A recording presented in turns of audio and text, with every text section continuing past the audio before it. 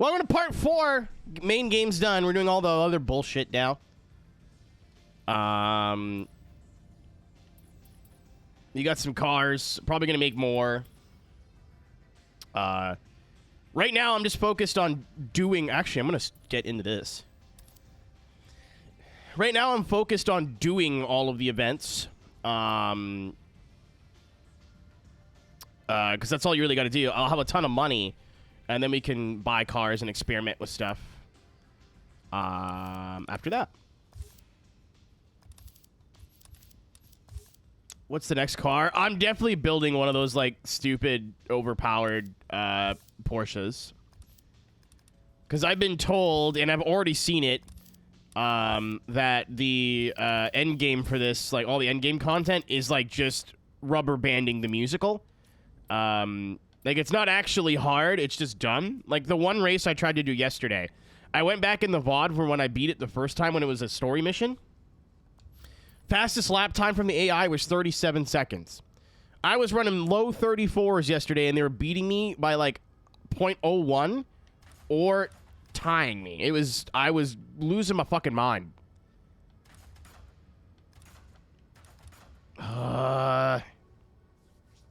I wish you could put the SIL-80 front end on it, and then...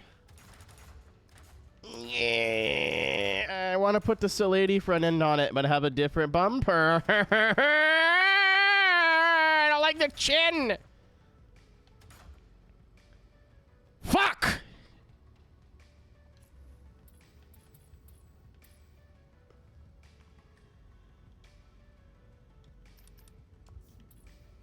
You could do that in the newer game. Oh, we could put a splitter on. No, I fucking lied. Oh, we got... God damn it! I can't do anything.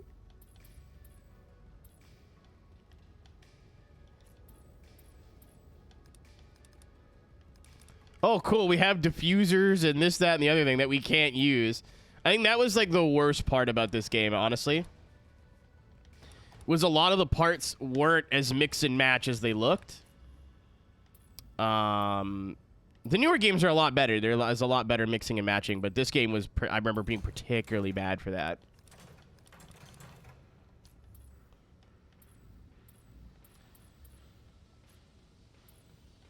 I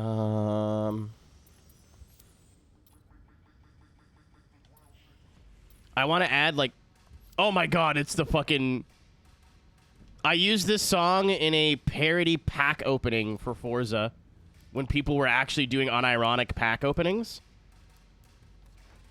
Whenever I opened, like, something shitty and then pretended it was great and, like, deep-throated the mic. Like, it was funny. Some of my best work. I had a moment where I got real and I was like, really? You guys are actually making these videos? This is fucking stupid. You guys are all dumb. I should have just left it up to interpretation. Pack openings.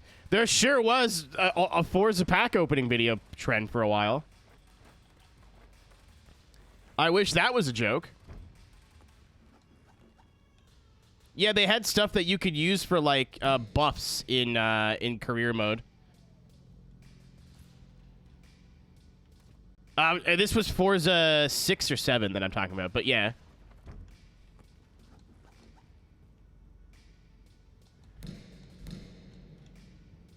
Yeah, and I made a joke that, like, YouTubers were gonna start... making pack opening videos, thinking like, oh no, we've been making fun of mainstream gaming communities for doing this for ages. Nobody's actually going to start doing this. And then the slap train started doing it, and then everyone else started doing it. I was like, oh my fucking god, you guys are idiots. I swear to god. They were, like, so not relevant to the game at all. Like, they were the goofiest little thing in the game, and I figured, no, there's no way. That was... I should have known right then and there to uninstall that video game.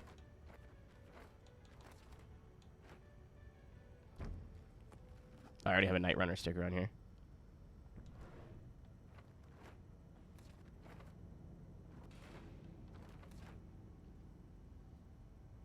Yeah, I remember people being mad at a takedown, and I was like, it's literally just, it does not affect the game at all.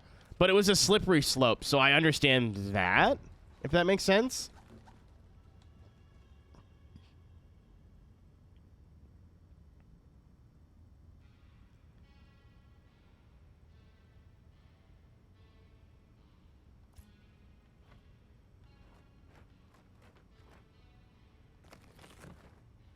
Sorry, I'm having fun. Confirm. Insert. That's what I want to do.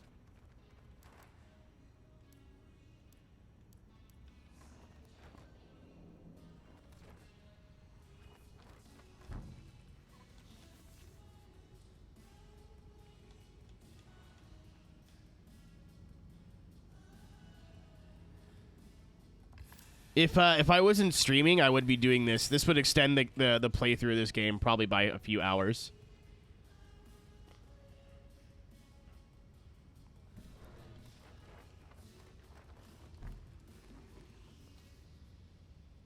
This game is some bangers.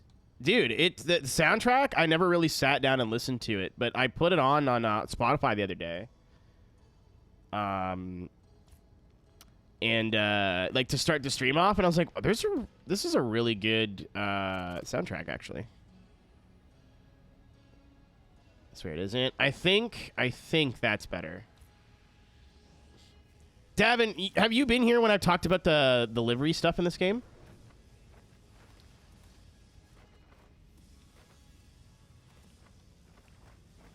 Surprising nobody, yeah. I love this game and this franchise, like, at this point in time. Because if you just want to make a really basic livery and, like, customize some colors of some logos and have it fit the color palette of your car, like, really, really minor stuff, it's not fucking impossible. You don't actually need a ton of knowledge on, like, how the game works and whatever. Like, Forza, even though I think has arguably, almost not arguably, a more powerful livery editor, you kind of need to know what you're doing. Like, if you want to make a replica or, like, just a cool-looking car, you either have to have a bunch of custom logos already in your bank sitting around, or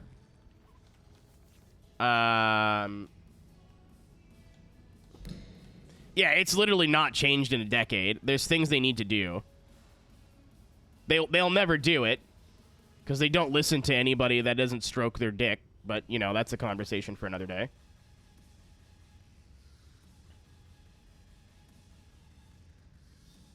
Yeah, it's really good. It sucks because you can't do really intricate stuff. But again, I really like it because, like, for people like me, that, oh, I know I want my car to be purple and maybe have some black accents.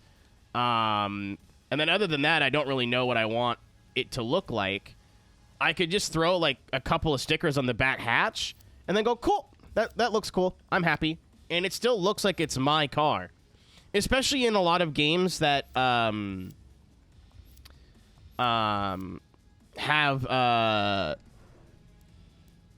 very minimal customization. So, like, maybe one or two, like, body kits or, like, a handful of wheels. So if you want to customize your car, it's going to look very similar to everybody else's. It's a really good way to just go, no, yeah, I may have the same body kit as you, but this, and it makes it look different. It's not a thing that, like, makes a game good or bad, but, I really like that about Need for Speed.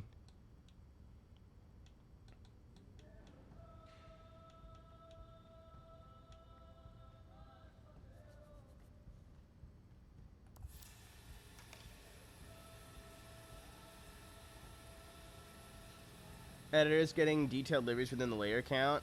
Yeah, I mean, it's a lot better than it used to be, but I understand.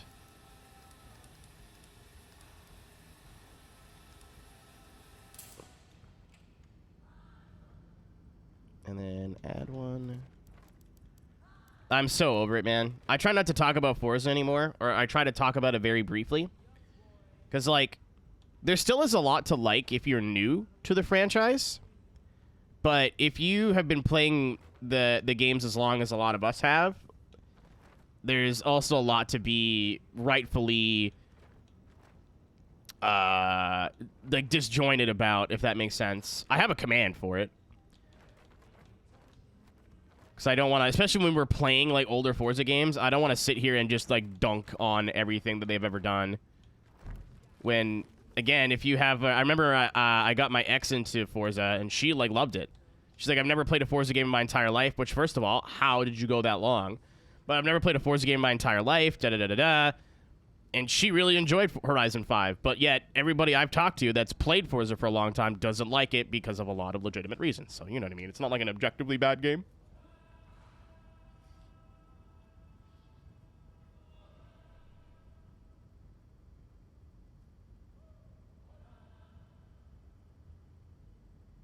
In-game economy. Yeah, I don't know.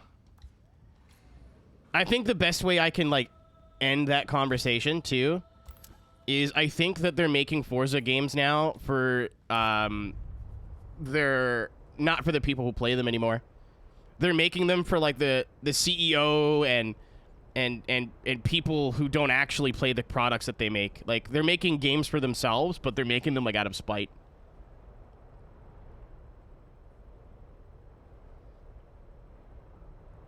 Like, they don't look to the community. They don't look for features that the community wants, which, granted, they've never really been good at doing, but they don't really listen to their community anymore. And when they do, they like, intentionally make it, like, change something or whatever. Like, it's more of an ego thing and a pride thing. It's not actually about making a, you know, immersive simcade racing experience or an immersive arcade open world racer. It's just about, no, we like what we like. If you don't like it, fuck you. Well, you're all 100 million years old.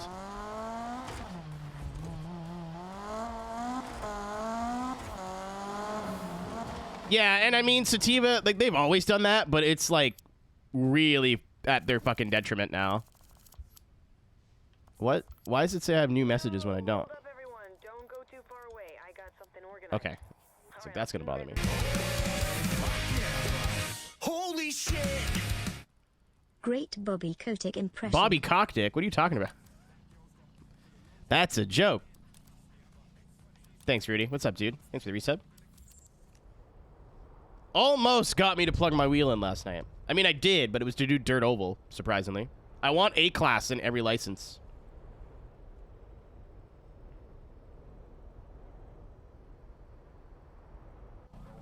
I mean, there's little things, Ben, that, like, I remember when Forza 7 came out and people were like, this is the worst Forza ever made because there's no pit crew animations. I was like, okay, this is just as bad for the community as all the people sucking Turn 10's toes and saying everything you guys do is amazing. What am I doing in Dirt Oval? Starting at the back and getting safety ratings, Zach. It's not that deep.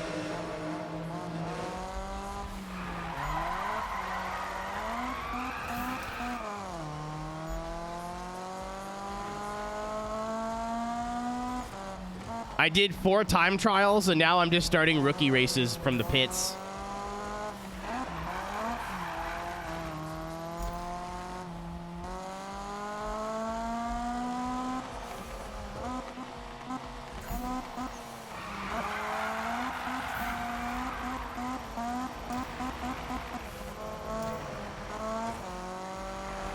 And there's a lot of, like, neat drift game modes in this game, to be honest. Like, it does boil down to just, like, race, time attack, and drift, but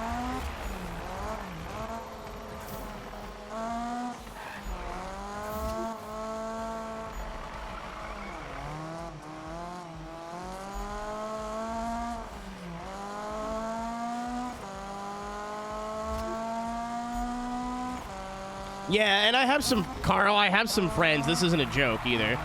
I know, I've been around the community long enough to know people who do work either at Playground or Turn 10, and a lot of the things that people say is true.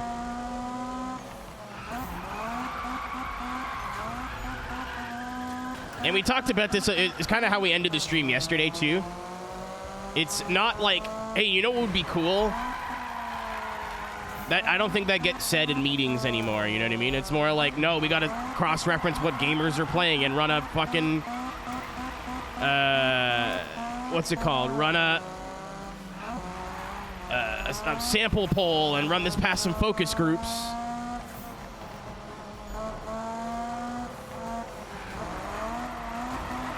Cheryl!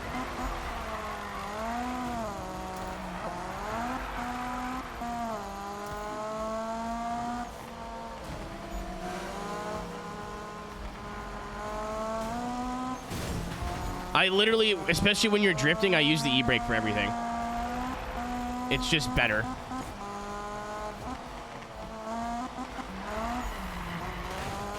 Oh no, I got no control.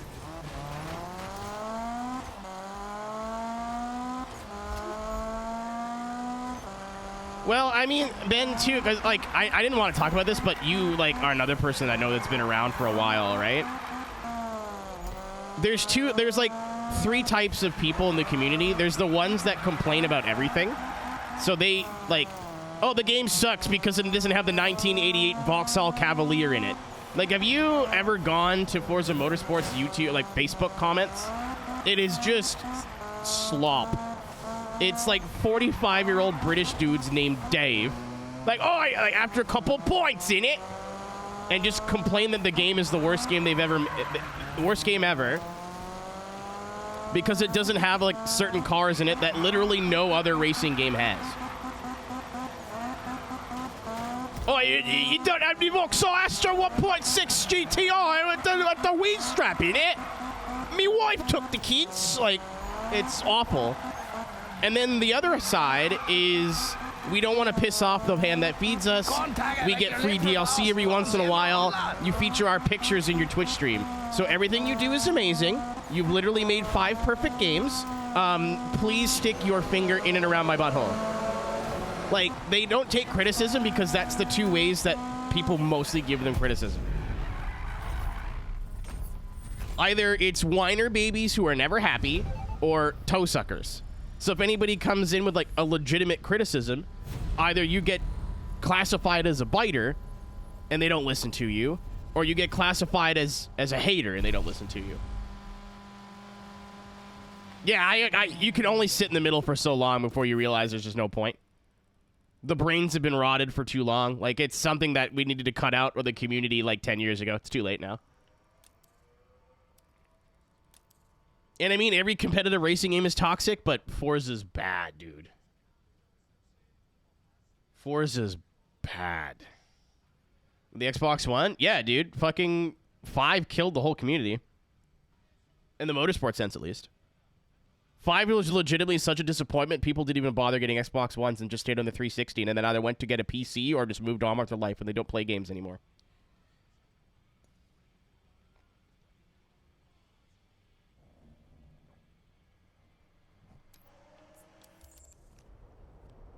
I should be driving. I said I wanted to drive from event to event. Yeah, once I heard them shouting out a known, like, very public racist on their Twitch channel as an up-and-comer when the dude had just spent a whole week saying the N-word constantly, I went, yeah, they don't actually care about their community. I was like, I don't want to be involved in this community anymore. Oh, no, there's way more than one. Gigi. But Gigi was, like, the catalyst. If Gigi had said what he'd said and the whole community came out and went, nah, man, that's not cool, that's one thing. But, like, half of the community just defended him. And it wasn't nobody's. It was people that, like, were either Forza esports champions or league runners or team owners.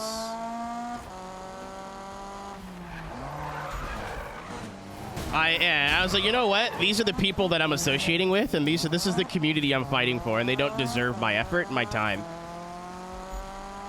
Yeah, Panic, it's one thing when it's just like XXX Drift God 420 in a random lobby being toxic.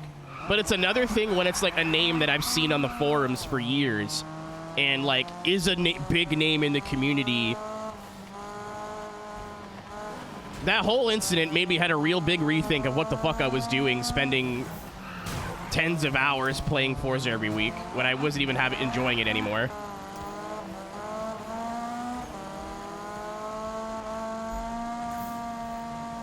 Anyway, iRacing, yeah. I hear people all the time, and keep in mind, like, there is a lot of toxicity in the iRacing community too. It is so much better than Forza, it's not even funny. We did pop into play alone. It just simulates players. If that sounds stupid, that's because it is. Was in defenses he was just a kid? Tank, again, I think we're dropping the topic, but I'm going to answer that. Yes. I think he was like 16 or 17, like pretty young. And we've had multiple conversations in this community of like, I wouldn't want to judge myself off of the language and the things I was saying when I was 16. But multiple people had approached him either in private or in good faith, saying, hey, man, what you said wasn't really that appropriate. Here's why it wasn't appropriate. It's not like people dogpiled him out of the gate. They gave him a chance, and then he doubled down. I have, Isra. That's a really good video. Not everybody agrees with it, because there is still, like, the connotation is every single racing game sucks, and you cannot find enjoyment in any racing games anymore. But I think the overall message of that video is still, like, something, if you are a racing game fan, to take away. Yeah, I just know how Ryan feels about it. Yeah, that's the Racevic one. I know Racevics are Ryan doesn't really like it because Ryan still has games that he enjoys. But also, like, it still enjoys, like, a lot of aspects of modern games, even though they are all really inherently flawed. Remind me of the Forza community. So I had a take on that. I don't race GTP, so take this all with a grain of salt, right? Are the GTPs broken? Yes. I don't know if they've updated them or done much updating, but even in like the couple laps I did the other day, I helped out Paraglider on a video that he's releasing soon. I drove a GTP at Daytona. And even just from doing a handful of laps, I was like, wow, I'm almost running 29-second lap times, which is almost impossible. I'm not loose on the exits of corners anymore. Like, this is not right. However, people going, well, this game is terrible, uninstall, what a piece of shit video game. First of all, I bet 90% of you are like bottom split GTP drivers in the first place. And then number two, let's not talk about like the other 50 things to do in iRacing that are either in a good or great place. Do you have access to iRacing, people? Depends on what you want.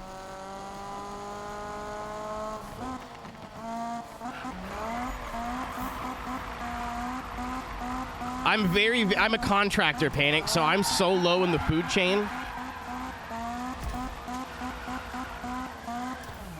But I don't go to meetings. I don't talk to anybody who has power to do anything.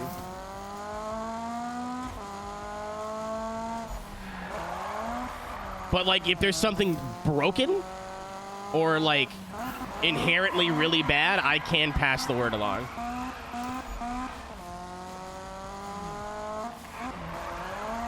No, Weasel, like, they're supposed to be fast, and they're faster than that. Like, I remember Daytona last year, a really, like, fast lap times or like 2 years ago, fast lap times in my split were like a 132, 131. I was doing 130s on a baseline setup. That's not quite. In every corner, I was used to the car being a little loose. It was just grippy. In the bus stop, it was on rails. Like this, I get what people are saying now, but that does not mean the entire sim top to bottom is busted. You're seeing a lot of like stuff in the iRacing community that I've experienced in other racing game fandoms where like they want to be like other fandoms so bad that they just make a mountain out of a molehill a lot of the time.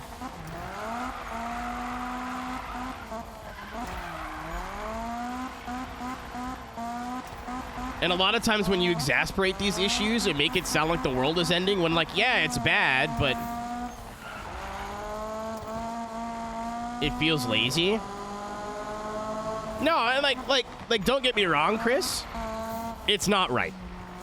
I'm not saying like, LOL, deal with it. It's whatever. Like, so a lot of people's arguments is I pay a lot of money for the service because I'm expecting the closest thing possible to realism. And it's been better, right? It's not like it's bad and they made it better. Like, it's been in a better place. I get that. I totally understand that. Oh, dude, come do it pro bono. Again, dude. I have a cubicle there, but I am not a staff member. I can't help you.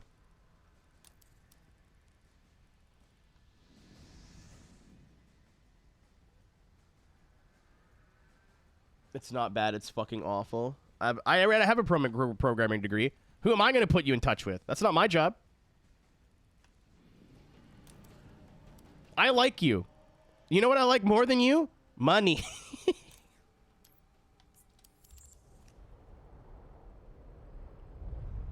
If I have to scroll up Panic, I'm going to be pissed off.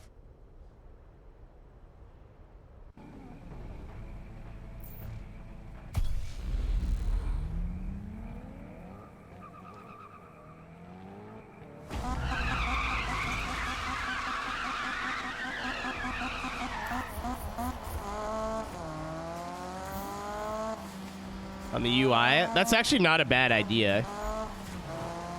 Unfortunately, nobody. Oh, Julian Smith's in this game? That's cool. Nobody uses the forums, dude. Or very little people. I remember during Crandon Championship, the general rule of thumb for iRacing is if they are hosting an open entry special event, we're not using trading paints. Because you can put something on your car that says, like, cock boner, and we can't do anything about it, right? So if you want your paint to show up, and you know you're in this race, you have to submit the paints on the forums. I think it was Friday night. I was in every single off-road Discord that I'm in, going, hey, if you're wondering why your paints aren't showing up, you didn't read the forum post. And everyone's like, what's a forum?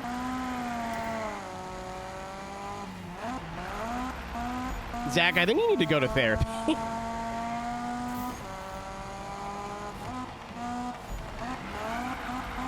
Panic, I'm almost willing to bet that like 80% of the community does not know how the tracks get picked.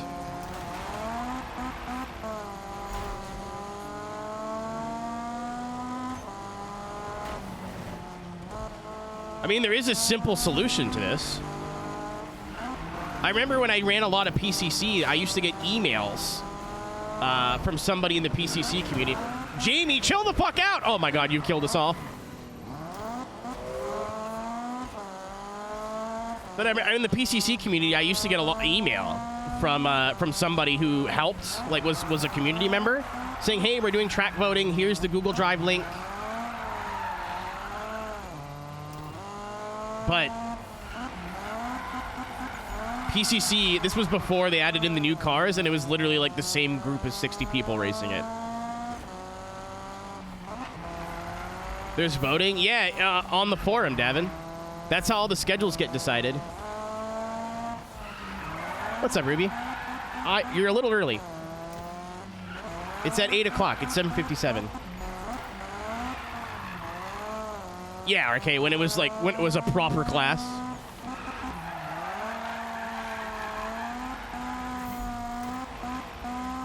Getting high to celebrate. Holy shit. I can't pause. 1 second. Let's go, Kelp!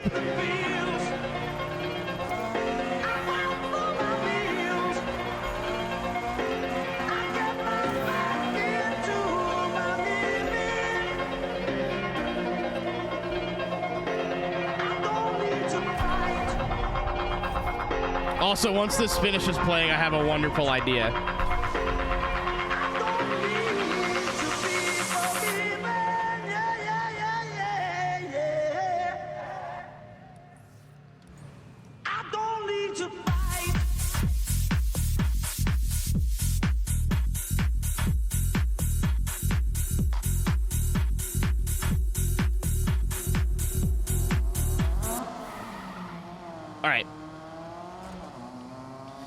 So, this is not me saying it's going to happen.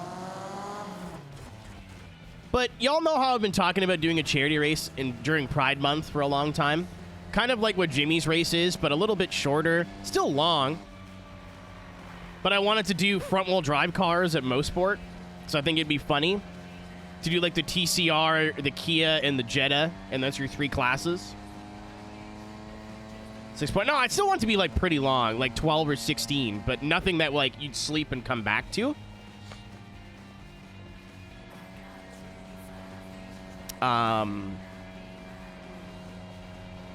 Because I was like, I know we have to be proven that we know how to run 16.9 hours is pretty funny, actually.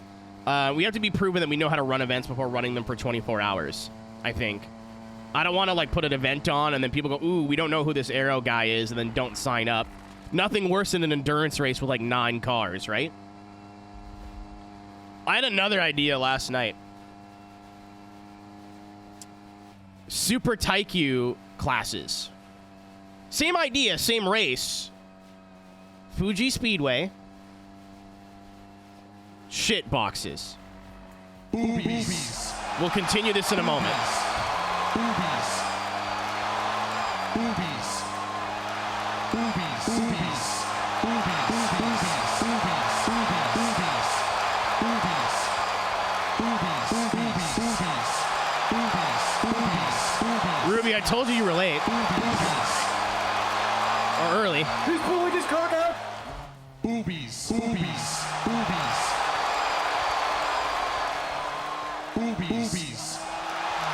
Boobies. Boobies. Every day at, every stream at 5 o'clock, or at 8 o'clock. It's time to remind Cara to take her... Boobies. Boobies. Yeah. Bet. It's also when the VOD gets uploaded now, which I think is funny, because people get pinged at 8 o'clock, and they're like, oh, what am I getting pinged in Aero's Discord for? Oh, wait a minute. It's boob o'clock. Absolutely on purpose.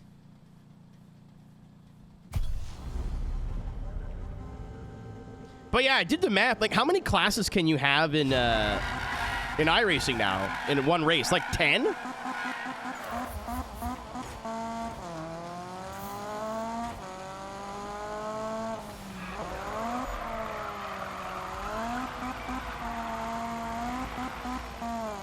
Classes, not cars. Limited by car count. So, like, GT3, GT4, TCR, right? Because that's pretty easy to replicate. Goodbye, Aaron.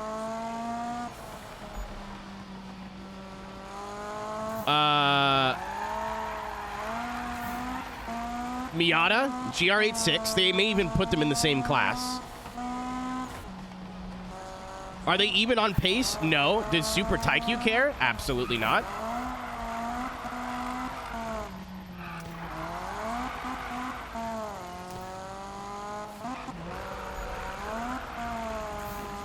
Mike, I had another idea.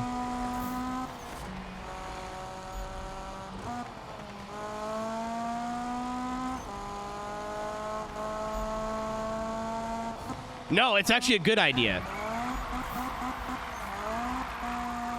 Instead of the front wheel drive only, have it be like Super Taikyu amounts of classes. So GT3, GT4, TCR, Miata, GR86, Clio, Radical SR8 because there's always one like crossbow in its own class.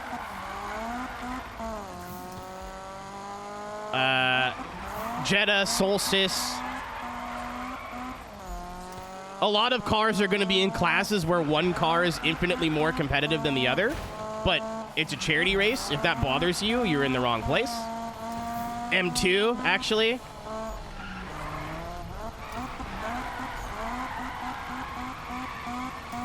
Beat supercars. So here's the thing, Blair. We can go full goofy with it and come up with all of our own stupid ideas, or try and legitimately replicate Super Taikyu classes as close as we can.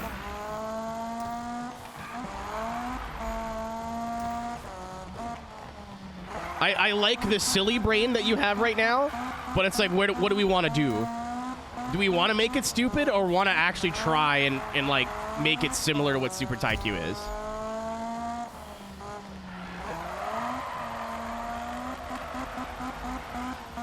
Even GT3s, it's only going to be like 2 or 3 cars. It's not going to be the whole grid. Here's my other idea. You don't get to pick your class. Your class is assigned to you once all the registration is full.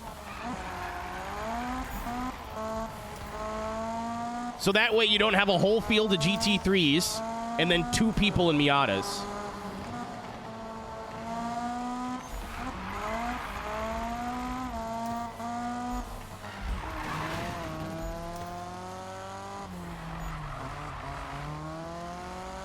No, because people still won't pick the stupid classes. I want all the classes to be as even as possible.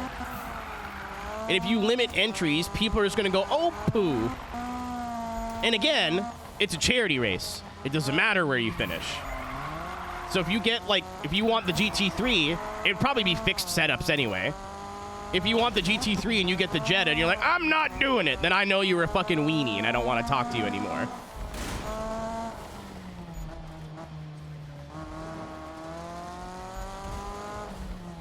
I'm not as sold on the random classes idea. However,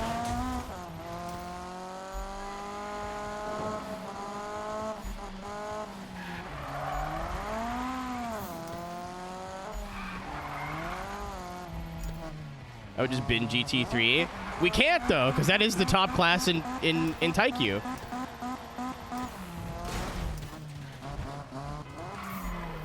This is an idea I had while I was high in bed last night, so it's something that can be workshopped.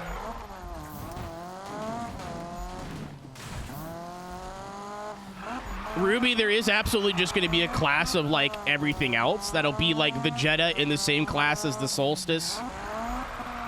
In the same class as, like, the Stick Shift Miata.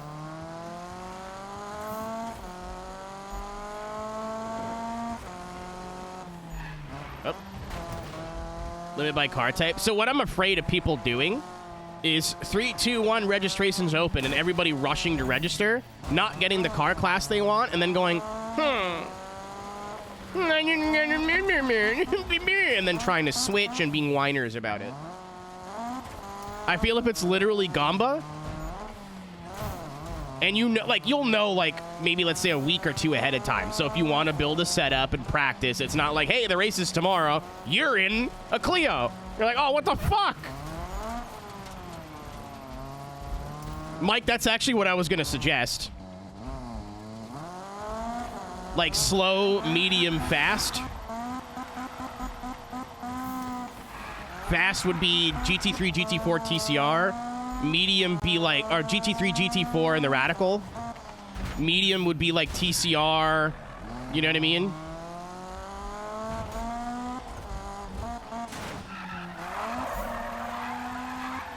Yeah. Oh, you could do like first past the post system. You guys know what I'm talking about? Where you have like your first choice, your second choice, and your third choice. Yeah, Brandon knows politics. He knows what I mean. So you wouldn't just pick the car that you want. You would pick your first choice, your second choice, and your third choice.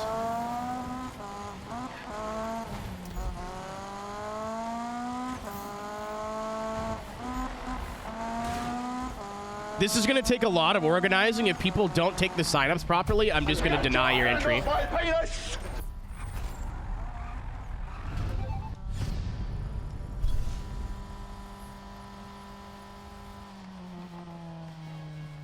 Past the post, though, because it's going to take 8 years. Rank choices? Am I stupid? Okay. It might first past the post might be what we're already doing. I know I don't want to bring it up because I don't want to get into it because it scares me. But that's what Trudeau wanted to do when he was campaigning, was have ranked voting or whatever system he was suggesting. That way, because we have a multiple party system here, it would actually like make voting for the third option worth it. And then he didn't do that. Ruby, I think at minimum will be 12 hours. If we have a lot of support, we might bump it up to 24, but this is not happening, by the way. At this moment in time, it's not like I'm planning this in the shadows. Like, this is something I said I've wanted to do for years and then never had the time or the energy to do it. But I think a big, like, pride, something for pride in sim racing should happen and has, like, long overdue. And if I have to be Thanos and do it myself, I'll be Thanos and do it myself.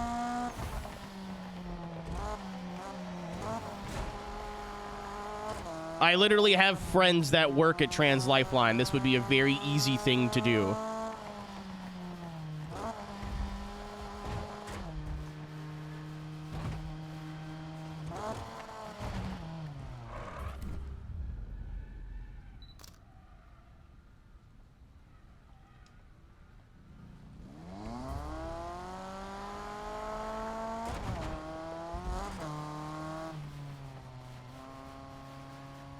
Isn't ST2 like... Oh, is this dude just literally ripping donuts in the parking lot? That's kind of funny, actually.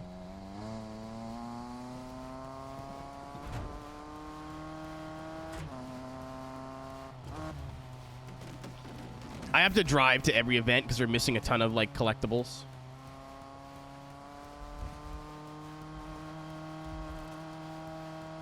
Drove you crazy yet?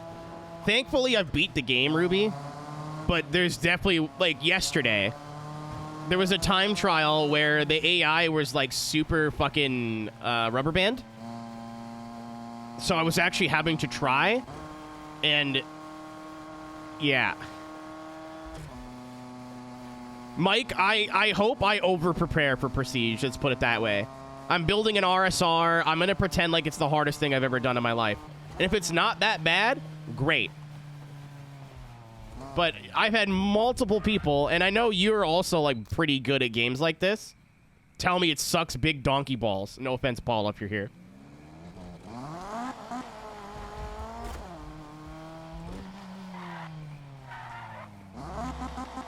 This game drives like my ex-wife trying to decide where she wants to go for dinner. I don't know.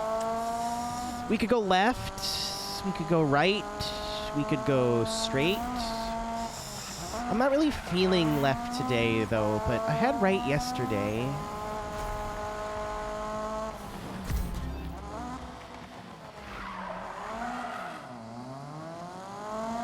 Blair, GT3, GT4, TCR will probably have at least 3 cars.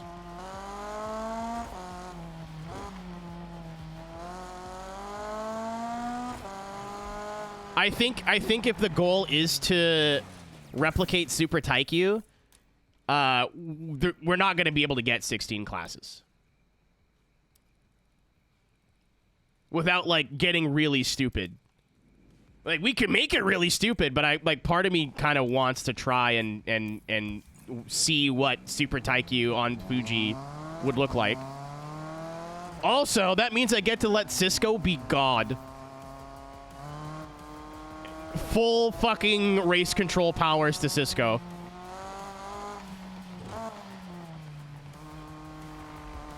Literally be zero racing. I mean, it's an endurance race.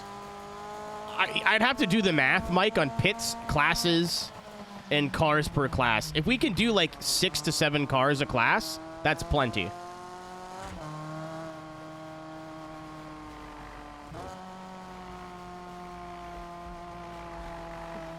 Or maybe I will, brother. I don't know. It's really up to you. Cars per class. I mean, yeah. Again, a lot of classes will be very close in speed.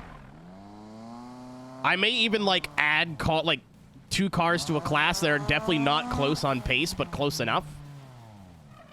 It's meant to be for fun. I just want to watch you drive around for a long period of time and give money to gay people.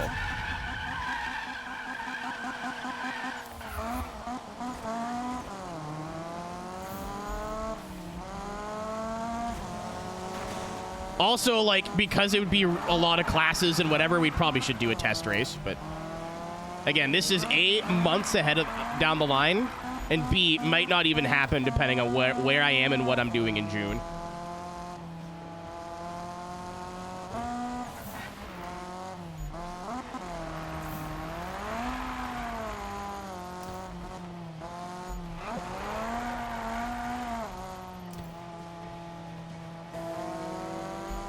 Oh, we could make it funny, RK. Like, I was just, like, watching Brendan watch an old, like... it said it was WEC, but it was basically what Super Taikyu is now. Like, it was GTP or GTC, or, yeah, Group C prototypes, and, like, a stock Volkswagen Golf on the track at the same time. And I was like, oh, yeah, this is what Super Taikyu does. Wait a minute, we have a ton of class space in iRacing. Why can't we do this, like, as a race? I'm like, wait a minute. I could do this.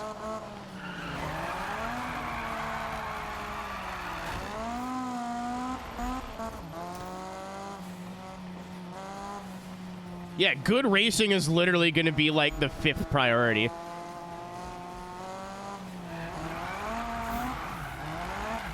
Like, even in Jimmy Zolder races, By hour 12, there's like 7 cars left in contention.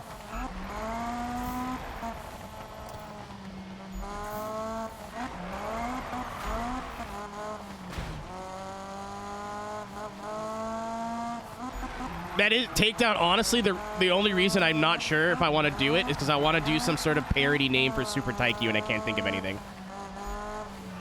We can't just call it Super Taikyu, even though it just means super endurance, because I'm sure someone from Japan will send me a bunch of symbols in the mail, and I'll go to jail.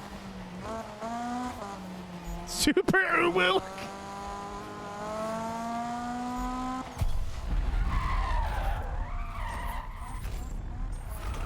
I don't hate this idea, though. It needs work, but I don't hate this idea.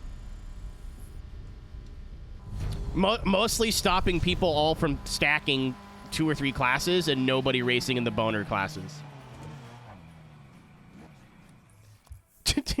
Just get rid of classes entirely, and if you pick a shit box, you get a 40-lap head start. The Jettas get to start an hour before everybody else.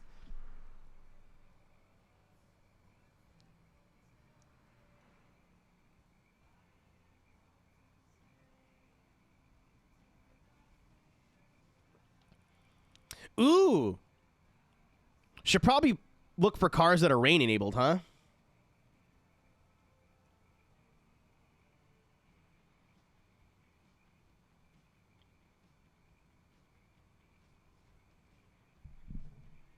That would be cool, but I don't think it's a top priority. I'd rather like have cool classes because there's going to be a lot of people that literally get iRacing just to do this race.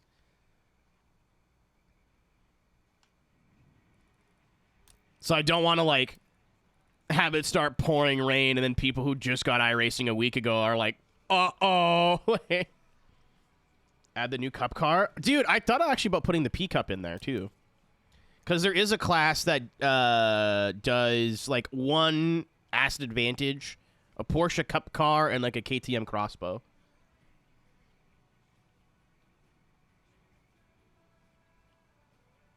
Super haiku. Ha! Kelp! That's the punishments. Instead of dad jokes and singing, you have to tell me a haiku about your, and then it's got to be your apology. And if it's not the right amount of syllables, it doesn't count, and you stay in the pits.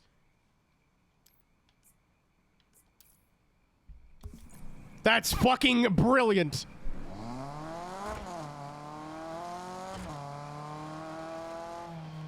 Sorry about car.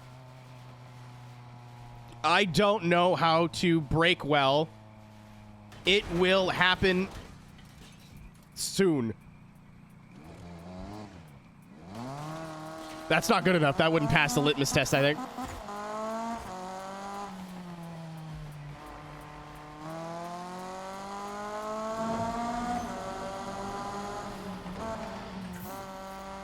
This went from a really stupid idea to fucking brilliant really quickly.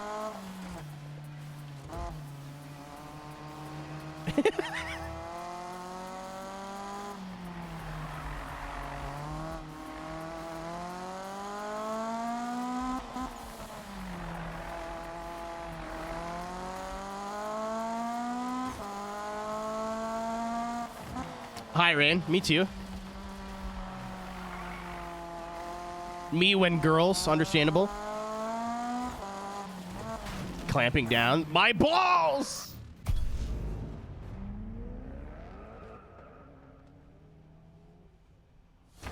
I used to keep like a pen and paper near my rig so I could write things down. I wish I did. Oh, I'm just... I can't pause. I'm going to put it in my phone as a note.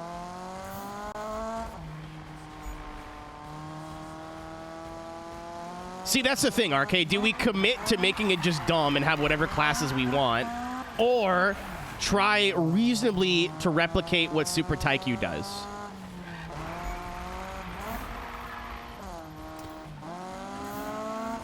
So I think we could obviously make it dumb. And Fuji's a huge track, so like we could have a really big speed discrepancy and it not be like the end of the world. But I kind of really want to see what iRacing Super Taikyu really would look like. And then if the first year goes well, then maybe we get a little bit silly next year and the year after and the year after. Holy shit!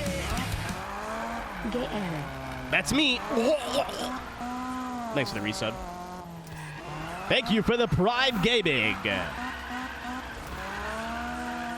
Oh my God, Blair. No, I'm not running a league again. No, you can't fucking make me. But it's a really good idea. You absolutely cannot make me run a league again. But have it be like a series of short races, and then the Super Haikyuu race is the championship round. Did I miss? It is at 8 o'clock, so you're a little late. But late boob is better than no boob at all. It was pretty historical today, too. A couple of first-timers. They were a little scared, but they got there. Boobies. Understandable. Yeah, no amount of money could ever make me want to run more than one race at one time again.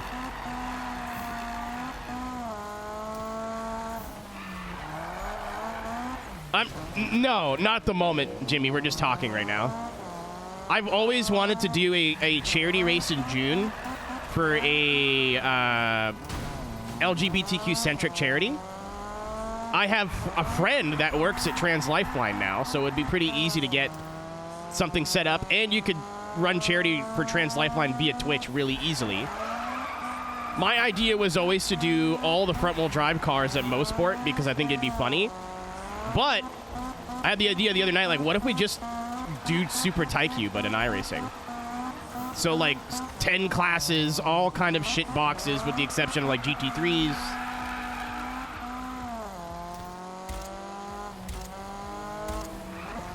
Ow.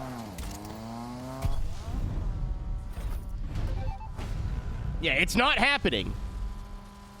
But it's a good idea.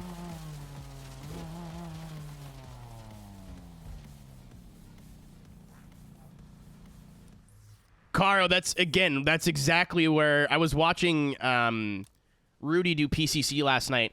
And on Daytona, the GR86 was faster in the straights, the Miata was a little bit quicker in the corners, and the Clio was just kind of there pushing whatever car was at the back of the train.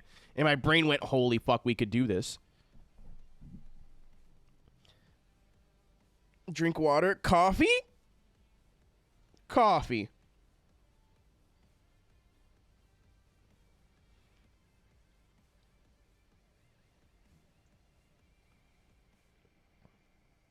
This was water at some point. I just put other things in it.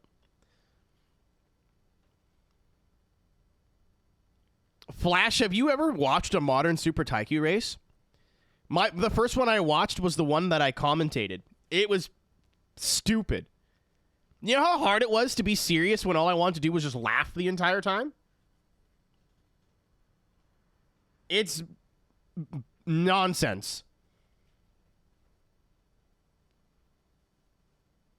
Red flag in a 6-hour race. That may have been the one that I commentated. I think it was 2023 or 22 that I did. Shout out to Motorsport Japan. RJ got a really cool new job. I just forget what he's doing now.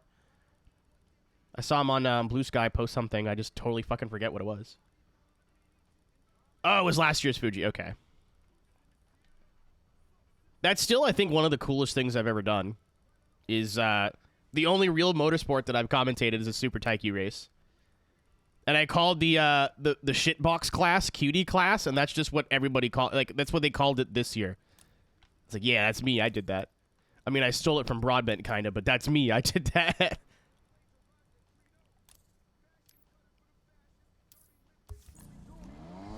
Also, what's up, Mad Bull? We're just driving around right now. Oh. Well, I'm doing events and getting collectibles. And then the fun begins, or stops, depending on what you think. In the commentary box. I think Jimmy would enable me to get banned.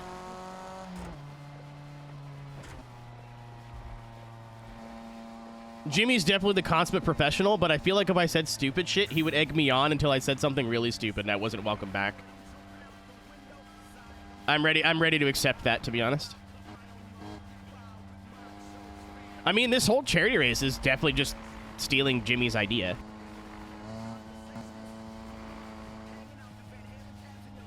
He's done amazing things for mind and for mental health in the UK. And I'm glad somebody is, but again, like, I might be an idiot, but I don't see a lot of people in the sim racing space, which is, I don't want to say has a reputation, but there's definitely a lot of alpha males that are not tolerant, you know? And more, there's teams that are very pride-friendly, and I just, well, you know, want to give them a space. Not that I need to give them a space, but I want to anyway.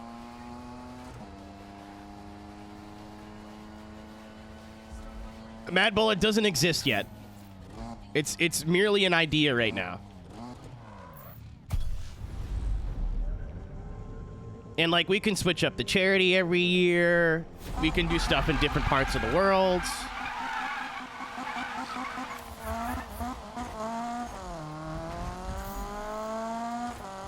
Like, I want to do something for, like, local to me, even if it's just Canada.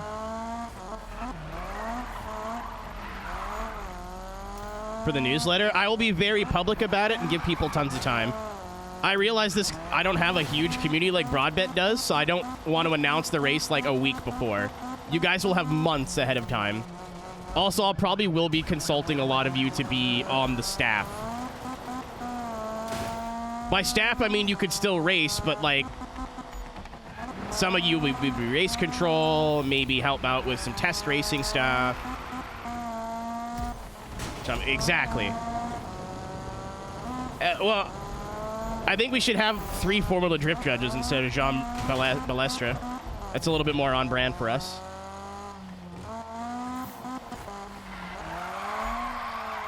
Yeah, everyone using a Clussy livery actually gets a lap head start. I just decided this second just now. I'm fair. All right, Tony Angelo, you're in. Or maybe you're not, dude. It's really up to you, brother.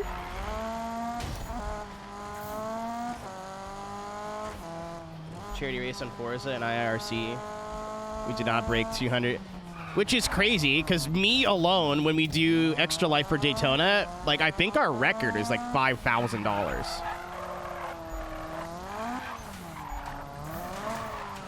And this is an announcement. We're doing something for Extra Life in November.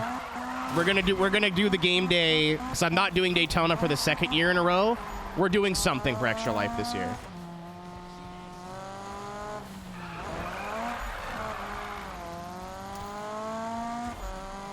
This is absolutely, I don't know what it is. This is absolutely an announcement. It does absolutely have riffraff in it, and it is cocaine. More gummy worms. Can you bring me some trolleys?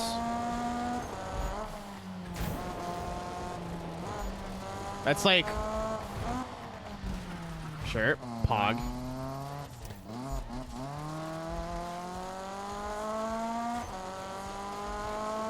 I gotta quit. I want to quit, like, unhealthy snacks this year, or at least, like, significantly decrease. I realize most nights where I become safe and then eat half a bag of salt and vinegar chips, I usually wake up the next day feeling like a bag of shit. So I'd rather, like, you know, not do that anymore. So I'm trying to not eat chips as much as I used to. I used to have, like, 3 bags of chips, like, not the family-sized ones, but, like, these big, you know, a week. That's too much.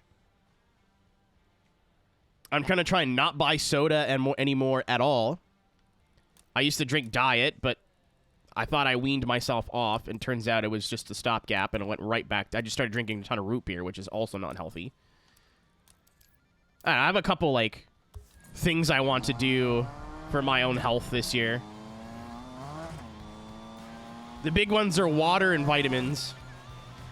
I do not drink enough water. What kind of root beer is the GOAT? Whatever's cheapest is the correct answer, so I usually just get, like, the Walmart brand. A&W is good. It's a little too sweet, though. I like Barks. Mug's also good, but Barks is probably my favorite.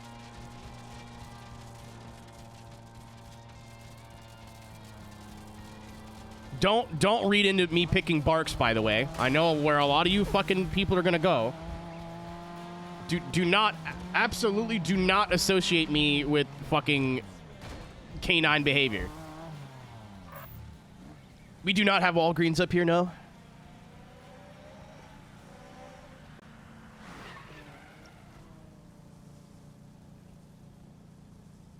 Didn't know you joined Bullet Club. That's funny. Yeah, also what Blair said. Do not associate with me fucking. That's just propaganda.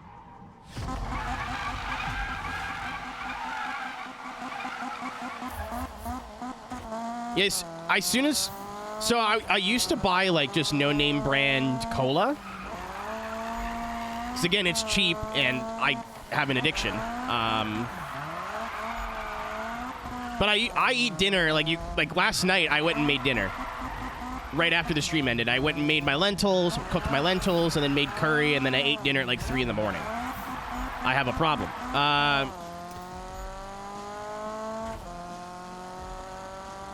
I usually have, like, a can of soda, maybe 2, around dinner time. And then, like, I'll have a snack and have the second can or whatever. I didn't realize how much fucking caffeine is in that shit. Like, 2 cans of Coke, and it's basically a Red Bull. I was like, okay, well, that's bad. And they do make diet caffeine-free soda, but it's harder to get in no-name brand or knockoff brand or whatever. Not impossible. But, like, fake sugar is, like, equally as shit for you as the real stuff. So I was like, oh, I'll just start drinking root beer. It has sugar in it, but, like...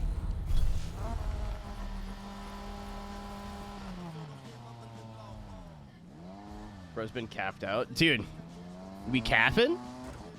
Hit the calf, bro? What's up, Houston?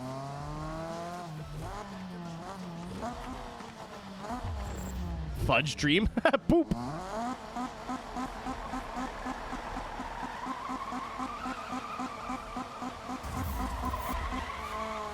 Brondo? I don't think that's in Canada. I mean, if it is, I've never heard of it. It's what plants create! That's really funny. Isn't that like like the guy from The Godfather?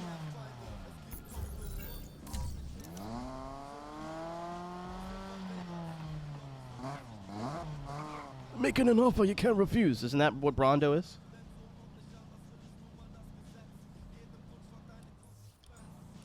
That's Brando. You're not tricking me. Why? You're not gaslighting me. Who do you think you are, my ex-wife?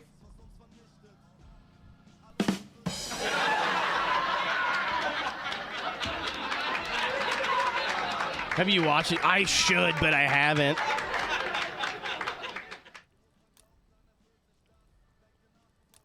The Sawarudo guy.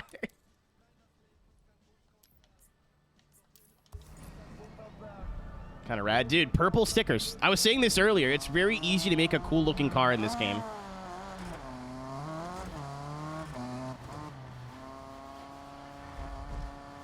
Actually, big fan is shrimphub.cool.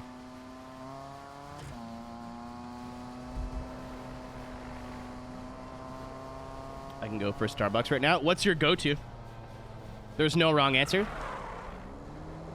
That's not gaslighting. I'm being serious.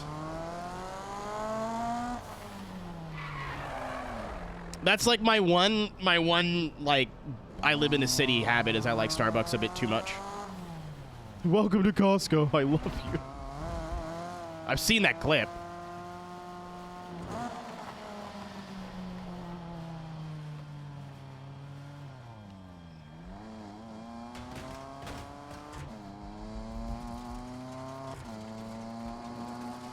This is cool. I like just kind of exploring the world a little bit. The world is very good in this game. It's small, but there's stuff everywhere. That's why I didn't think there was fast travel, because I'm like, why does there need to be? It takes like 5 minutes to drive, or 2 minutes to drive from one side to the other. Give you tasks. That's you got to pay me extra, and that's on a different website. Starbucks. Okay, so as somebody who can't drink dairy, well, I can. It just consequences. The consequences are poop. If you go to Starbucks and just get a coffee, like just a coffee, like that's it. It's not that much more expensive than anything else. Because usually if I go to like McDonald's, they don't do non-dairy options. It's cream, milk, or get out. And I'll drink black coffee. I just don't like it. Like if I'm on a road trip on hour 12 and I need to pick me up, I will drink some black coffee. It just isn't my favorite thing in the world. 1 second. I still have a cold. Bridgehead's is a local chain that's nowhere near me. It's like out of the way, so far out of the way, and I have to pass 7 other coffee shops to get there. It's stupid. Tim Hortons coffee is not what it used to be, but even if you put in like almond milk or oat milk, they never put in enough. And it's like still $3.50 or $4 for a cup of coffee. Dude, I thought Dunkin' was just Tim Hortons reskinned. Dunkin's pretty solid. Maybe because I've only had Dunkin' like in the motherland in New England, but every time I went to Dunkin', I've not left, except for one time because they forgot to put. I wanted like creme brulee sauce or syrup in my coffee, in my latte, and they didn't do it. It tasted like shit. But usually, again, my point is if you upcharge a regular coffee at a regular coffee shop to get all like the non-dairy and whatever in it, it usually is about the same price as a Starbucks coffee anyway. And I have the app, and it's connected to my bank card. So whenever I spend money on anything, I get Starbucks points. So like I went and bought, when I went to where the fuck did I just drive? Boston. I bought a burrito, like a breakfast burrito wrap thing, like a sausage, egg, potato, cheese, and it was oat nog. So it was like an eggnog but oat milk latte. And I didn't pay for any of it. I had points for the whole thing. My points on my Starbucks card are now exactly where they were before I bought all that expensive stuff. So, but I'm going to use it to buy their beans so I can make coffee at home.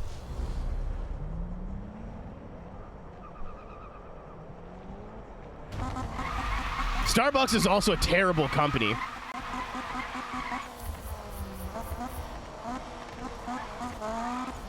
Like they're anti-union. Like even if you are like socially conscious, they're not a good company to buy coffee from. Coffee is a lot like pizza. Go local. In Vermont, whenever I go to Vermont to visit Alice, we trip over little cafes, and those are the best cups of coffee I've ever had.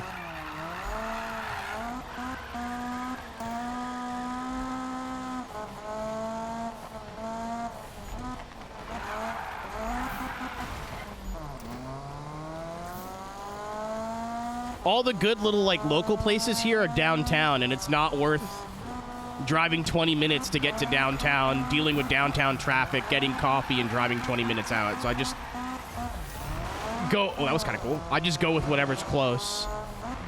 Like I even looked. I wanted to go just hang out in a just to get out of the house. Like I'd take my laptop, go to a coffee shop, and work on like my panel for MagFest.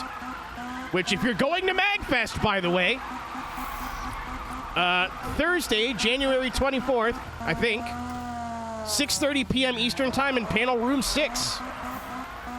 Come poke me in the flesh, or the bone, or the skin. Skin is flesh. Ignore that.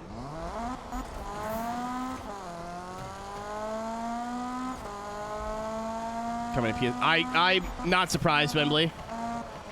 24th is Friday. 23rd, then. I'm all confused, like, what, because we're leaving the 21st. We get there the 22nd. Yeah, it's the 23rd.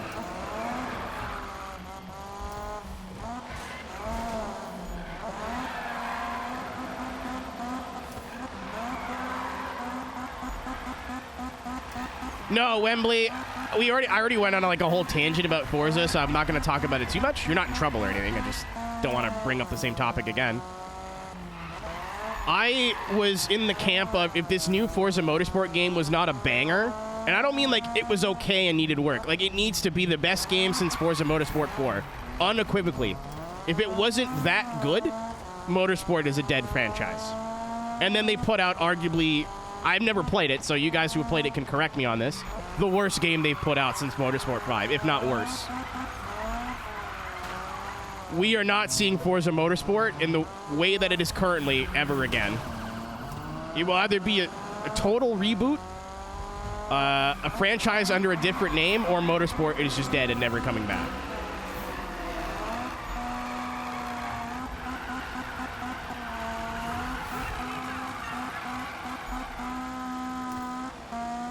Panic, even if it was an amazing game, I wasn't playing it. I left the community so publicly and so vocally, I feel like a hypocrite if I came back just because the game was good.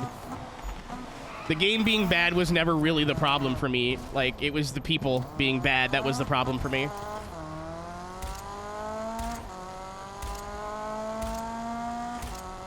I just don't know if they've been working on it. Like, I just want to be, like, upfront that I'm not actively playing the game. That's something that like really frustrates me when people talk about a game like they play it every day and they've never played it. You know what I mean? Like, oh, this fucking game is ass. It sucks cock and balls. It gags on wiener. Like, okay, like, I didn't know you played that game. Like, oh, I don't. That bothered me. That bothers me. If you're like, oh, I heard this game sucks cock and balls, dick and wiener, then that's different.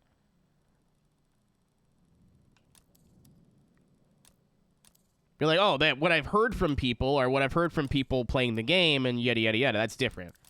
I just don't like to spread misinformation. Maybe that's just like spillover from getting a journalism degree and doing nothing with it.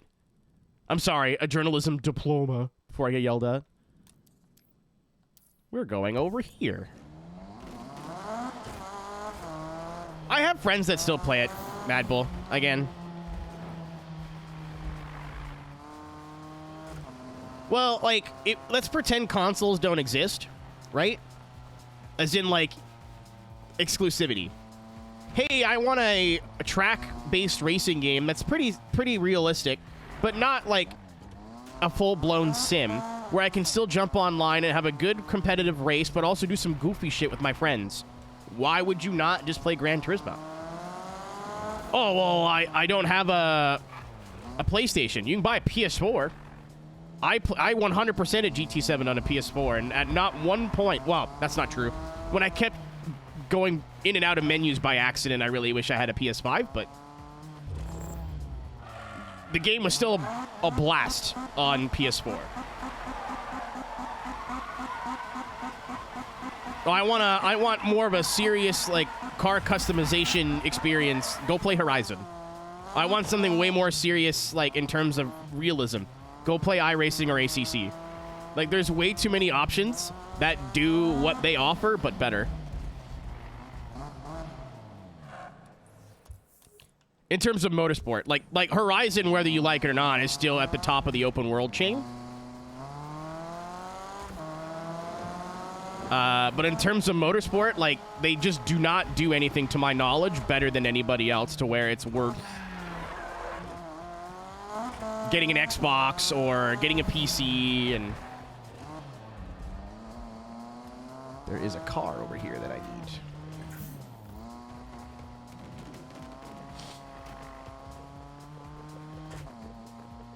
No, Tank, I think the people are kind of waking up now. I don't like the way I just worded that, but I don't hear a lot of Forza defenders anymore. There used to be a small, like, group of people that just defended Forza even if things were objectively bad, which doesn't help at all. It actually makes the community worse. Maybe because I've been out of the community for 4 years now, but even people, I won't say who, but even people that I, like, when it was about to release Forza 8, they were like, oh my god, I can't wait for the new Forza game. And after, like, years and years and years of being fed bullshit, they were still on the hype train. They are disgruntled.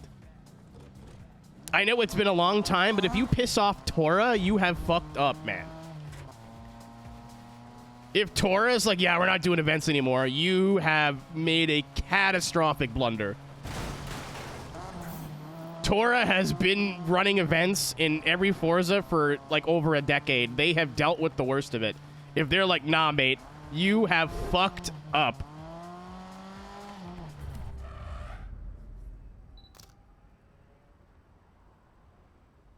No, Xbox will be a game publisher within the next 5 years or so. The current Xbox is probably their last console, or their last console of this style.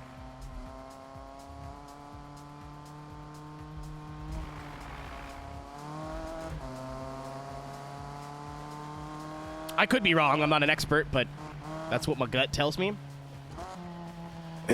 Mad Bull, I was like cautiously optimistic, but what you can really tell a lot about a game when its first trailers come out and what they show off first, right?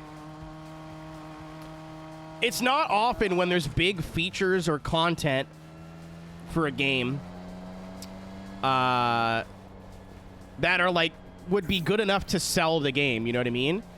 That aren't like that information's not given to the community within the first, let's say, month of the first trailer dropping. Forza's big like gotcha was new damage model, and if you look, it was exactly the same as the old one. And then new graphics, and I went, all this sounds pretty familiar. Remember that one game? What was it called? Forza Motorsport 5? Like everything that they were touting as like this is awesome was just a nothing burger. Nothing was addressed. They're like, oh, the game, like we refreshed the physics and stuff, and that's true, because Chris Sasaki was in this stream talking about that, like while Forza 7 was still getting updates, how they were working on tire model and suspension and stuff for the new game. And it looks like that paid off. Like that's from what I've heard, for the most part, that's the best part about the new game. In terms of like a Forza game, it is good on a wheel. It's not amazing on a wheel, but that's a huge step for them. And drives well. So at least that part paid off. But every other like, wow, big like marquee feature was just nothing.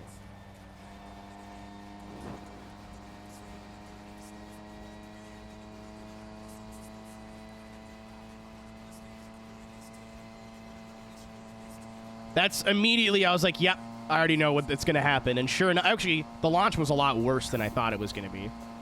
But, because there's a lot of things that were, like, just non-functional on the launch. But everything, like, even if everything worked, it was about exactly what I expected.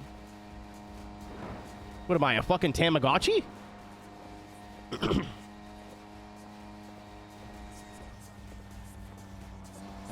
Oh, don't drink and drive.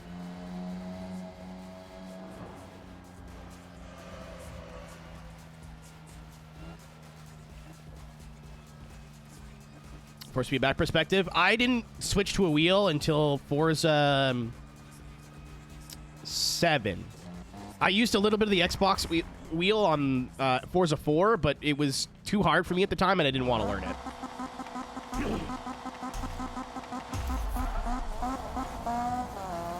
Well, okay, so I guess we're just talking about this now. That's okay. I need to stress, just in case this conversation continues, if you are actively playing a modern Forza game and enjoying it, it's not illegal. Don't let a bunch of old, crabby people ruin your good time.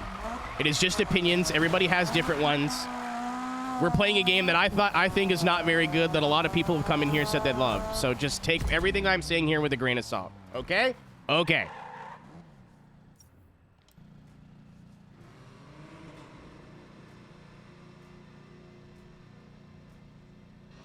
You usually don't lose a lot of, like, stats in the big races, no? If it goes like shit? Gale? Find people. Yeah, again, I don't want to ruin anybody's fun. If you're like, hey, this is the game I'm enjoying, like, don't let my opinion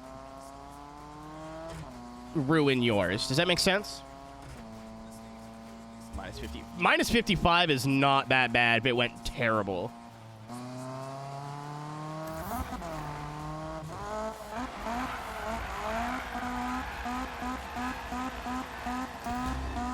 Honestly, by the way, like, that should just be how you live your life when it comes to objective things. Like games, art, music, movies, like, just because someone doesn't agree with you does not make the way you feel about it any less accurate. Does that make sense? Unfortunately, we do live in a world where a lot of people say that's just my opinion and then say some sort of really hateful statement and then hide behind the word opinion. And that's not what that word means. What the word you're looking for is asshole.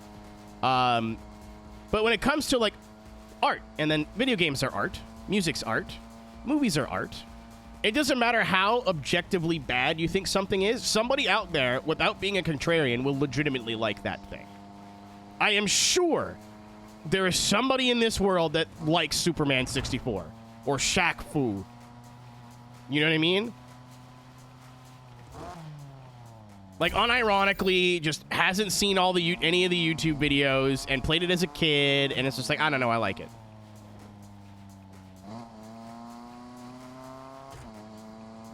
Yeah, PK. The game itself is not why I stopped playing Forza. It didn't help, but it's not why I stopped.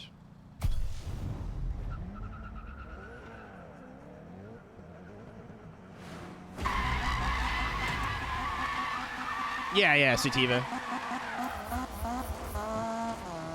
Thank you, Bad Bull, for absolutely proving my point. I think a lot of people put other people's opinions, they hold them in too high of a regard. Like, don't get me wrong, right? If I like something and I share it with my friend and they don't like it, yeah, that might hurt my feelings a little bit. So I'm like, damn, I wanted to share this thing that I liked with you, but you don't like it. I'm like, that's a bummer. But does that make me like I'm not gonna feel insecure about it? You know what I mean? Especially now that I'm in a really big group of people that are into music. Like, into music. Like, I mean music production, like electronic music. A lot of my tastes in dance music is very basic. You know, I grew up listening to Swedish House Mafia and Avicii and Alesso and, like, festival progressive house, and that's what I like. And then even now, like, I listen to tech house, and, you know, I'm not big into, like, breakcore and, like, super technical genres. So a lot of my friends just don't like the music I listen to. You know, I don't like a lot of the modern dubsteppy stuff and rhythm and whatever, but if somebody asks me, I'm not gonna sugarcoat my opinion. But at the same time, I'm not going up to them like, wow, what you like sucks.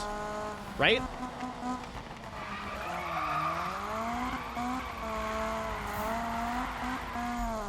That's Tear the Roof, right, Caro?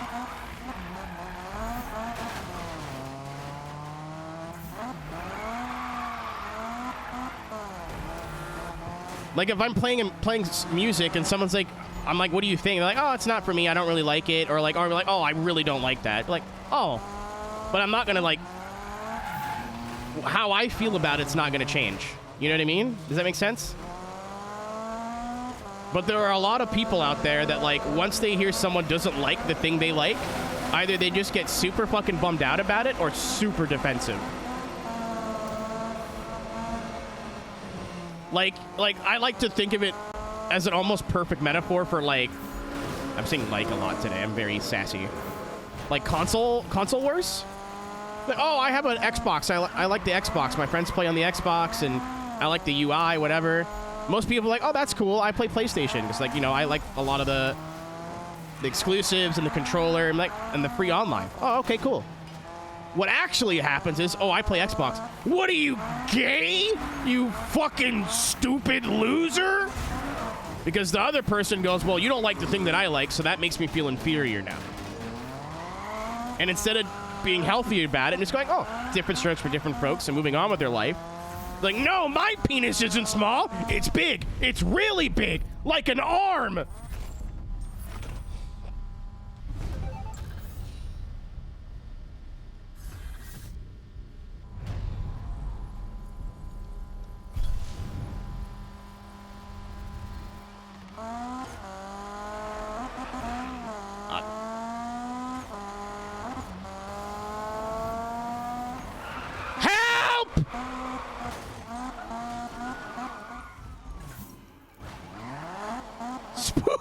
ghost!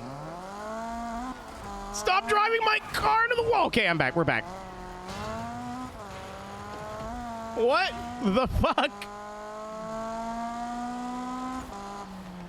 Ow. Listen, I knew this game did that, but it used my nitrous. That was terrifying.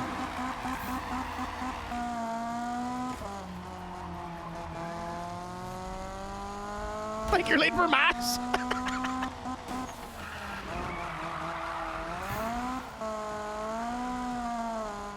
No, you're right, PK. Because a lot of the times when you try to be the voice of reason, you just get shat on harder. I'll use that console war argument again, right? Be like, oh, you know, I fuck, there's a better example of this. I know there's a better. Oh, perfect. I play iRacing, right? I realize that iRacing is deeply flawed, much like every modern sim game that there is. But iRacing is my preferred platform. I mean, this wasn't recent, but it's still a story I like to tell.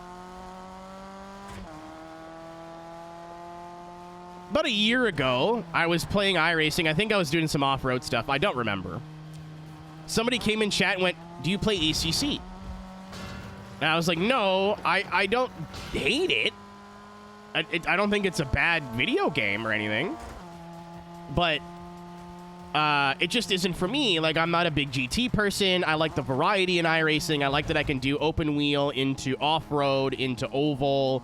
I like how active the racing is. You know what I mean? I understand the tire model's not great and it's super expensive, and that is true. And ACC is a great game. Brandon, he went to every fucking iRacing streamer that I know that night. Like, more than 4 people. And I was like, yeah, you know, like it just isn't for me, man. And he went, but ACC's better. I was like, no, like, I understand. Like, it is a good game. There's nothing wrong with it. It just, I prefer this platform. And here are the reasons why. And the dude just called me an idiot or something. And I just got me even more angry, which made me want to start jumping on him, right? So I totally understand what you're saying. How that conversation ended up going was, I said, why are you wasting your time talking shit in iRacing streams when you could actually just be supporting ACC streamers? Because, and I don't mean to sound disrespectful, the iRacing community on Twitch seems a lot bigger than the ACC community. So you are actively hurting your community by going into other streams, playing different games, and just saying the game that you like is bad. And you're making your community look like a bunch of elitist assholes. But ACC's better. You should play ACC instead. Then I banned him.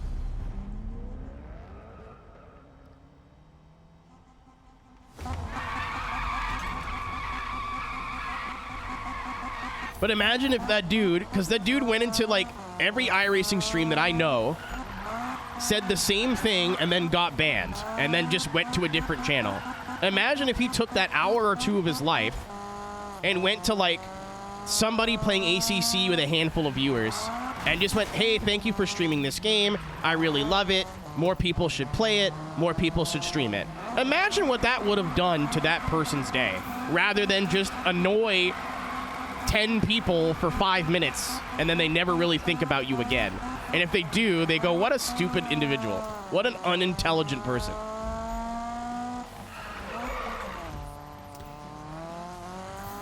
And I mean, again, you can extrapolate this to anything. I do not understand people who go into other communities and talk shit about the thing that they're in the community to do. I don't get it.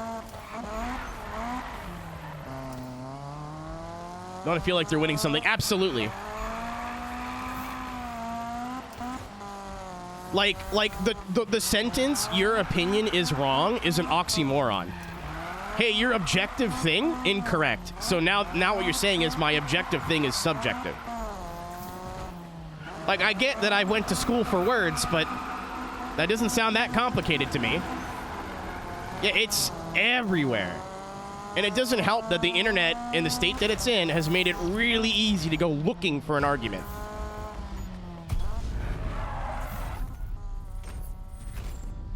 Yeah, Brandon, you'll go home in a fucking body bag. Like, imagine talking like this in person to other people on a regular basis. Like, imagine walking into a restaurant going, "You're eating here? This food fucking sucks. You guys are all stupid. Imagine eating here, you big dumb assholes." Like, what's wrong with you? Like, no one fucking does that. You're a psychopath. Like, what?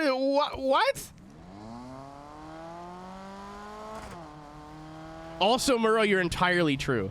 The amount of things that, like, I unabashedly enjoy that might be not good, but it makes me feel good.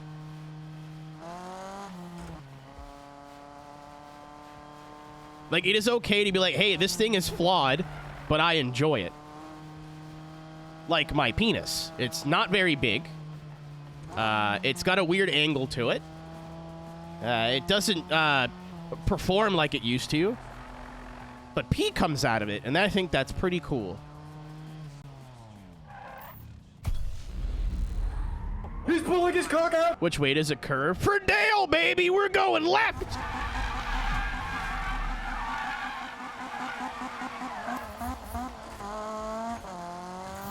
Chadu, that is part of my brand now. I don't think I'll ever be able to get rid of the not John Cena, John Cena. Well, a lot of it is like, and again, I'm just like armchair psychologist. A lot of it is like weird kids, and I'm speaking from experience, so I'm not punching down, that want to fit in with another group. So when they fit in with that other group, they're like, holy fuck, it's like-minded people. All you other people are idiots. I found the good people. Hello, Alice. I was going to say welcome home. But you are home. And, like,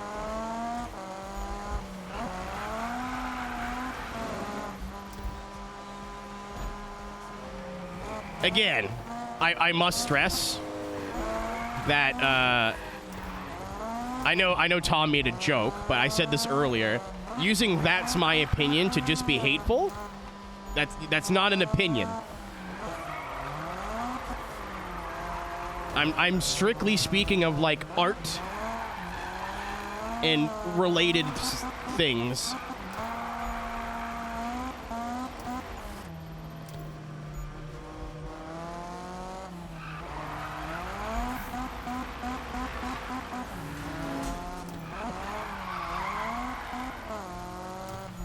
Yeah, exactly.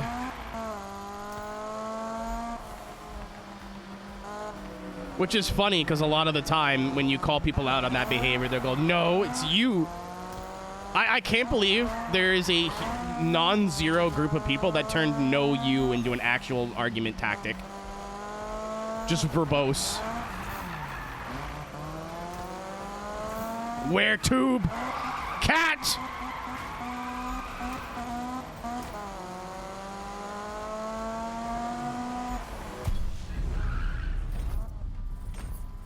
That's, you know what? That one's on me.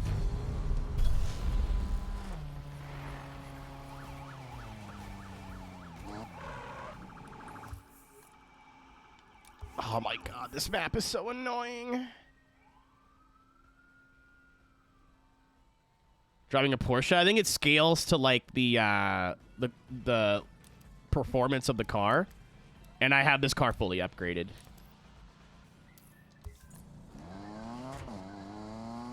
Because the game is kind of dumb, it's just like, wait, your car's really fast? It must be a supercar. Porsche, thank you, Alice. Another nugget of wisdom. Thank you, thank you for sharing that.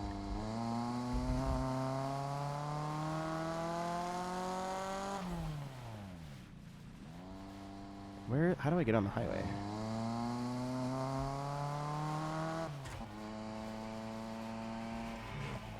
I need more roof.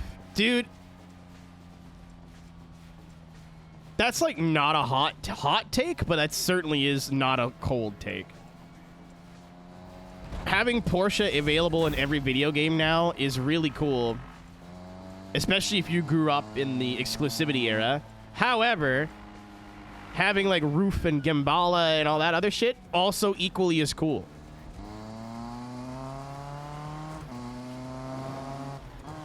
Like, they're still relevant to cars and stuff. I've done this one already.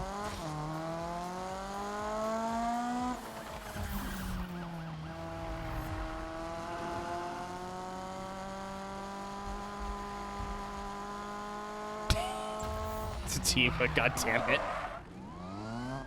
It wasn't me. It wasn't me. No, it wasn't me. You got the wrong purple Nissan. You're cool. Aw, thank you, sentient vehicle. Is that Sally from Cars?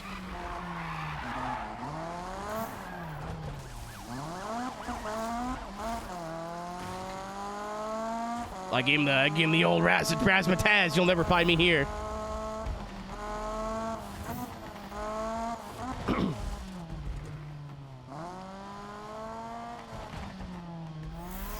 Some risk everything. I respect it. Gross. I respect it.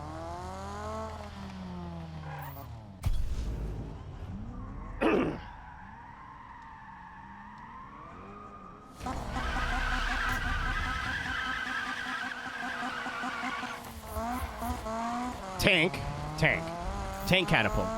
¿Por qué no los dos? Ow.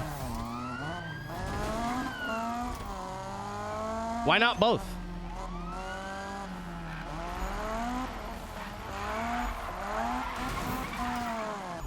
Like, having a CTR Yellowbird is just as cool as having the base model. Yes, you could give the base model Porsche like a similar amount of power and like tweak the suspension and whatever, but it's not quite the same. Did they airdrop a police officer at me? Yeah, they know. They've been known to do that.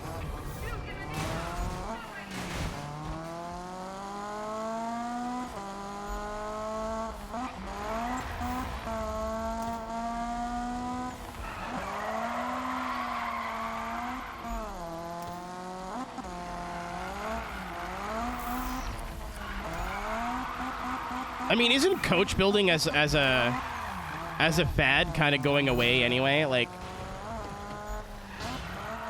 that's not really a thing anymore.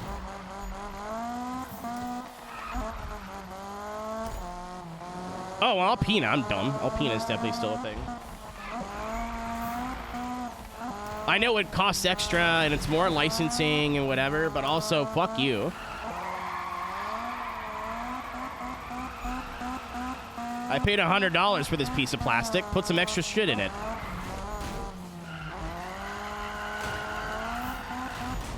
Alpine thumbs up.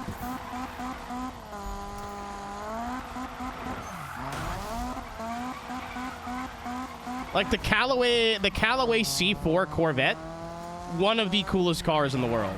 It sucks. One of the coolest cars in the world.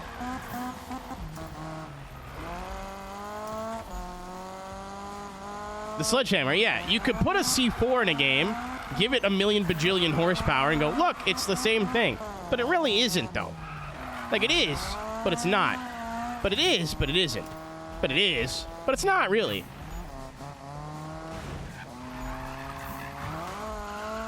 And I mean, it depends on the game. Like, Need for Speed, I don't think that's necessary. But something like Gran Turismo, Forza, anything with like a decently high car count, those games are as much about preservation and education as they are like playing the game. Like, one of the coolest things from my childhood playing Forza and Gran Turismo is learning about cars. Like, maybe you don't learn everything, like it's not a textbook, but you know, you learn about brands, like, especially living in North America, like Renault and Citroën and what's the other one? God damn it. There's 3 French people.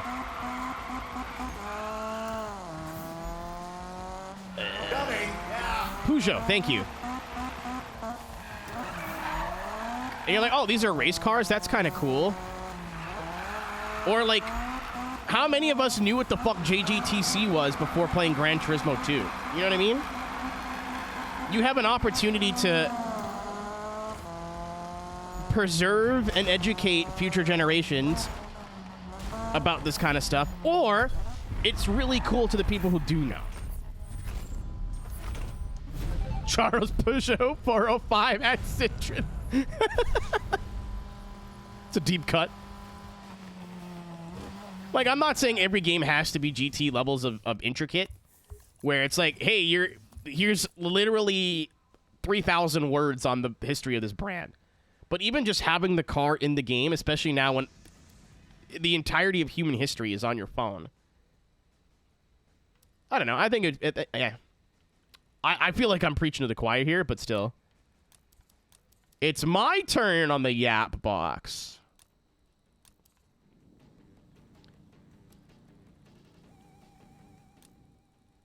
Yeah, like GT are super big nerds about it, and I wouldn't expect every video game to be just like that.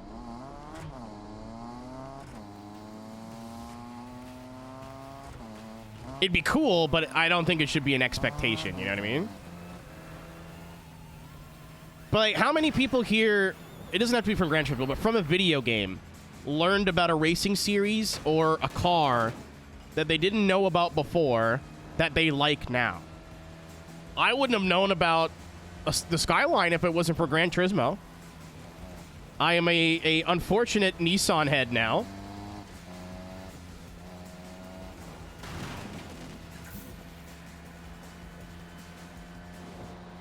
Enjoy your piss. I may have misread that on purpose. Later, MB. MB, let's go bowling.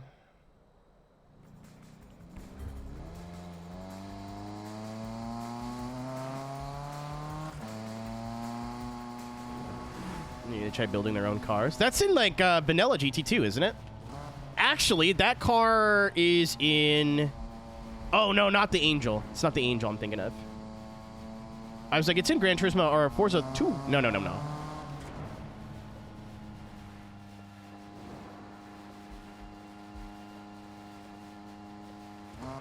But my point stands, right? I think everybody who's currently active in chat answered.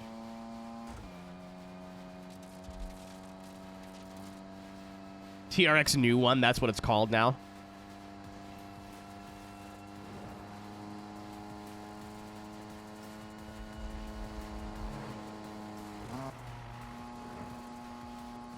What was the question? I just got back. It was, how many of you learned of a racing series or a car that you still like or like associate with that you wouldn't have known if you didn't play a video game with the car in it?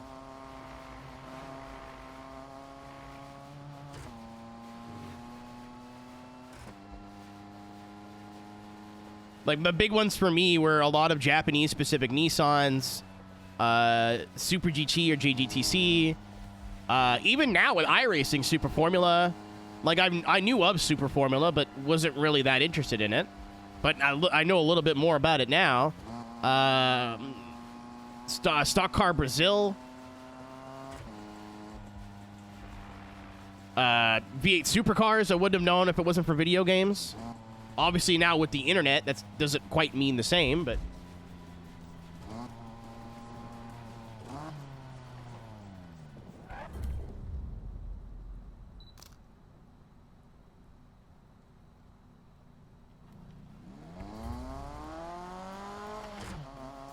So that's kind of my point.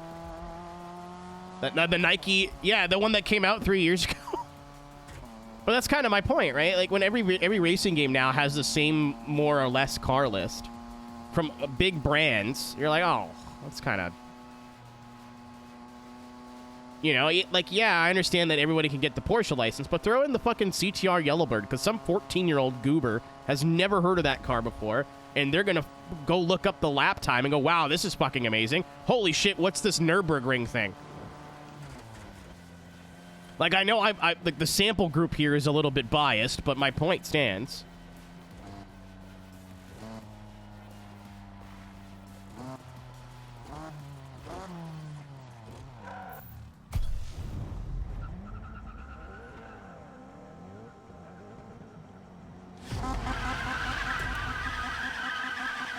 I'm gonna start. I didn't realize how long we'd already been streaming. I'm gonna start speeding up my drive from one track or one race to another.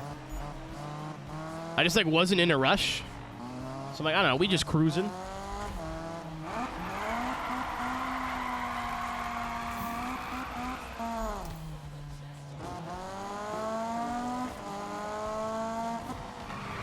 Ow, ooh, ow, ooh, oh.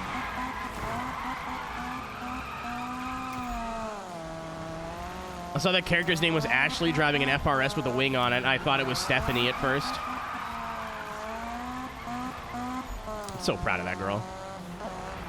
The only reason I have Facebook anymore is to make sure my family members didn't die, and like TC 9700 pictures.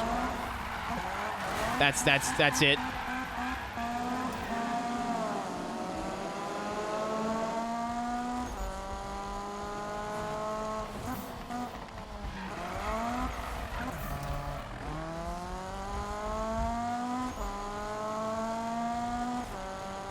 Or like climb dance, dude.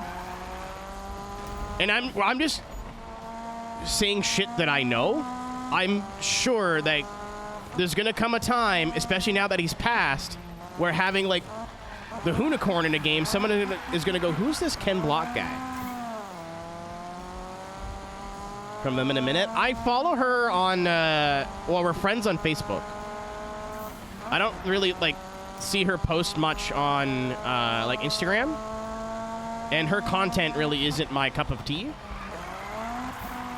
But she's still actively posting to Facebook. Seems happy. I mean, when somebody usually seems happy, they might not be, but is he using brake to drift? I'm pretty sure I have that turned off on every car. I'm using handbrake to drift. That's the same thing, right?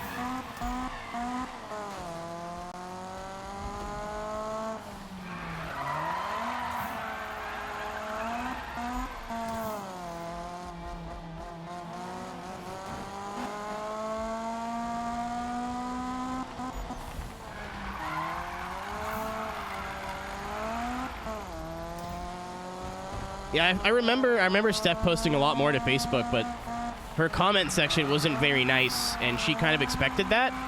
But it stayed not very nice for like a while. Like months. So I don't know if she just stopped posting as much, or I just not seeing it as much. But every time I boot up Facebook to like post something in my house group chat or something, her post is like the first thing that I see on my wall, and I'm like, good for her. I'm so proud of her.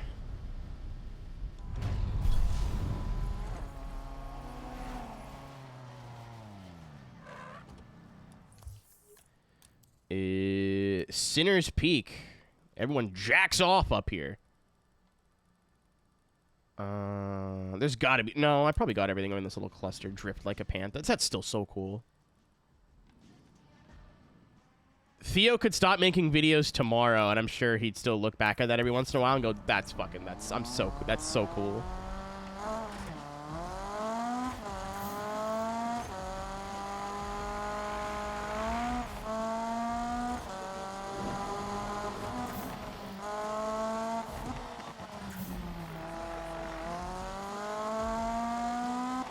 Yeah, I said this before, but we're driving to every race I haven't done. Mostly just because I haven't done a lot of the exploration. Once I figured out you could fast travel. I think we're really close. A lot of the donuts and stuff are almost, like, I think there's 18 of 20. Like, this map is a really good size for this kind of stuff. I am going to look up a map at some point, but I figure we might as well get two birds stoned at once, right?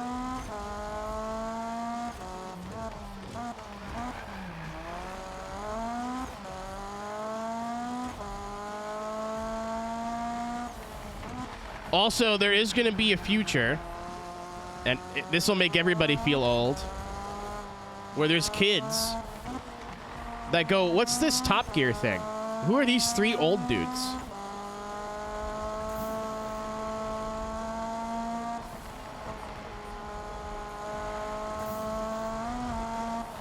I know. I know. I'm sorry, but I'm not wrong.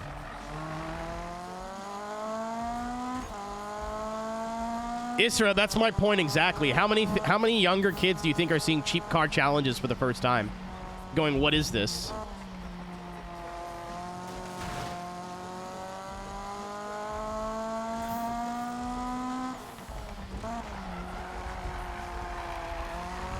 No, I think the bottom gear meme is dry as hell now.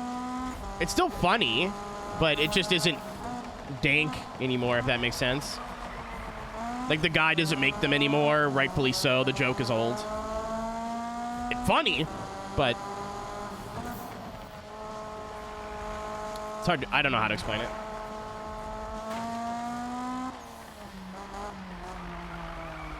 Yeah, I'm getting a lot of like old Top Gear clips recommended in my shorts. But again, my point stands.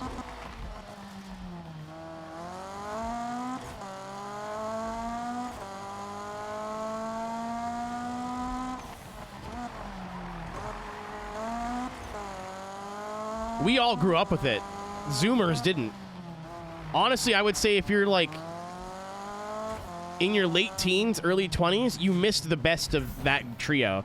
Not that I dislike what's it called? Not that I dislike Grand Tour, but their best stuff was the BBC stuff. Nix, I go back and watch that every like couple of months. Oh my god, the crew.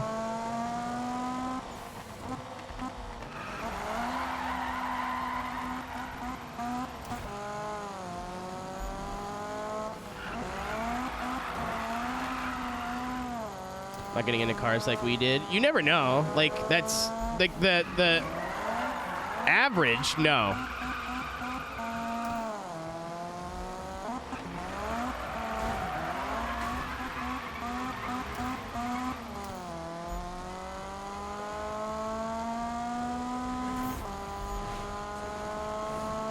But I mean, cars have always been a tool, right? They've always just been. Oh, I killed a man. At their core, I want to get to the front of the line here. They've always just been at their core a appliance. It just going electric now. A lot of us older people are like, well, it's taking the soul out of it and this, that, whatever. Does that not sound a lot like people like, oh, you take the carburetor out of it, what the fuck is a bone anymore? And then burr. Kids will find a way, man. They'll find a way. It's been happening since the birth of the vehicle.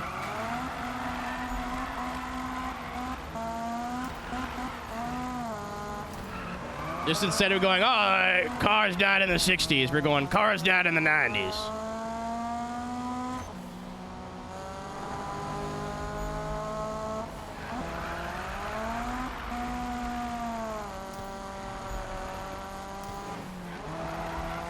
If you pay attention to history at all, history always tends to kind of repeat itself. Humans are simple creatures. Things repeat, but like with a slightly different coat of paint.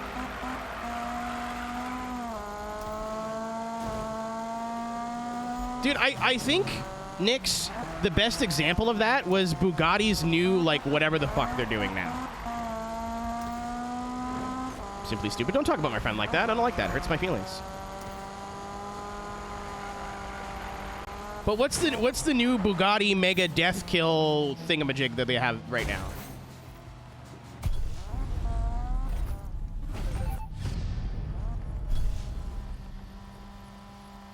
I remember, I think it was a Motor Trend video. I forget what.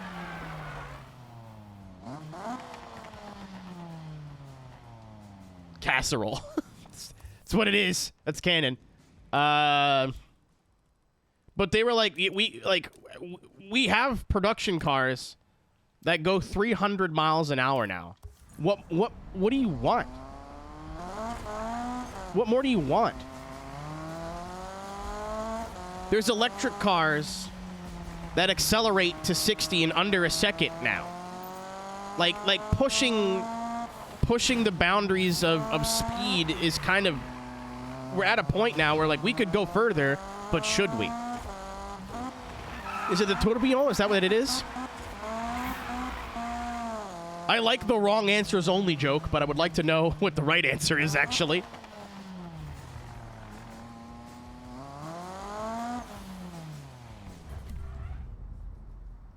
Isra, I know a guy. We can make that happen. Bugatti is owned by Volkswagen, yeah. They're a badge. Sorry. I'm not, but sorry. But that's kind of the point, right? In terms of performance, especially now that, like, people are figuring out, or engineers are figuring out how to get the most out of electric cars, fast kind of isn't the point anymore.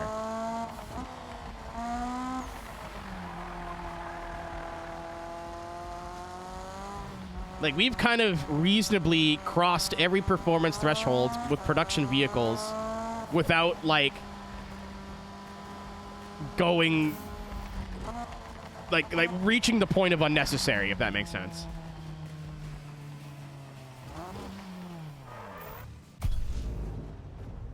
You can always post links. This chat is kind of a reasonable size to where if we see a random username post a link, they just get clipped. If you're a regular, you do whatever you want.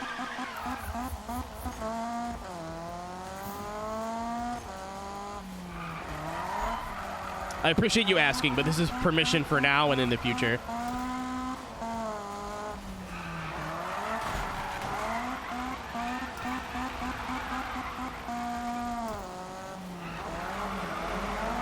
Honestly, I think we're gonna...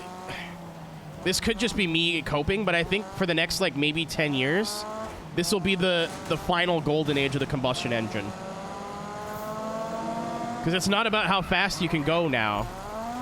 If you want to go fast, like, there's a million different ways to go, like, ludicrous speed now. Like, 1,000 horsepower is no longer impressive. 200 miles an hour is no longer a huge accomplishment.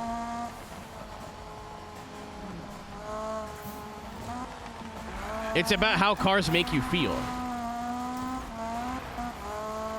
And it's always been that way, but there's always been like, well, how does it make you feel? And we want to have a car that goes 200 miles an hour. And we want something with 700 horsepower.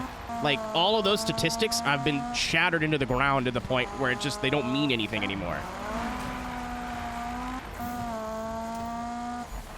As soon as I heard, like, John Bugatti say that, I was like, that makes total sense, dude. This game's truly a vibe. It is Vibes, the video game. The Forza post. We've talked quite a bit about Forza tonight, but I'm listening.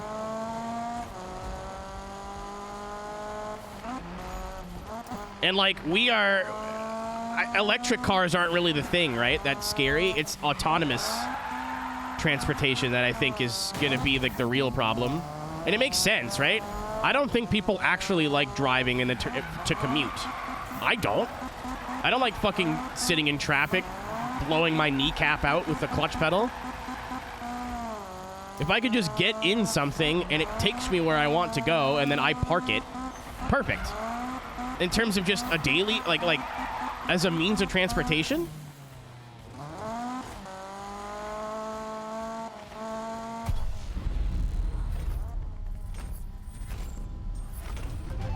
So it's less now about figures and numbers. It's just like, oh, yeah, let's just make stuff that's cool and gives you the tingles.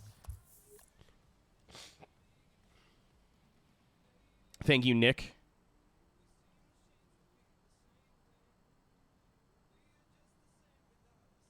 I just think they're neat. I mean, like, not anymore, Isra, but I used to, like, when I was younger, I'd still keep up with whatever the fastest production car was. I never liked the Bugatti Veyron, but it still was, like, an impressive piece of engineering for what it was. Society wasn't so car dependent. Literally. Where do we go? Literally. I think you could talk to almost any car enthusiast, and they'll be the first people to tell you that we need better public transportation. I don't have a nice car. Well, I do, but it's not like a sports car or anything. It's a fucking Hyundai Elantra 6-speed.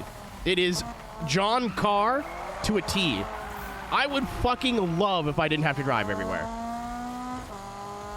I would love if all I had to do was drive to the U.S. border, park at a train station, and then boom, I can go anywhere I want in a reasonable time.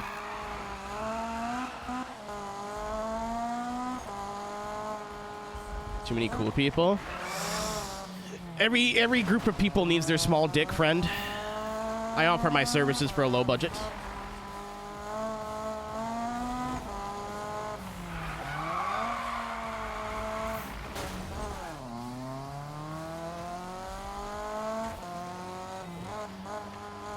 Oh, I love my Hyundai for what it is, Nix, but I would not think of it as an enthusiast vehicle. I call it my little Korean Civic, but that's a lot of cope. Yeah, if I want to drive to my friend's house or go on a road trip or something, that's great. But I'm going to MagFest in a week and a half, and it's a 10-hour drive, man. I don't want to fucking drive 10 hours. I get that I'm crossing an international border. That's where I kind of have my, like, asterisk, right? It'd be sick if all I had to do was drive to Syracuse and then there was a fucking train station where I can go anywhere. Or any major location.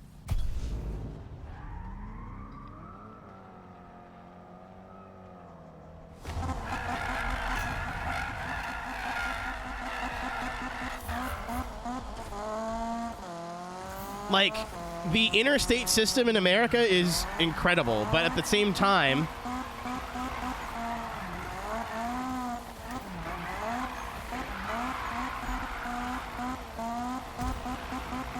like, I have a car, you know, I could drive, but if I want to go downtown, I'm not fucking driving. I'm not getting into all that traffic and dealing with all that shit. So where I live, they are in the process of giving the city a subway system or a light rail system.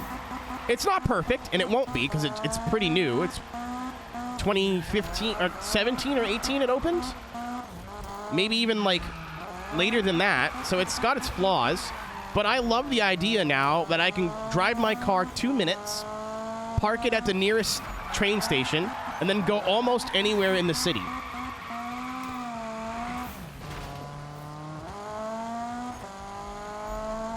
And then all the train stations are also bus stations. So I can get off the train, get on a bus, and go the last, like, 10 minutes of my journey.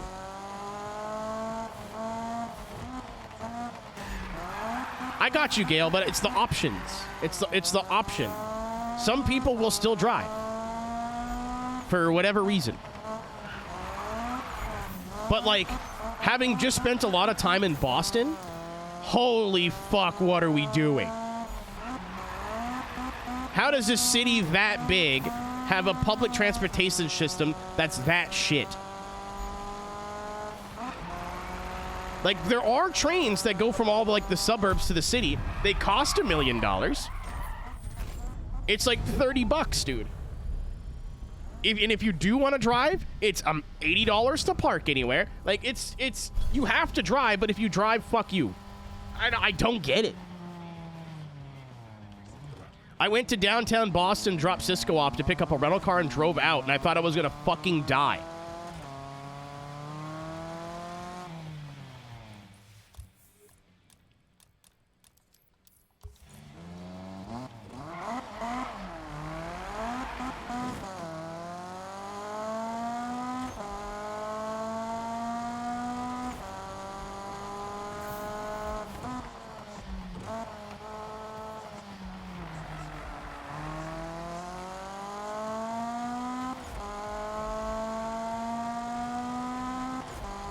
Dude, it's not even like rush hour traffic. That's the thing. If it was just rush hour traffic, I'd be like, all right, whatever. Because, like, I live in Ottawa, Ontario. It's 1 million people. It's not that big of a city.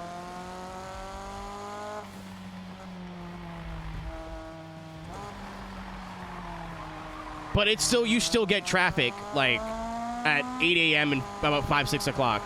I think I got off the plane at 11:30, almost midnight, and we still sat in traffic for an hour or half an hour to get out of the city. What?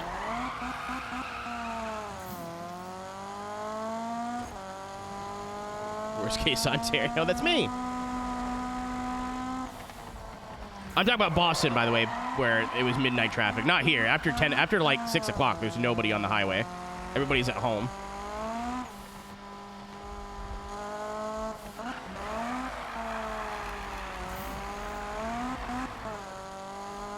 Also, driving as commuting, I hate it because no one else takes it seriously. Everybody else on their fucking phone or eating a sandwich or jerking off or reading a book.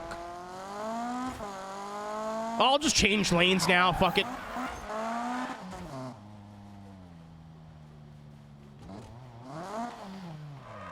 Or like, oh, I'm going to miss my exit. Let me cut across 5 lanes because I don't want to spend an extra 2 minutes of my time circling back.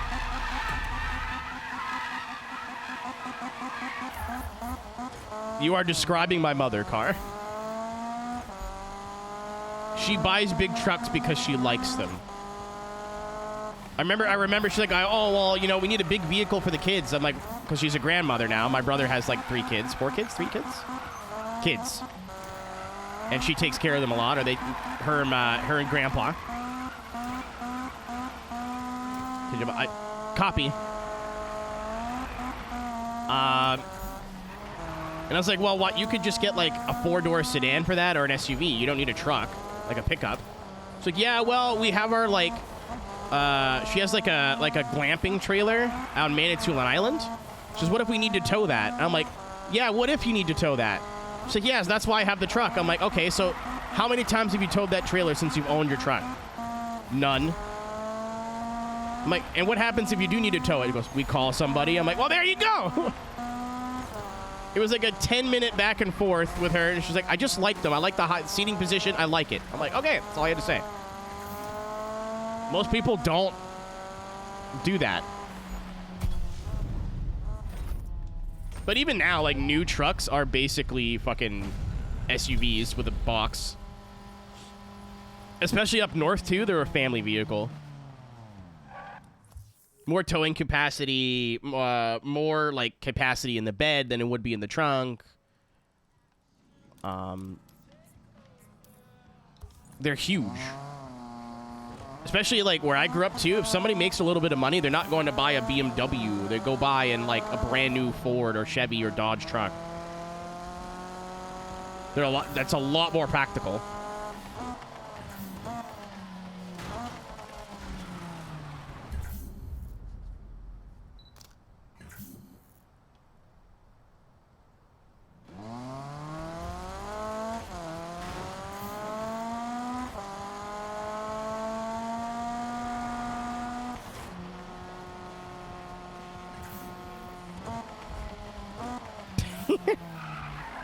If I don't see the kids I run over, therefore they were never there to begin with.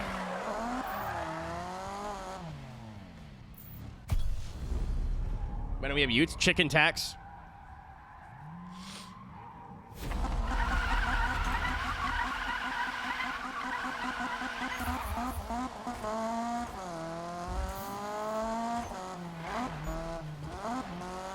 I want to live in a parallel universe where the chicken tax never happened and, like, the Hilux took over in North America just like it did everywhere else.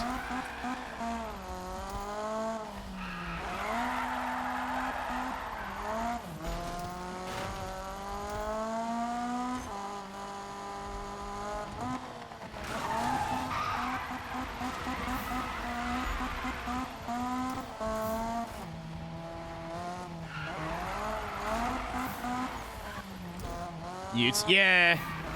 Wait, is that not what it is? I know a Ute would be like an El Camino or like a Maloo or whatever, but I've heard actual Australians call Rangers and stuff Utes.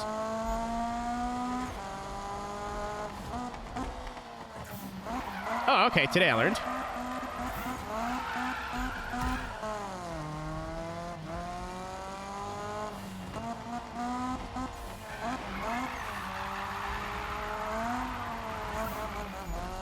Rancheros are super cool.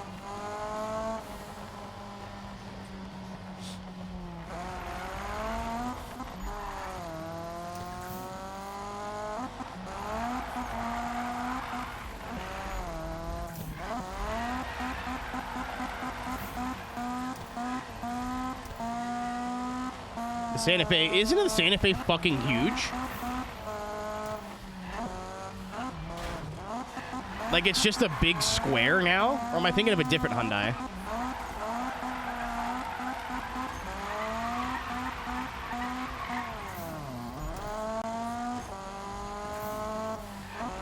There's some sort of Hyundai SUV that looks like it's out of Cyberpunk.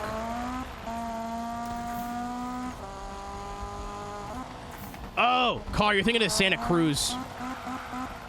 Very confusing, but I think I know what you're talking about now.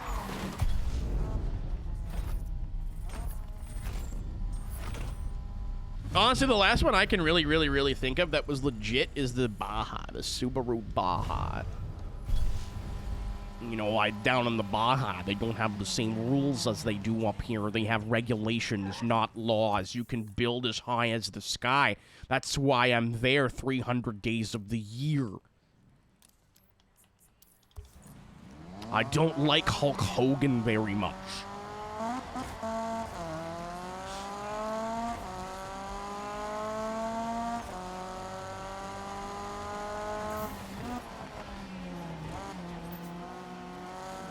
Dudinator. Oh, we got the tail lights. I kind of look sick. Excuse me, sir.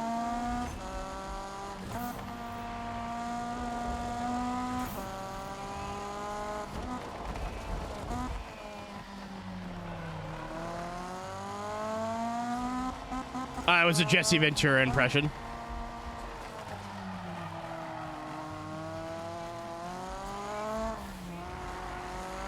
What do you mean by that, Brad? It's not my fault Jesse Ventura doesn't like Hulk Hogan. You know who else doesn't like Hulk Hogan, brother? Fuck you and fuck your wife. I am a lieutenant cock. And you're fucking. I don't remember how the rest of the quote goes.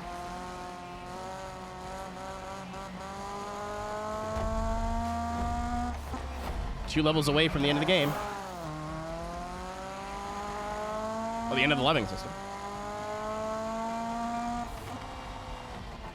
Tom, you are also like, you live in Ute country. I feel like this should be a sensitive topic for you. Very similar to how I feel about people who call toques beanies that are Canadian.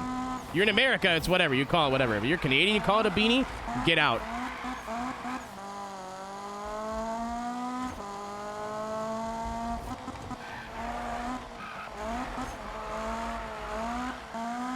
Mandatory community service.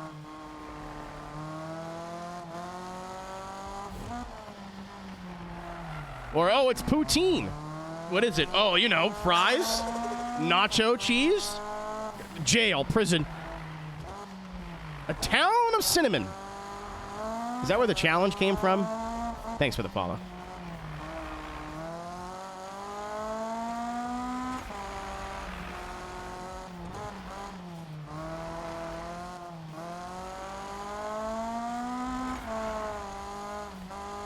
Oh. Oops. Level 70. Oh, okay, that's fine. I thought level 50 was the cap. I'm chill. Oh, it probably was and then got raised by all the other crap. Prestige pays up big XP.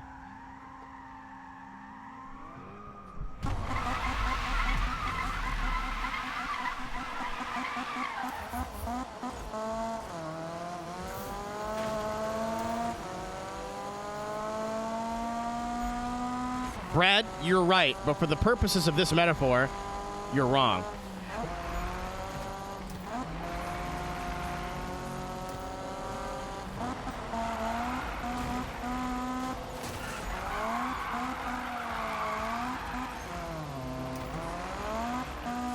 No, I haven't done the Eddie stuff yet. I'm doing all of the base game stuff first. And then, like right now, I'm basically just hoarding money so I can build some new stuff to do the Eddie and the Prestige mode stuff. I'm gonna do it. But I still have to win all the races. I still have to get all the collectibles. I still have to do all the whatevers. That's gotta happen at some point. So I figured do the actual, like, update stuff at the very end.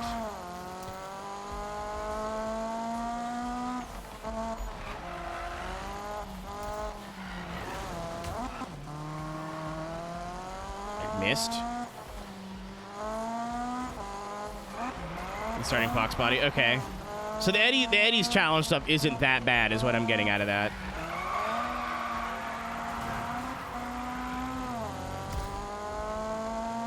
It's the prestige mode stuff I should be worried about. So about Forza, I'm listening.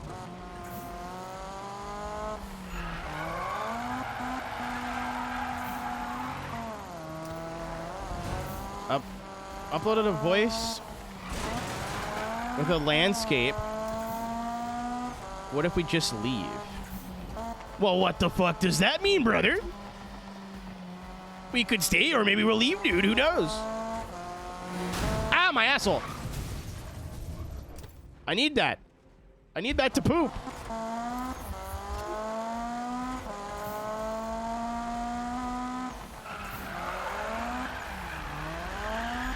Forgot how pretty this game could be. You're so right. I'm running it on, like, not max settings, so it can get better. A lot of the textures are a little bit weird on my end, but... Leave equals leaf. Teasing the next Horizon. I'm gonna tinfoil hat theory that. New franchise. It's still based on Horizon-style gameplay, just a totally different name. As a soft reboot, because people are saying Horizon's getting stale, and rightfully so.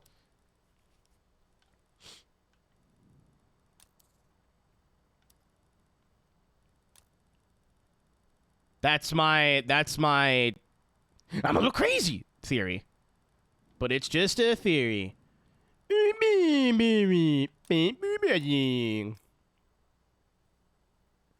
I wish you could toggle the events you've done and the events you've not done, because this screen is very confusing.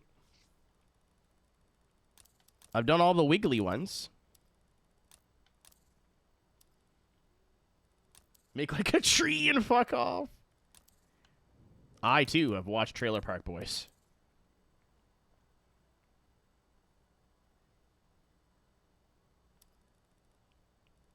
I think Canada wouldn't be too bad, honestly. I mean, it depends if they follow their checklist. Oh, I got all these stuff to do. It depends if they follow their checklist of, like, things to do, if that makes sense. Because Horizon maps are kind of made... They're not made with the same way they used to be. They all have to have certain things now. And it's just a different skin. It needs to have a open section like an airport. It needs to have a city section. It needs to have a dirt area. It needs to have a lot of cross-country area. Like, Horizon maps have checkboxes now. They're not necessarily made the way they used to be. Canada would work. Because you could just, like, literally just do Ontario and have all those things, like Toronto would be your city. You can have, like, Northern Ontario be a lot of your off-roady stuff. That's not wrong, MD. But also, like, I get it. Japan would also work for this. But also, a lot of fans of Horizon do not give a shit about off-road driving. They want a big cityscape to get invested in.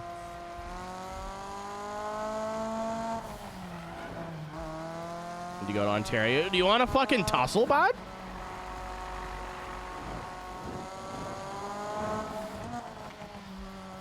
BC would also be good. But... because you could go to, like, the mountains and have it be snowy. Because that's another thing they do now, is have, like, biomes. Instead of having actual seasons, they have, like, areas of the map that are certain ways. Set in Canada? I don't think so.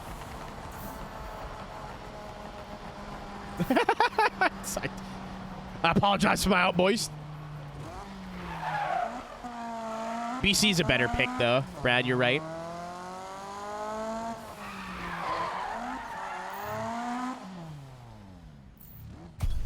Oh, fuck yeah, you're right. Montbazou is in Quebec. Canadian fucking My Summer Car. They should have just called it Mon Summer Car.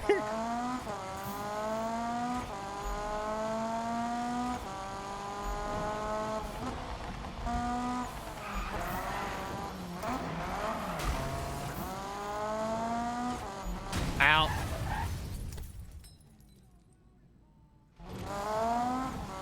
No, I genuinely think Japan would be a good pick.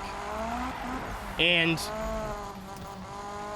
I don't want to, like, for people who are stoked and really are on the Japan Horizon train, I don't want to fuel, like, your cope. But Horizon has a trend of adding in a lot of cars from the area that they're going to next. Like, when Horizon 2 was out, they added in a ton of stuff, like Australian cars, and then they went to Australia. When Horizon 3 was out, they added in a bunch of, like, UK cars and British cars, and then they went to England. And then they added in some stuff that was, like, popular in Mexico, and then they went to Mexico. Mexico kind of broke that trend, honestly. But they've been doing a lot of Japanese cars in Horizon 5 lately.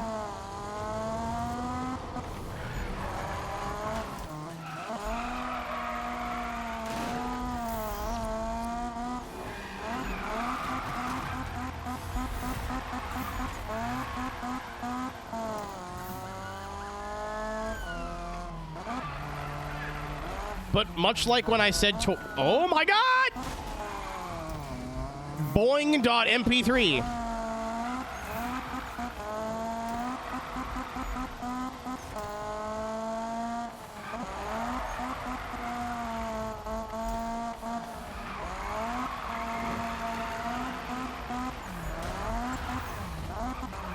I mean, to be fair, MD Horizon can kind of do whatever they want. They have no competition.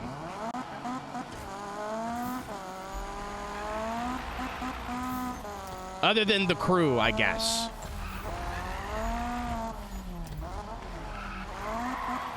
Dude, Brazil actually would be kind of cool.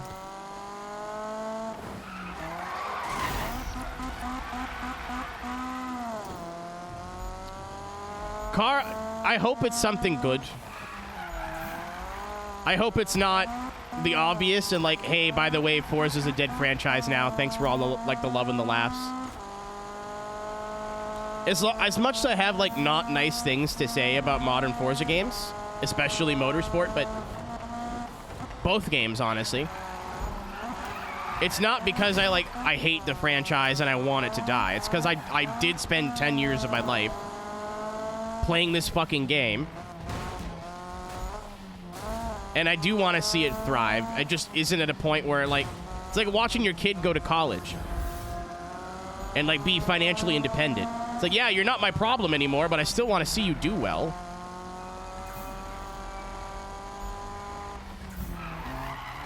Like, even if Horizon 6 or whatever new game they make is like a 10 out of 10 banger video game, I'm probably not going to play it.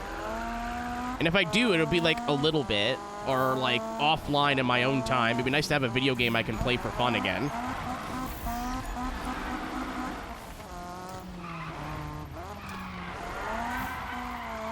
I'm a little drunk. I don't know where I'm going.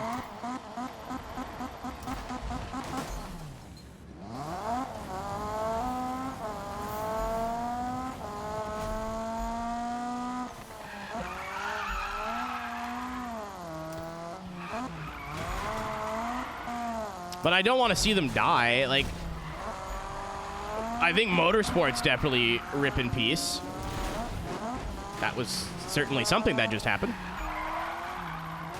Like, once they stop updating Forza Motorsport, that's it. I don't think there's going to be a new one. I think it's dead and gone now. The new game had it, like I said earlier, the new game had it to slap, and it was mediocre at best. But I don't want to see the entire franchise die. I'd like to see them put all their focus into Horizon and really revamp it and address a lot of the community issues and stuff that people have been asking for a long time, like a single player that's a little bit more like Horizon 1, actual good progression, and all that kind of stuff. It should go to space. The game you're looking for is Fast and Furious Crossroads.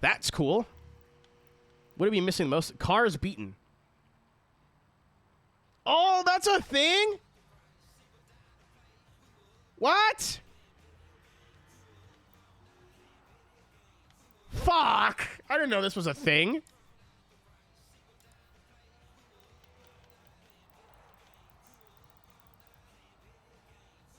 We might be playing this game a little bit longer than I thought. This is just like SRS, but worse.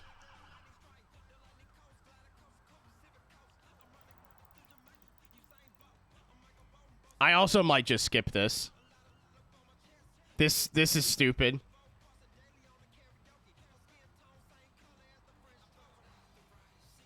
Oh. So what I'm understanding is I need to find a car on the street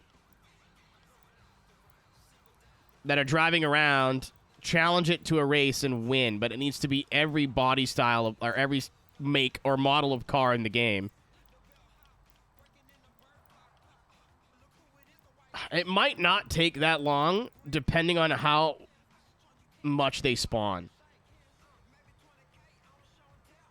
Yeah, I had no idea this was a thing, Tom. This is the first time I've scrolled this far in the menu. But what if I just do that and it's not there anymore? Wow, look.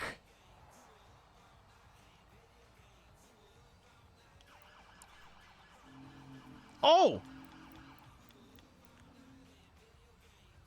This is huge. This is really good.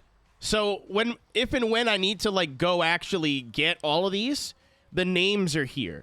So it's going to be a lot easier to look up the locations of where I need to go. Also, I just now noticed they're all donut flavors, or could be donut flavors. Oh, it takes oh, that's cute. It takes pictures of the car that you were driving. Yeah, this just made this a million. Thank you, Need for Speed. I mean, fuck you as well, but thank you. That's nice.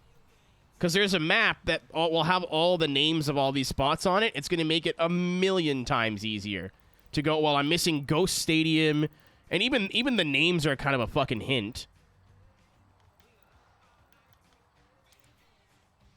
Oh, that's really nice. That's really nice. Oh, it's really nice.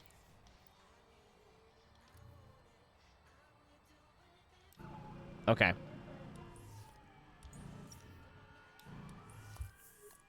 I mean, I still have to win all the races, so we're like nowhere near done. But that just made whatever end game stuff we have to do a million times easier. I'm a little annoyed because if I would have checked that earlier, I wouldn't have been driving around. I would have been fast traveling to all the races. Because we have a lot. Like, there's not a whole lot left to do now.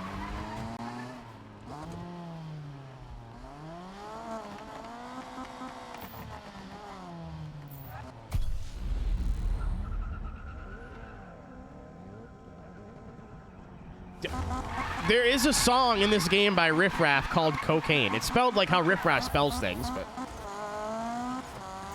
Yeah, I think the easiest way to get, that beat every car in a random race challenge is to farm it with friends. Like, I'd have to find a bunch of people playing this on PC that would be willing to throw races for me. But it also scales to whatever car you're driving, I think. So I'd have to do it just like SRS and, like, start buying and selling cars in certain performance ranges.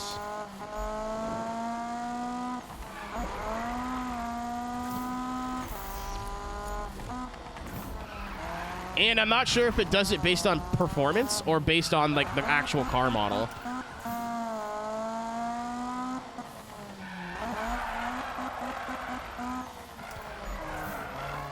Pig, normally if I need another person to do something in a game, I don't like doing it.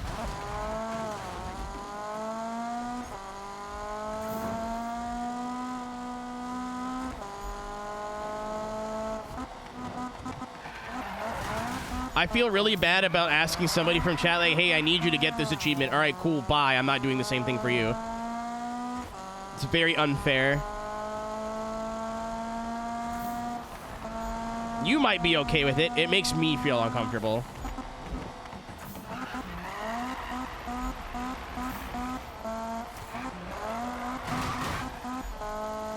Also, I'm literally doing everything else. So I feel like I can skip that one thing.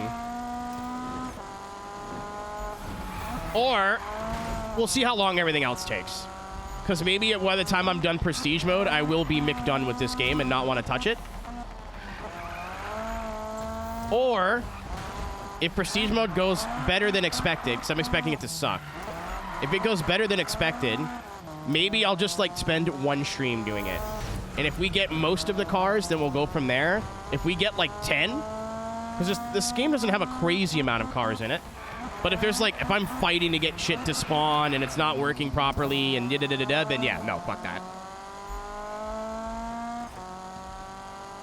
Having a root beer for you? My dog! What kind of root beer?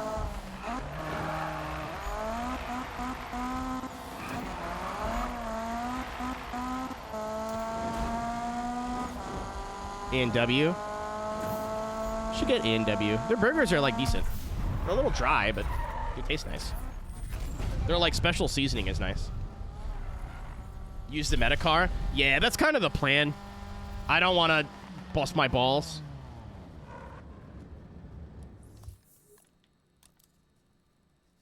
Yeah, I'm just going to teleport now and save some time. I have enjoyed driving around the map. It's been fun. But we've also just been fucking around for 3 hours. Like,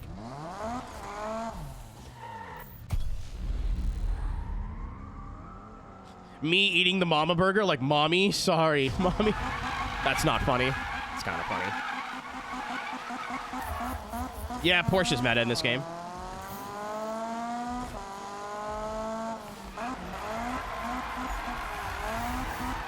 Ventura Bay is a map. Pretty good, honestly, I think. It doesn't have an off-road mode, so, like, a lot of the detail has been put into the streets. It is small, but not... It's, like, a really good-sized map, I think. Obviously, this is in 2015, too. But I thought this game didn't have fast travel, and was like, oh, okay, that's fine, because everything's pretty quick to get to. To this degree, Wembley, yes. At least. There might be, like, 8 6s and stuff in other games, but I don't know. I don't remember what is and isn't in Unbound. Definitely no, like, Supras and stuff, though.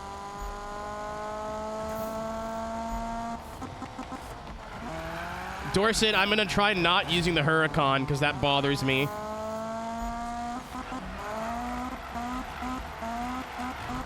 But I accept I will probably need an all-wheel drive car to be able to be fast and slide.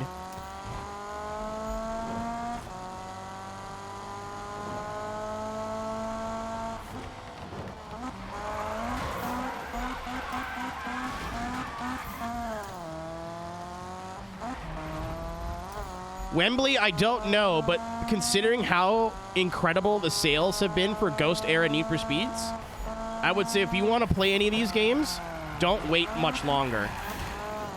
Like, I'm pretty sure I bought this game because it was $3.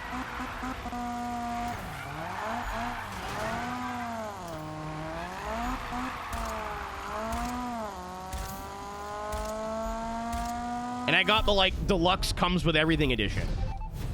I'm sure you can go on a Key website and find it for similar prices if stuff's not on sale.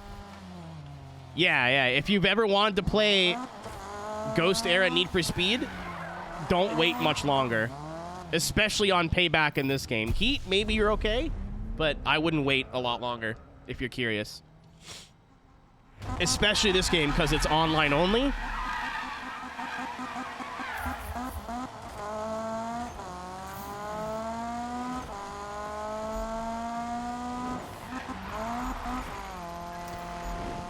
Though, with how much the Need for Speed community likes this game, if the servers get taken down and you can't play it, I feel like there will be a player or a community solve to that. But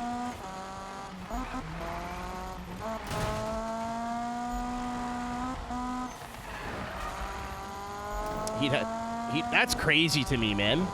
That's wild.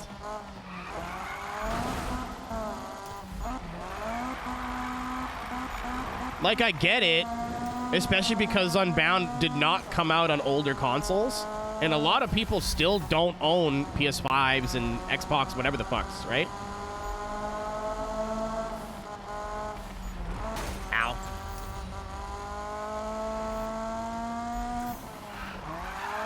Ow. But at least mechanically, I thought Unbound was better than Heat. Heat had a lot less of the, like, comic book stuff, and the drifting in Heat was a lot better, and the modding support, obviously, for Heat is better. That's crazy.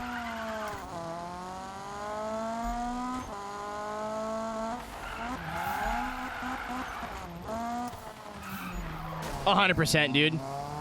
I think even now, like, there's games that are... I think the newest NHL game was the first game to not come out on older consoles. COVID kind of delayed that whole changeover process by a few years, but it's time now.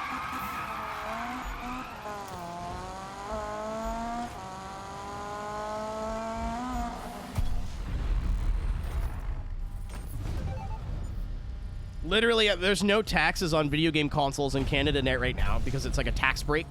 And I was like, dude, I should buy a PS5. And I was like, wait, I don't really want to spend $700 on a console that I don't really need. I'm like, well, GTA 6 though.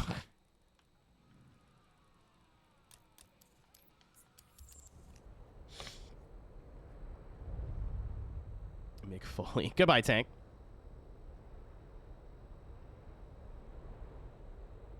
Yeah, Brad, I mean, like, this gen was weird. I think it was COVID, because, like, literally, I could not buy a PS5 if I wanted to for what? Years? Like 2 years?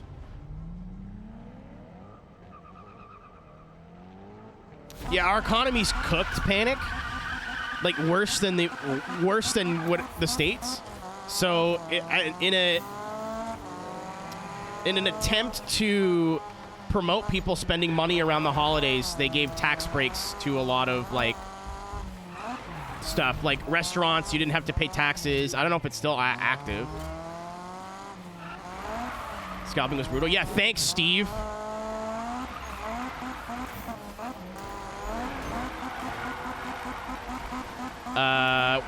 Game consoles, gaming, like, video games themselves. I forget the whole list, but... Blair, have you... I don't want to say too much. Have you heard from Steve in, like, the last 24 hours?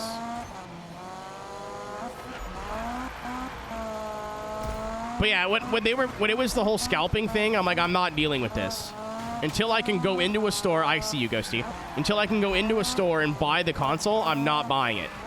And I didn't see a physical console in a storefront for like 2 years.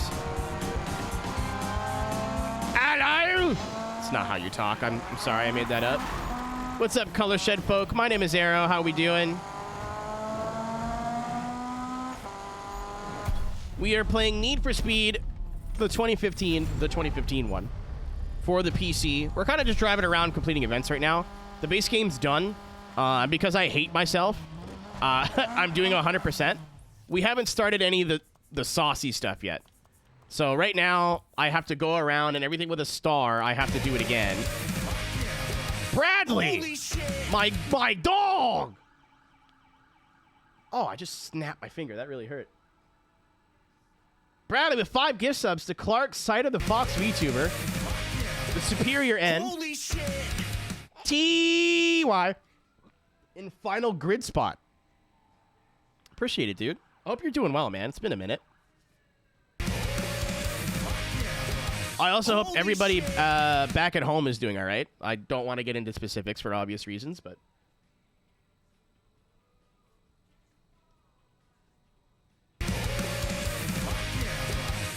Yeah, Blair, I'll say it. I'm going to say this and end it. I saw him tweet something the other day that was concerning, so I hope he's all right. Crack City. I mean, like, narrow the scope a little bit more.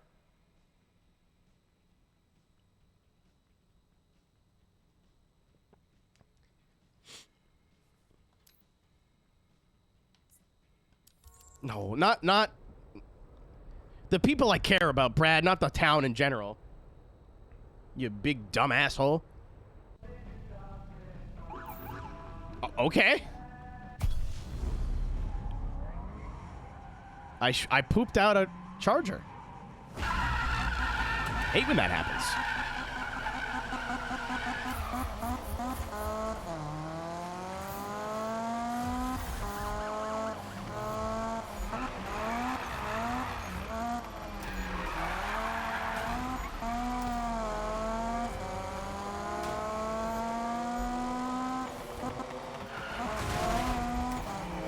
Ow. Oh my god.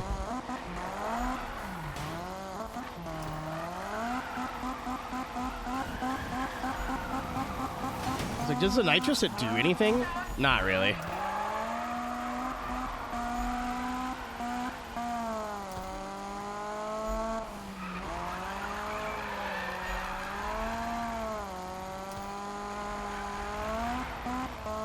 I appreciate you, Ghosty. That's as much as I don't like ads, especially Twitch ads, because a lot of them are just stupid.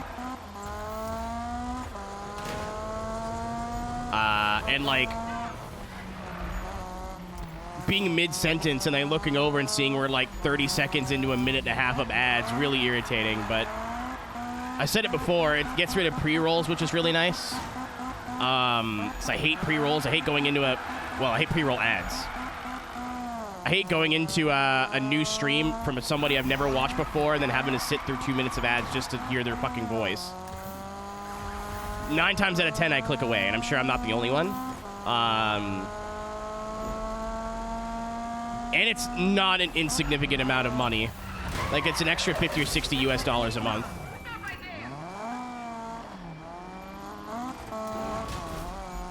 The Weed Smoking Club. Not your best work, Alice. You can do better than that. Spring rolls. Don't make me hungry. That's not fair. If you make me hungry, I end the stream and go make curry. Oh, no, I have curry in the fridge. We're good. I forgot that I speak of the devil. There's an ad starting in a minute.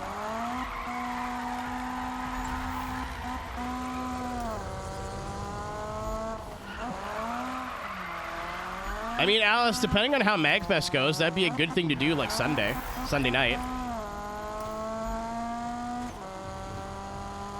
Sunday night's kind of the chill night anyway.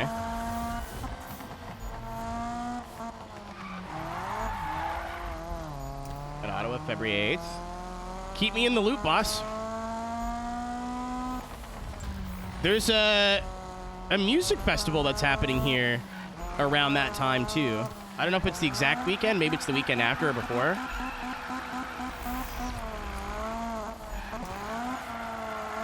I still know there is a place to go. It's not as good as the Pixel, but it's, like, acceptable.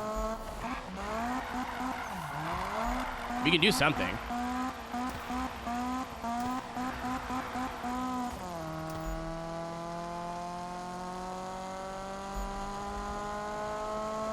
They smoke weed bunts. Bunts! Like bunt cake.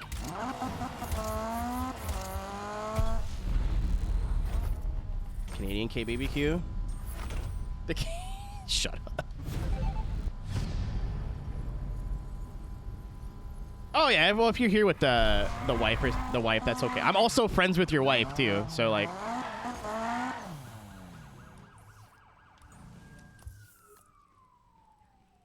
No hard feelings if it doesn't work out. I understand.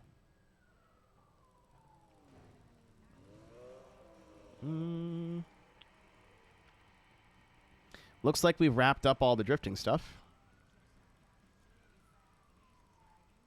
Spaghetti time.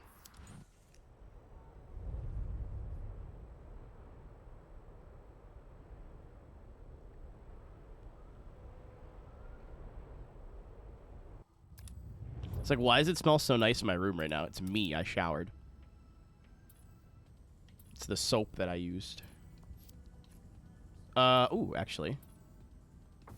We've unlocked some new parts. I'm not sure if we're fully unlocked everything now, but we're probably pretty close.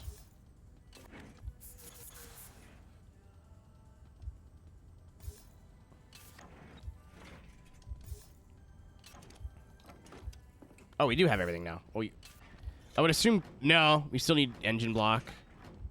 That's annoying. Was that level 50? Yeah. So almost. That's another reason why I'm doing a lot of the post-game stuff. I'd like to be max level for parts at least, so level 50.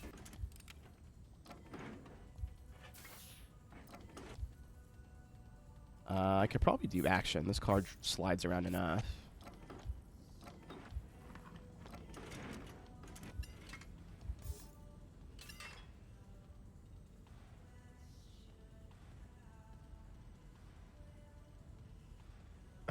My buddy is the wife.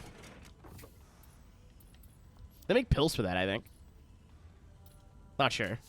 So I've heard. No. Maybe. Yeah. Like my yellow haunts. Wait. I could put decimals on it. Men want one thing and it's disgusting, and that thing is a window banner.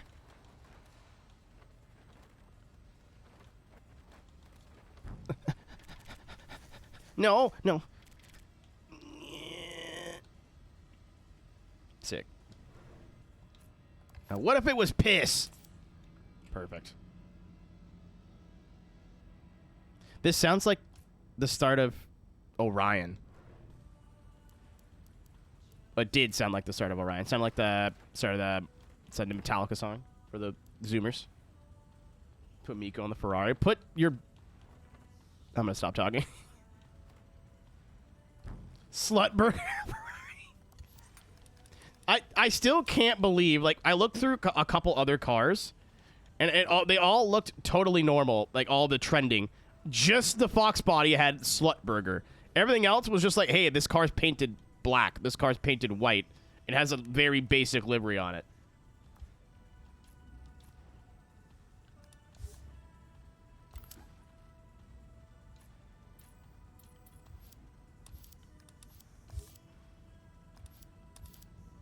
Give Miku a gun. You're implying Miku doesn't already have a gun. It was a bright... I think there's a clip of it, Blair. It was a bright gold livery that had burger on... Like, the word burger on the hood, and then slut burger on the rear bumper. And I don't know. That is the information I have for you at this time.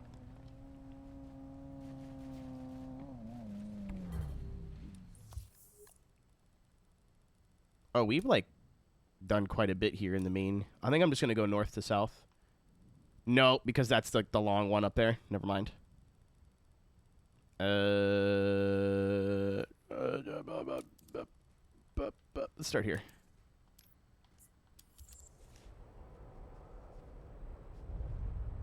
She burned me with a flamethrower.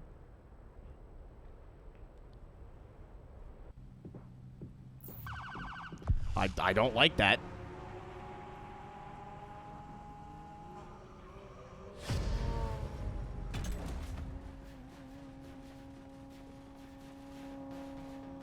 I know you're talking about Dogzilla, but no. Very stupid. And it literally just is like two circles with two, like, nipples. Like, they're atrocious. I know what you're talking about.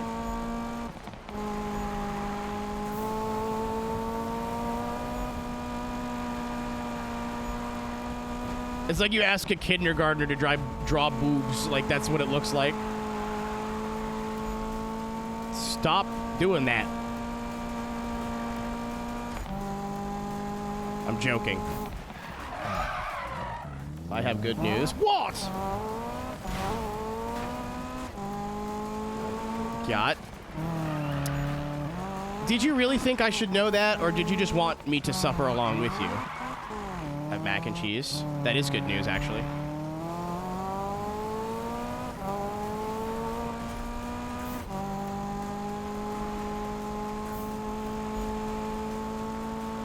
Oh! Oh! I wasn't looking. I was thinking about mac and cheese.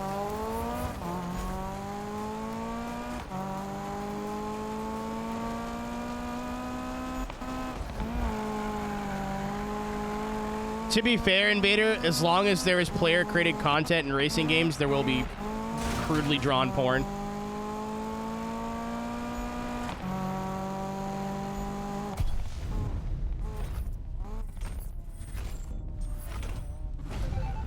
Or, I think we did this in Heat when we played through it again. It was just like racist stuff. It's like 18 plus whatever, and then I opened it up and it was just like N-word. I was like, oh, cool, nice. Neat. Fantastic. All right, I'm out. Rating time. Copy that! I think I have February 9th on my calendar for something already, so I'll make sure that I remember that weekend. It's when I have to bring this mixer back, because I rented it for a month.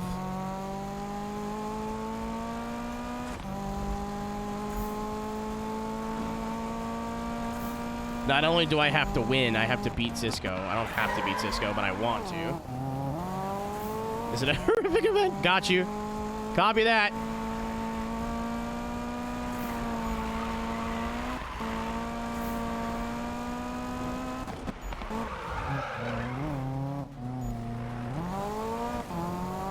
Chubby anime girl liveries. Listen, we've got the Clussy. What more do you want? It's the biggest tits I've seen on a race car ever. Clyde Coleman is doing the Lord's work, whether he knows it or not.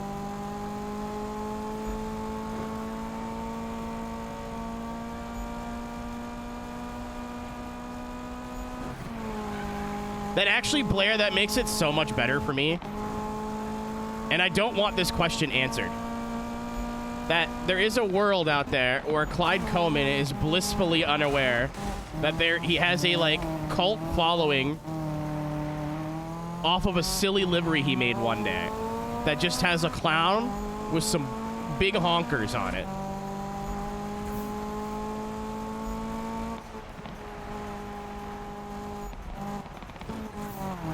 I did not, Boobies. Blair. I actually have no idea what you're talking about right now. You think I use the iRacing forum? What do I look like? I'm an adult?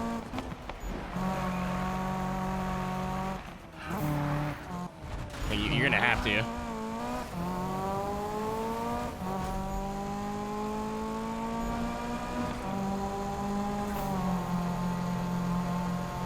If Clyde's aware of the Clussy fandom, that will not ruin the joke for me, but it makes it slightly less funny.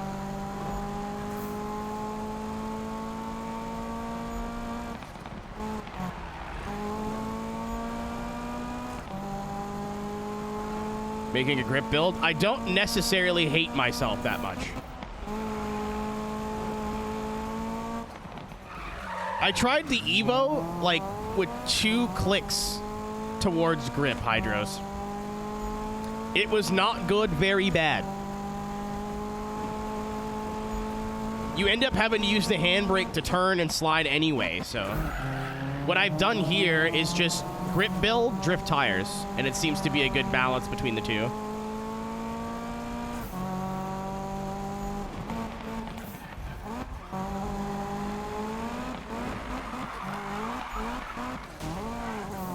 And then in Heat and Unbound, grip is like usable. Like one of my favorite cars in Heat and Unbound is the Exige, fully gripped out, because it's just like a go-kart. To the point of where if you hit a curb wrong, you'll just flip over. It's kind of funny.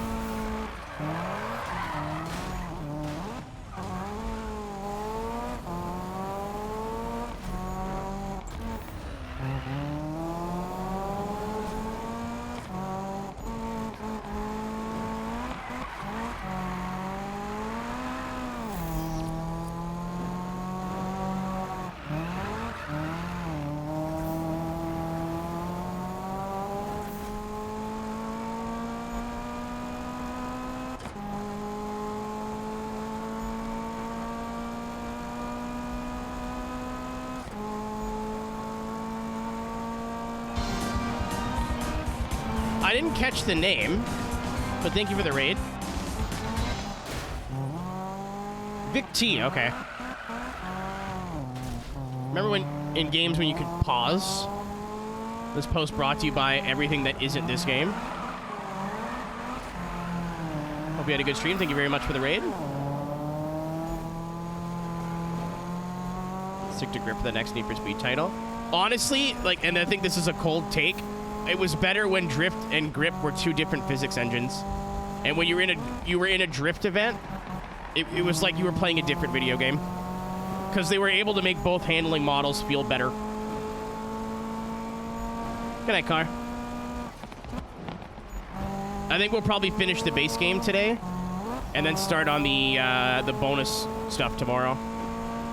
I thought we would already be doing Eddie's challenges, but driving around, getting collectibles, and just chatting took more time than I thought. Not a complaint, but also, I don't know. I feel like driving a drift car around in the open world is also very fun. So I'm sure there's a way to do this, but... Well, I mean, there is. Have your car set up for a discipline, and that is the, like, Pro Street style. But, like, this is a drift car, and, like, even if it's stock, it will drive like a drift car. Yeah, I don't want any more half measures, PK. I totally understand why drifting sucked in Unbound before the drift tires. I've not played it since the drift tires have come out. Are we level 50 now? 49. Because they wanted to make drifting viable, a viable, like, racing tech. So where you could still be fast and slide the car around. But that kind of just ruined drifting for fun. Because in the center of the corner, no matter, at least in anything that I drove, if I remember, it just went and died out. I think the new tires have fixed that, but...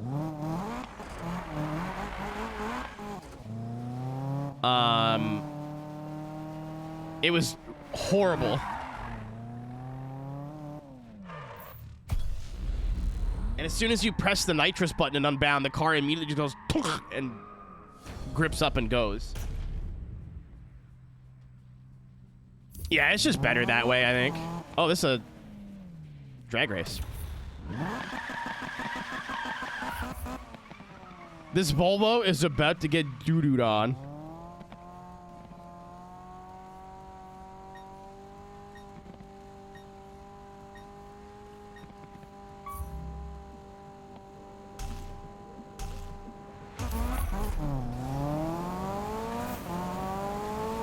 Goodbye.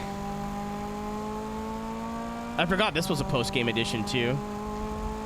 It's cool, but I don't quite understand how it works. I don't understand how the burnouts work at all.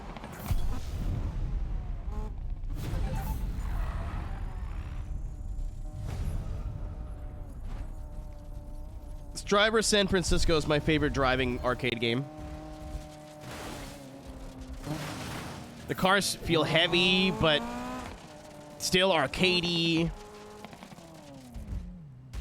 Every car feels different, which is a huge thing in arcade racing games because a lot of them can feel very the same.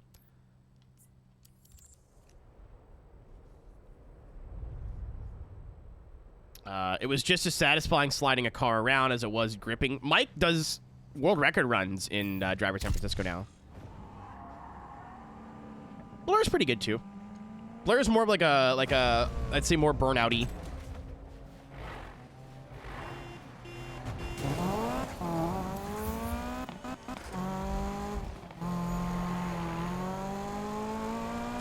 Driver San Francisco went from a game I've never played before to one of my favorite racing games ever made. I'm lucky that I saved the playthrough of that, but even if I didn't, I'd go back and play through it again, like right now. Actually, I think that was, one of the first playthroughs I bothered uploading.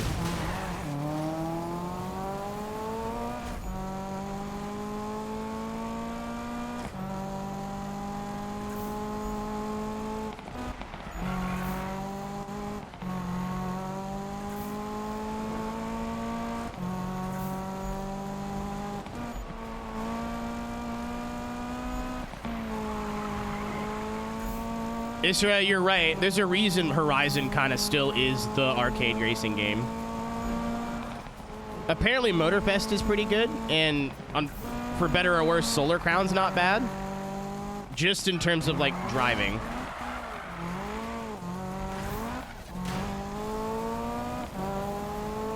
But I think a lot of arcade games try to give the cars a ton of grip so you don't have to brake. But as a result, it feels very stiff when you're at the limit. Like, if you overshoot a corner, you just die. Like, there's nothing you can really do.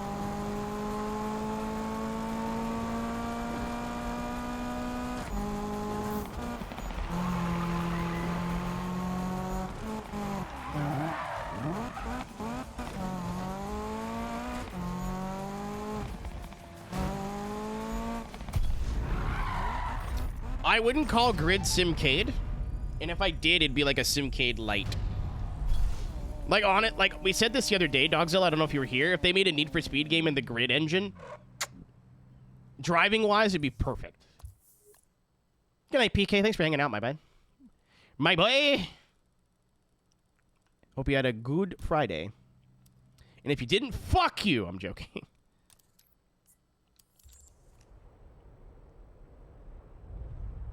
I've wanted to play Motorfest for a very long time, but also I don't want to give Ubisoft $1, so I'm kind of stuck. Hi there! Do you want to talk about it? Oh. Okay. Oh. Okay. Excuse me, officer. I'm just going to go this way.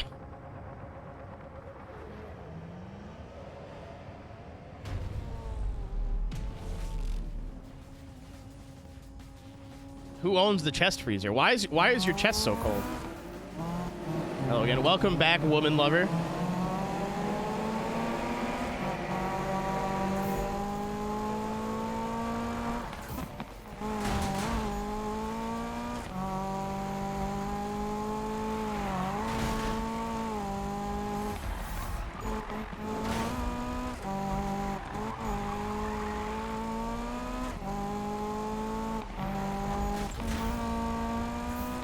I mean, I'm not wrong.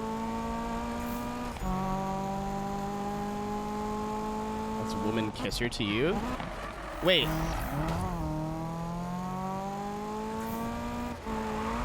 Are you a woman kisser but not a woman lover? Are you a... That's like... You're a Jafaican. You're a big phony. Hey! Hey, this girl's a phony. Everyone look at this girl. You're a big fat phony.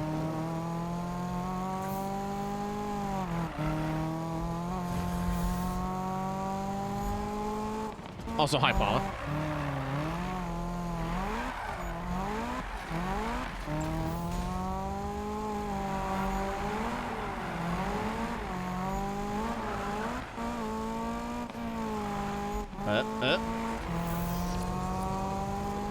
It's kind of unfortunate it went from SRS, where you can kind of cut almost every corner, to this game, where if it looks like you can drive on it, you probably can't.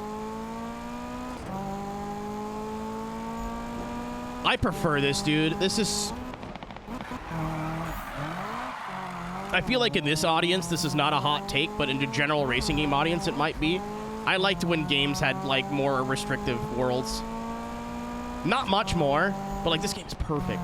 There's some still little back areas and alleys that you can explore, but you can't drive up the side of a fucking mountain.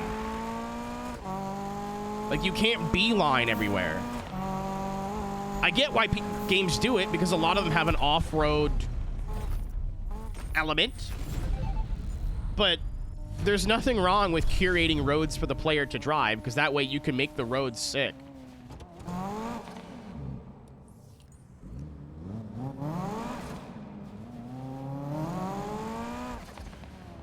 Like, give me a little bit of freedom to, like, go into parking lots and explore. Don't make it... I think Horizon 1 was a little too restrictive in retrospect. It's really good, but...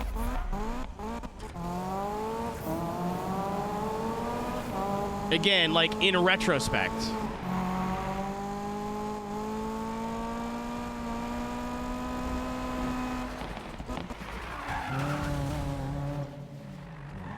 Cock, dick, and penis balls.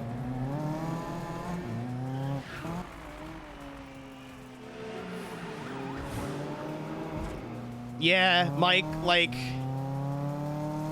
again, at the time, and I was one of these people, I'm like, wouldn't it be cool if we could just beeline everywhere? And then, well. Marry a woman who's a doctor, Mrs. will apply. You know, Paige, I don't think I'm ever going to have that problem. This might just be a you thing.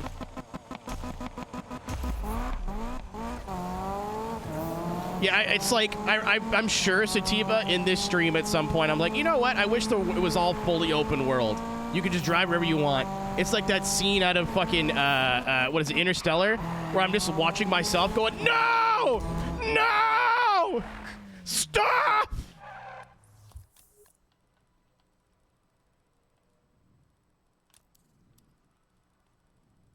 Oh, we're done we're done Southport now.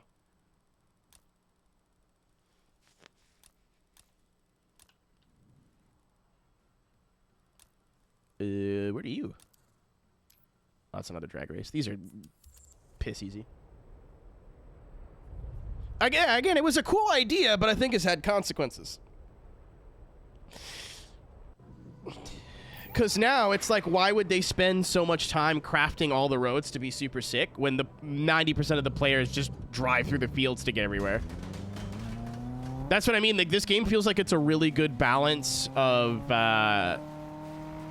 explorable, like, little nooks and crannies and roads, like stuff you can't drive on. There's another one. How many do we have left now?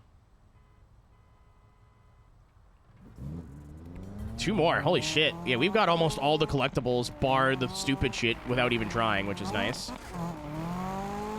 Which makes this stream feel a little bit more purposeful, because I think that was going to take a whole stream in itself, driving from location to location. No. We've done the final race in the main game, Mike. Like, all the races in the main game are done, bar the, like, you do it again. I'm doing everything that came out in the game at launch, and then doing, like, prestige mode, Eddie's challenges, but the main game, the story is done. I'm saving the big, long-ass race. Oh, okay. Well, apologies. Well, even then, Paige, like, the roads are really, like, they don't put a lot of effort into them anymore. Again, I sound like a boomer saying this, but Horizon 1 and 2, there was, like, little technical areas where your shitbox cars would be fun to drive.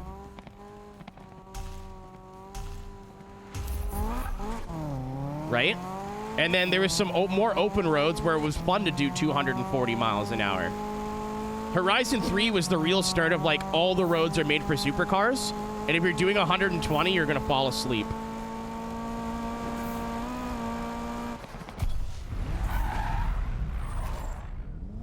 Flash, every other drag race I've done in this game is just drive straight. They threw me for a loop for that one.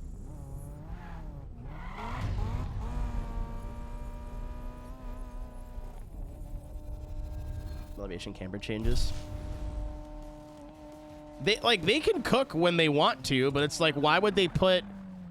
I don't know how long it goes into building an open world racing game world from scratch. I'm not going to pretend that I know. Right? I am the law.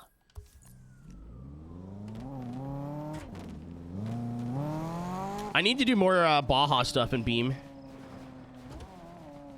I'm not going to pretend I know how that is, but why would you spend, let's say, like 6 months or 3 months,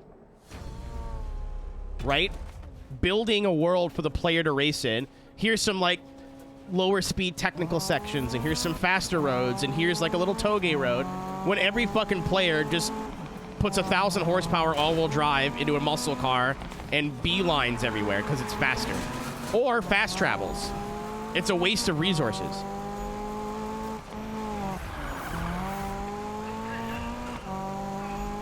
Like, do I agree with it? No. I understand, though. Oh, my God, everybody. That's the whole goddamn field. Oh, man. Oh, Lord. Psych out takedown.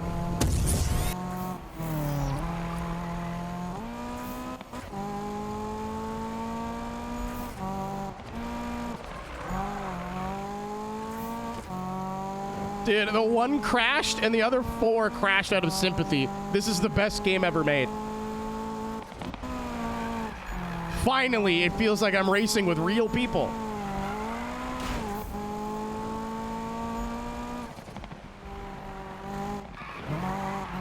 It's raining in turn 1.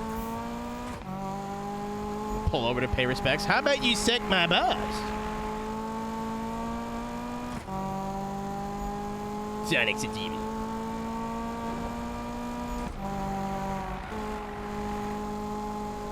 The session's been declared wet. Meet me at your mom's house! Yeah! That was worth crashing for. I don't fucking care. Woo!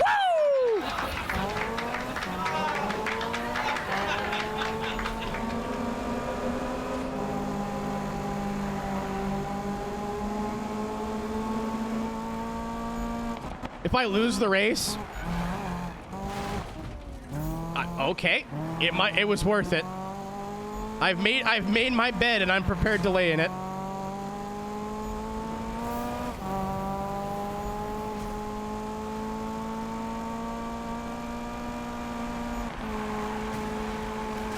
Oh. Oops. What is fucking going on?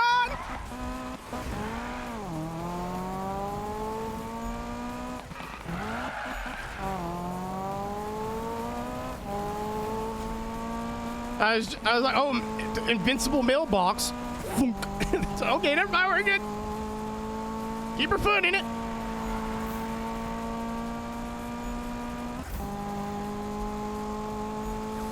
Welcome to Production Car Challenge.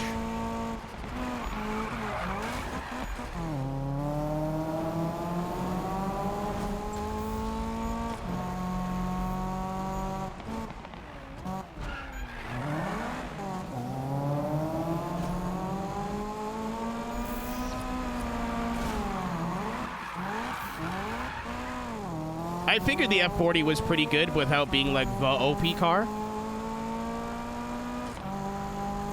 Not the Italian car I want, though. That comes later.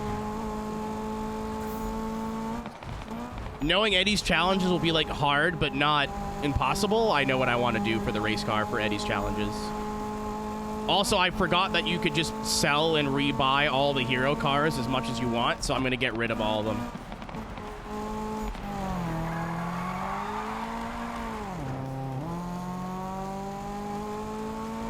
Yeah, it's not the best car, but it's like A tier, Dorset, right? Like, it's one of the best cars, but it's not the car. iRacing needs an F40. Can I, you're not wrong, but can I counter you? Like, they'll never do it because nobody will buy it, but I have another idea.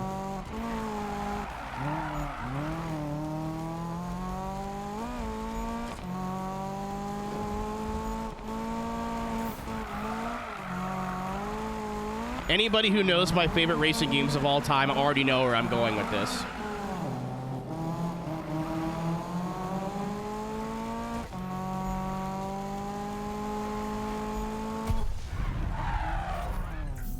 You were right, it was the Daewoo Matiz. No, Ferrari 355 challenge. I want to hear iRacing sound department do a 355 engine. Well, I don't, because then I'll know what an orgasm is supposed to feel like, and then look back at all my previous partners like they've done something wrong. But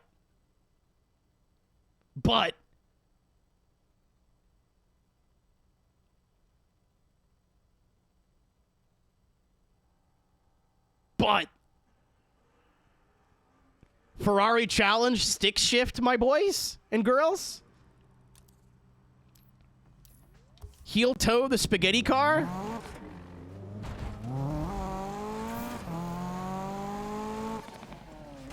C-Class fixed only.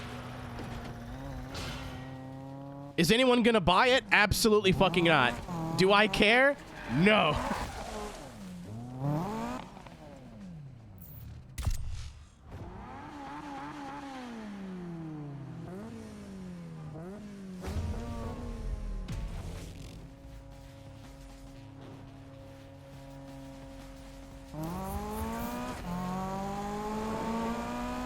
Don't kill me! Thank you.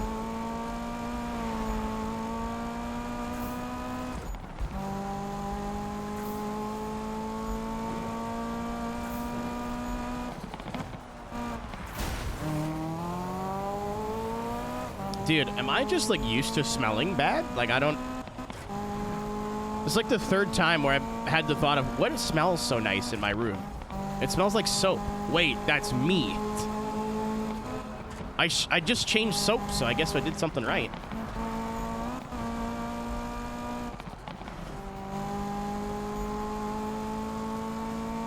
It's got... I think it's shea butter in it? It smells very nice. Like lilac? I do not smell like Slowbird. I do not know what Slowbird smells like. Isra, it'll never happen. I don't think we're gonna get retro road content for a long time.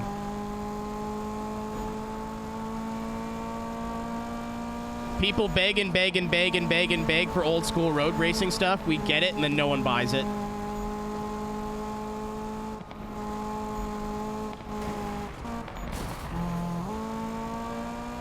It's very cool, and the people who do race it love it, but it just is what it is. Active TCR car? Oh, okay. I only read the second part. My B.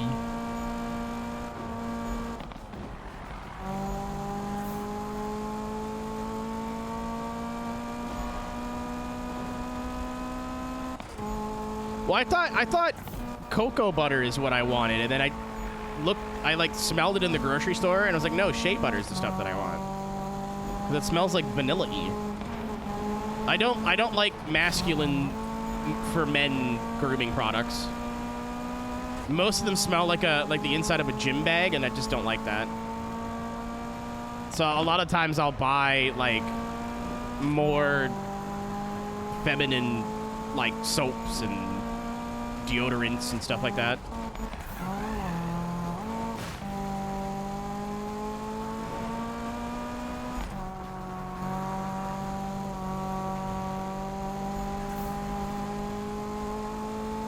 The Acura, Mike, I like get why they do it, because they want to have the class be as up to date as possible.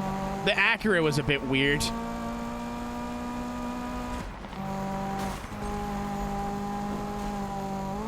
Again, I'm glad it's in there, and like I like to see it, like the IMSA class be at least as accurate and up to date as possible.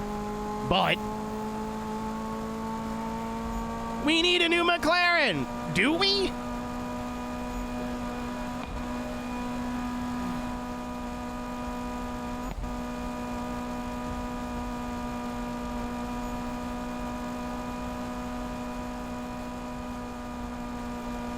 Honestly, I don't think this will be a hot take, but it might be a take. Out of, like, what I would like to see on the roadside added in as content, the new Mustang Challenge car.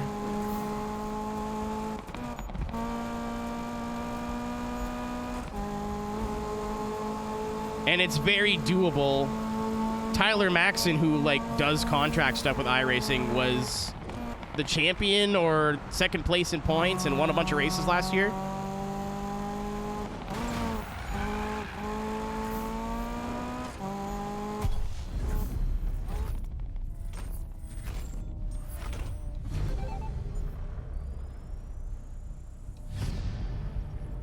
What's racing actively in GT3 right now? Let's say an IMSA that isn't in iRacing. The Lexus?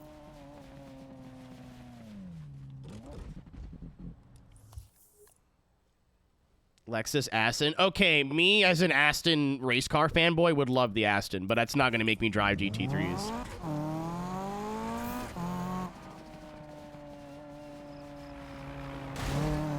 And again, like, I think we're all like on the same boat with this, but majority of the people who do iRacing road racing just race GT3s. So that's why they do it.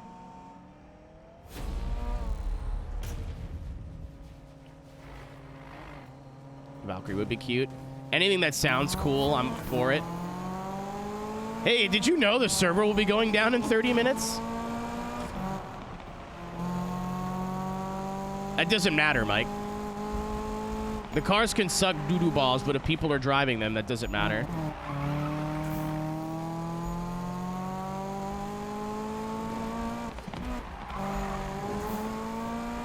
No, they don't do maintenance. I think it's just a glitch. It said this to me every single night, Paige. Up. If it makes you feel better, the first night, I was like, what the fuck do I do? I'm literally offline right now, technically.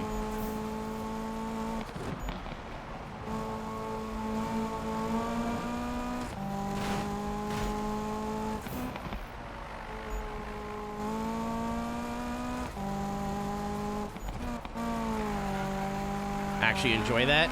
Mitch, the people who enjoy it really enjoy it. Like, there is a hardcore group of people who race the Lotus 49. There's a hardcore group that race Camel GT, which is the Nissan GTP and the Audi 90. But it's not a whole lot of people.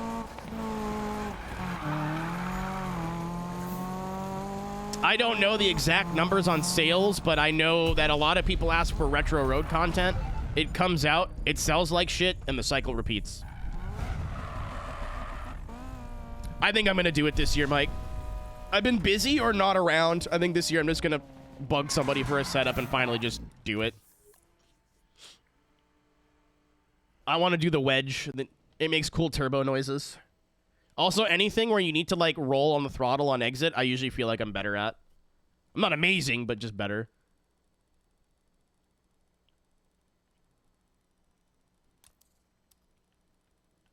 Yeah, you know what? I didn't know how long Camel with a K was gonna last. Rest in peace, never forget.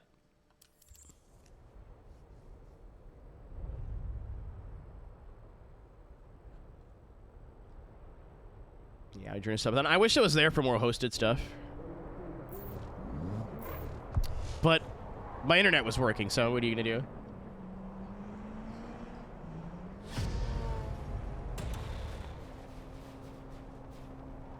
Camel cigarettes properly. I knew you were into the Camel mascot. He's kind of your type.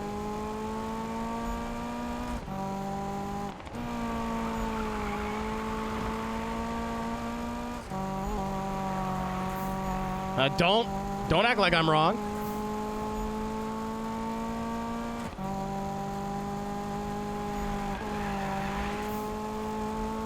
Not necessarily, Mitch.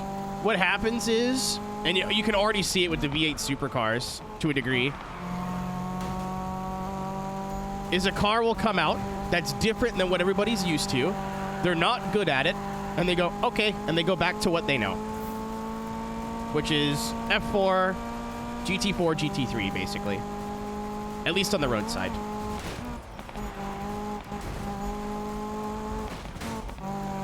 Like, the supercars were, for as far as I can tell, incredibly well received. And the other night, I was like, I wonder if there's anybody just in practice sessions. Nope. Granted, it was a little late, but it was like prime Aussie time. Nope, no one driving them.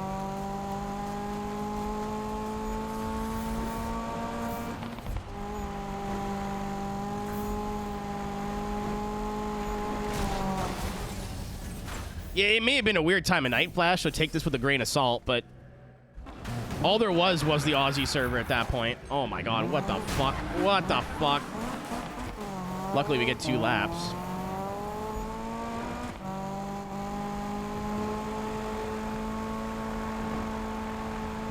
There's also a lot of stuff in iRacing that people like and would like to drive that I hear nothing but good things about.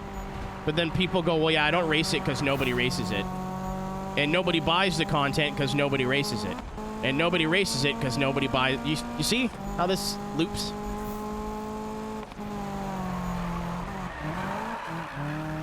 I think half the reason, maybe even more the reason, because everybody, like, especially like what Mike said. Mike's, I would consider a high-level iRacer. But everybody that I know that's super high in iRating don't like the GT3s. They just race them because everyone else races them. That's the popular class. You can't drive through that pole, by the way. Second attempt, it also did not work out. Yep, 100%. Isra?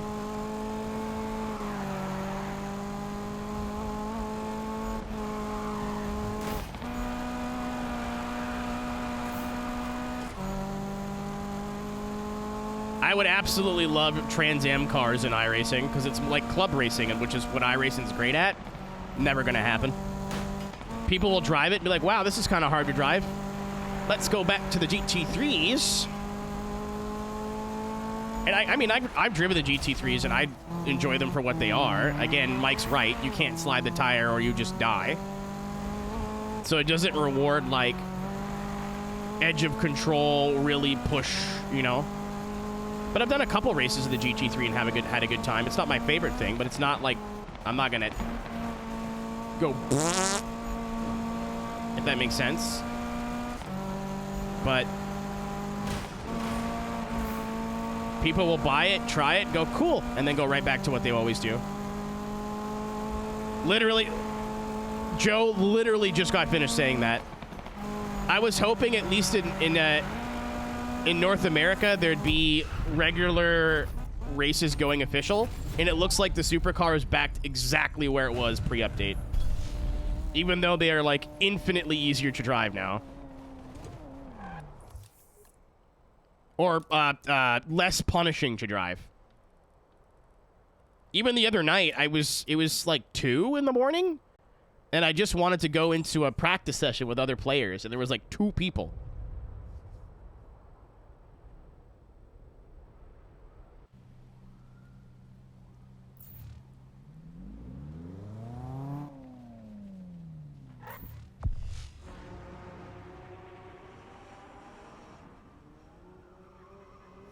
Yeah, but 2 a.m. here is like what time for you guys?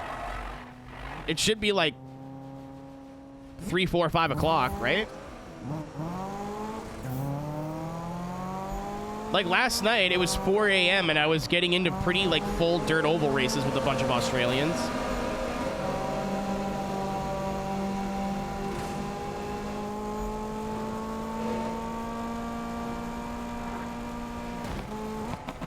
Oh, I thought I was going to kill that BMW.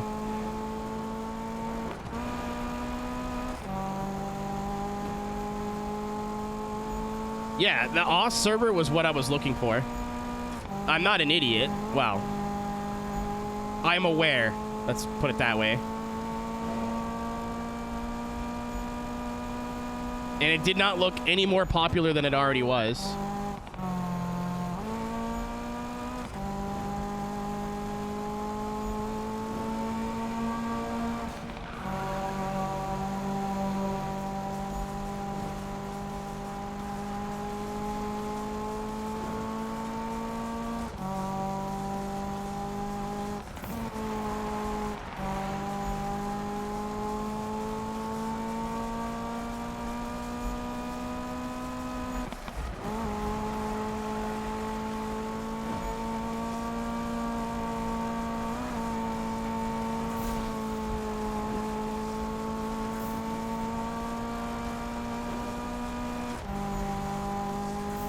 For normal drivers, Mitch, you can get any of those cars to run the same lap times too.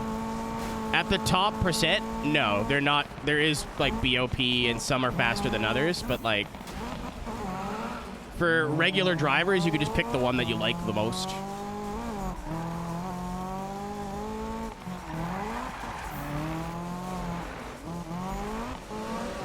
I didn't even know GT2s in the modern day existed until like months ago. Shit.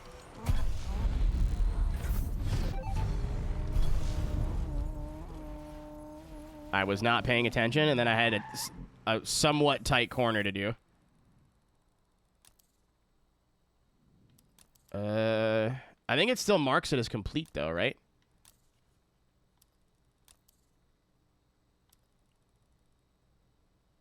I'm not going to question it. If it's got a check mark on it, it's done. I'm not going to question it at this point.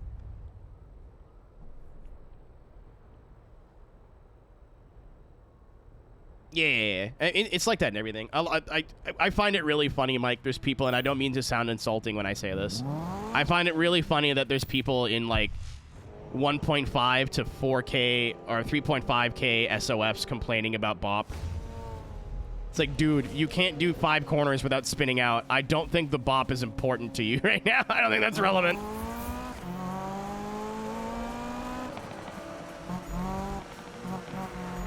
It's Bisimoto. That Porsche's cool as shit.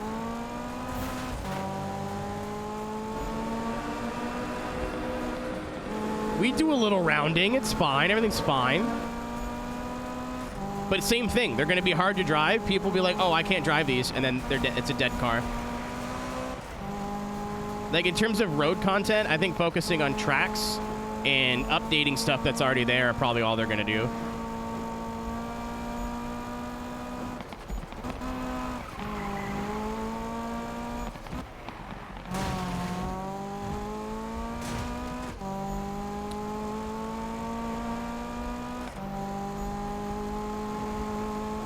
Like, if it wasn't super expensive to build cars the way iRacing builds cars, I'm sure we'd have a lot more old content.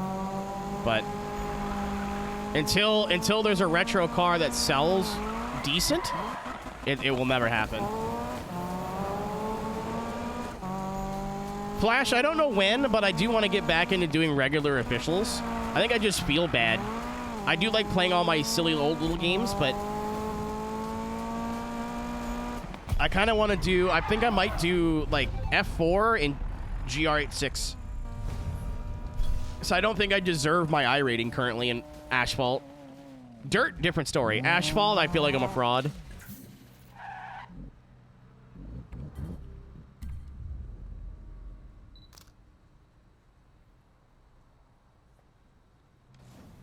Honestly, like, there's so much content in iRacing now, I think they could literally stop doing content for like 2 or 3 builds and it'd be okay.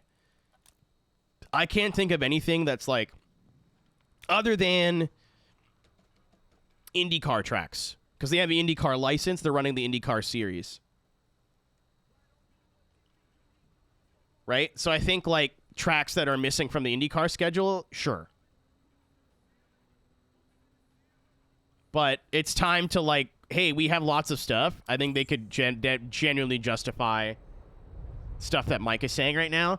I'd like to see a lot more race control options because they've teased that, and I think that would be really cool for leagues and stuff. And officials are fun, but I still maintain that leagues are probably the most fun that you can have in iRacing. Racing the same people on a regular basis. Yeah, the street tracks like St. Pete, Detroit.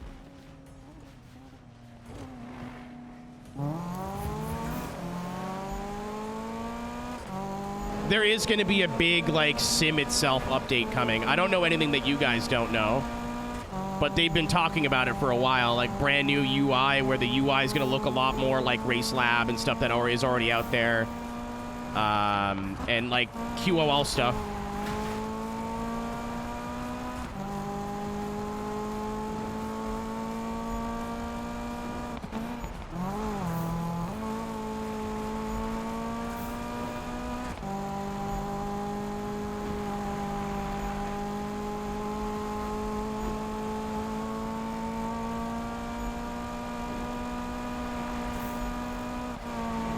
Yeah, I don't know. I can't think of any content that I'm like chomping at the bit other than stuff that I want personally that I know that they will not put in the game. Like more dirt road tracks, Glen Helen, Wheatland, the new layouts of Firebird, the side-by-side, maybe.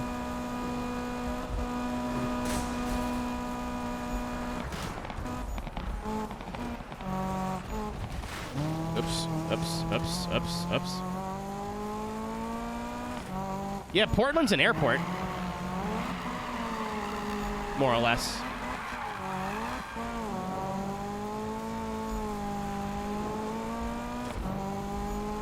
Think of like the old Cleveland track. But it's more of a like, it's a defunct airport.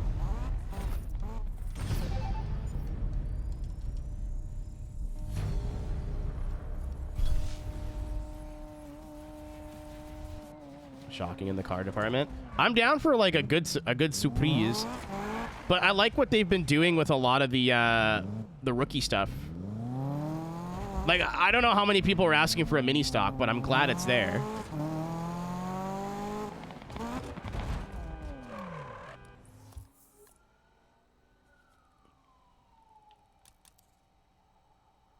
Assume the position. What are you, my ex-wife?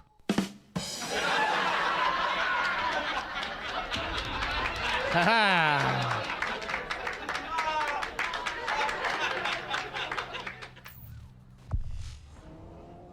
New vehicle, or maybe not, dude. Really up to you, brother. School bus? I'm all in, baby. Nah, the Ferrari's a little bit surprising. Because I figured they wouldn't give a shit about what WEC is doing. Because the Ferrari's not racing in IMSA, right? Or is it racing in IMSA this year?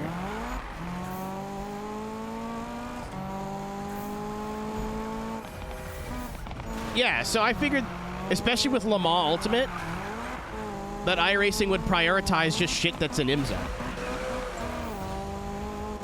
So having the Ferrari was like, oh, that's interesting. Like, I was surprised, but not shocked.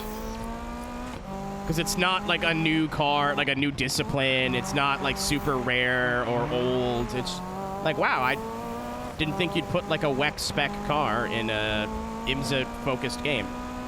But cool. Spaghetti.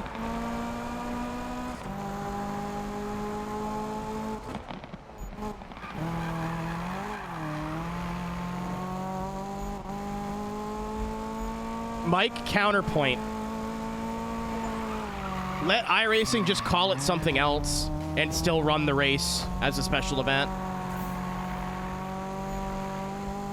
Let LMU have all the branding and whatever.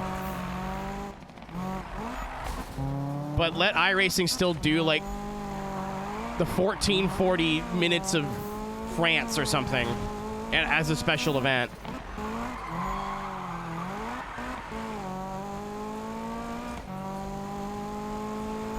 Honestly, maybe that's the shocker, Paige, because like they added in all of Super Formula, which was shocking or surprising. Box body looks different. Nah, it's the same car. It's got a V8.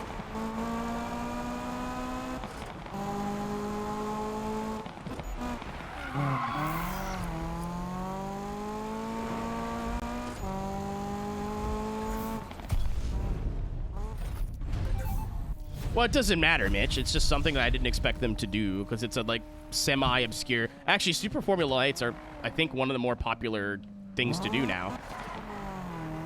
A lot of I judge about what's popular on road by what setup shops are making. And GT3s, Super Formula Lights, and F4 seems to be pretty popular.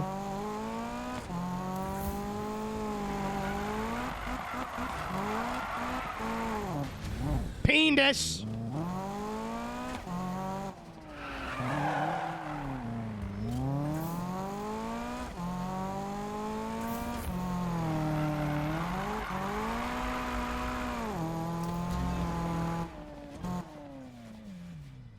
F50, Seb. No Testa in this game, unfortunately.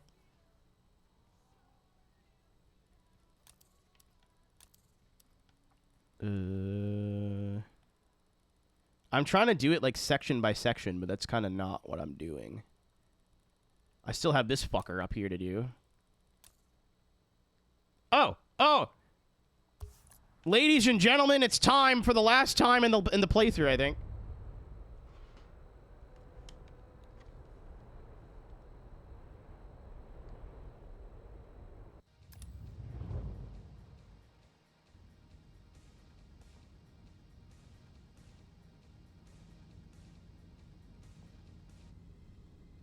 For the final time in the game before I don't need it anymore.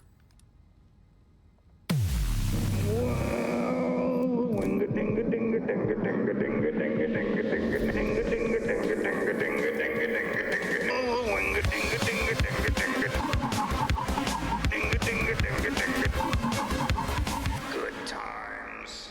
Thank you, Aaron, for that fucking whatever that is.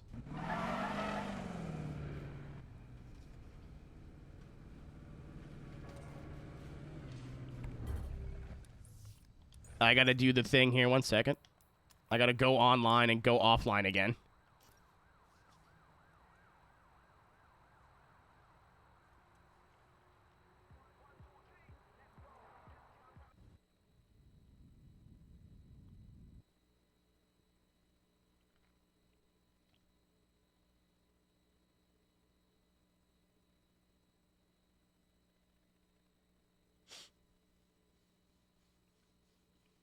I don't know. It sucks that like I don't know, just being more mature or having a little bit of insight to how the sim works.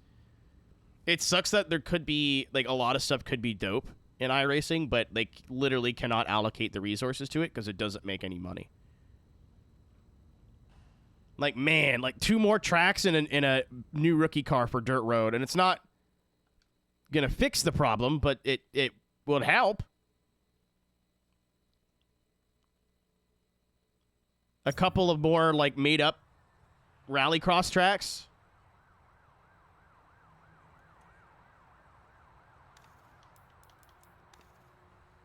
Just to add some more variety.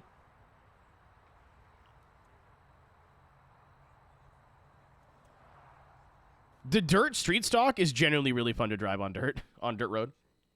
Also, I actually dropped from the server for once. That's new. Just for the historian here? I'm not sure what you mean by that.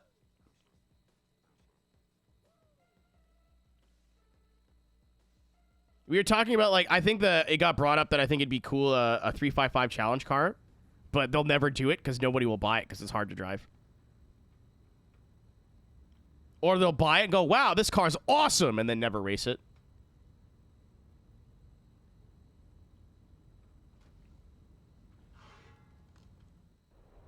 That specific word is auto-modded.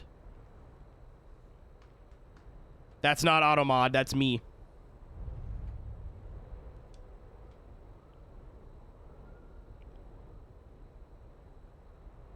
You can say coom dog here.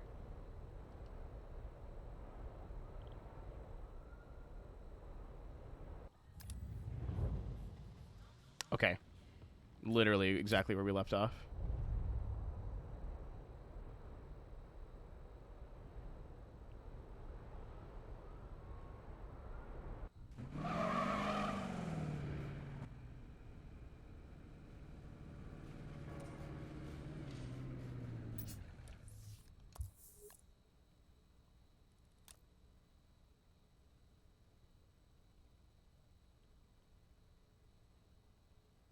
A big plus. I mean, you're not wrong. Unless you got that backwards. That's not, like, incorrect. Because, again, like kind of the thing is, if you race GT3s or F4s or LMP3 or whatever, there will always be a race. Like, the next time slot, it might not split, but there will always be a race. That's kind of the problem with, we were talking about, like, Camel GT and stuff earlier.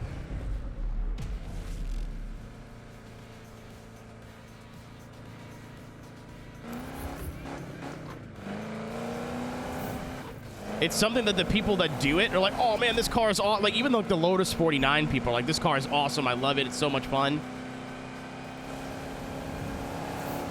But nobody races it because nobody bought it. Nobody bought it because nobody races it.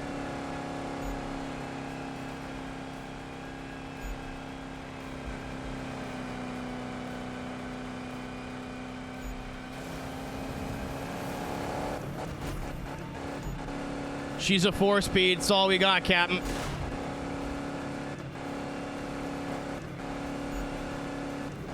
Yeah, Mike, exactly my point. It would retro content would be really cool.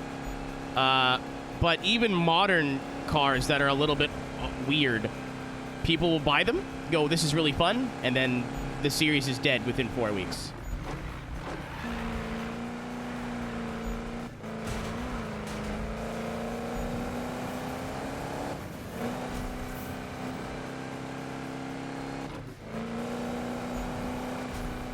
I think we talked about, like, that kind of idea a little bit earlier, too, Seb.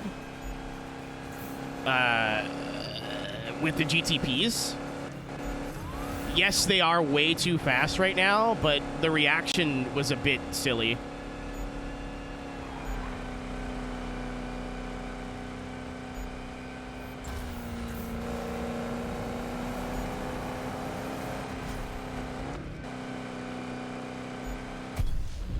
Oh, no, we're talking about two totally different things. I see what you mean now. No, the GTP, like I did a couple laps for a friend's YouTube video the other day on Daytona. Daytona GTP is a combination that I have a lot of experience with. I know where I should be lap time-wise, roughly. I'm not fast there. But I should be able to run like a low 33, high 32, maybe a mid 32. I was almost in the 29s on baseline setup with the Acura. Every corner coming out of the corner, there's just no drama. The fucking bus stop was easy. Like, I see what people mean, but I think it's kind of unfair to...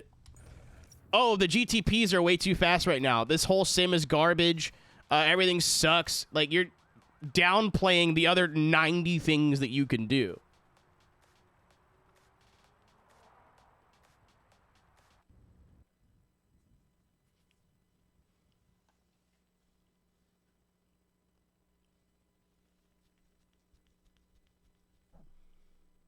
Also, a lot of the people, with some notable exceptions that I saw complaining about it, do not drive GTPs in the first place.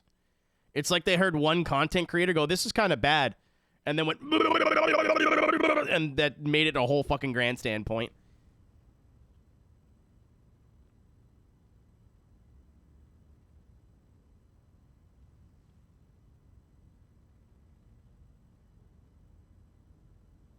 Yeah, if you're like, I think Yuri was probably the only dude that I understood. But either way, like, it's unrealistic, and you pay a lot of money for iRacing to have a somewhat, if not very realistic experience.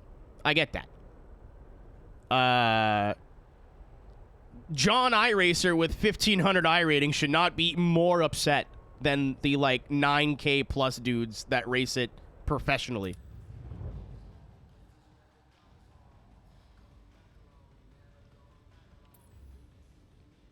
You know what I mean? That's weird. Me? No. The only time if I'll do anything like that, Mike, is off-road stuff now. And even then, I didn't sign up for Pro 4 Regionals. I might sign up for Pro 2 stuff, but I do not want to take anything that is not off-road that seriously. I'm going to just, like, I do want to get back into doing officials. Like I said, I don't know if you're here for this. I feel like my, like, almost 3K road rating is, like, fraudulent. Because I got to 3K with the Jetta and then just have not done officials, really, in, like, a year. Or several years. So I would like to do, like, a full season of a couple different things. It happens. Yeah, having a not accurate hybrid system is also kind of lame. But again, you could also, first of all, drive something else. Even if you like downforce sports cars, there's other options for you. Or two, just deal with it. Which is what most people are doing. They just like complaining.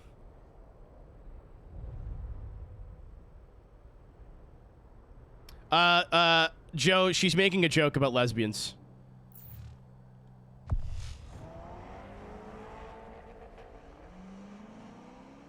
Blair, I would say probably 10%. Or you could rephrase that to how many people are driving the GTP to the level of, like, where they'll actually notice a lot of the stuff. So many people just see someone have a take online and go, that's my entire personality now.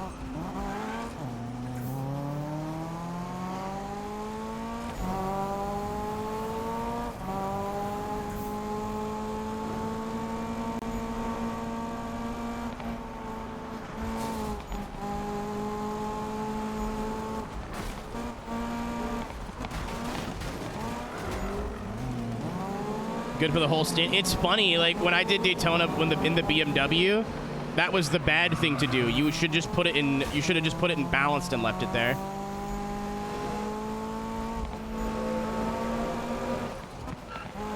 But even in, like, sports cars, there's a lot of sports car stuff that is in a really good place from what I'm hearing.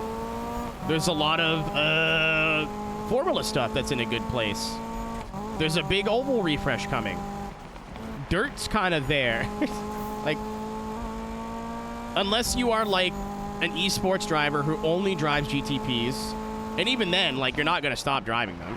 They're way too fast, it's unrealistic, but I'm still going to drive them. That's how, like, we were talking about it a bit earlier, that as a Forza person, or a former Forza person, that's how you get developers to start ignoring your community, is sensationalism.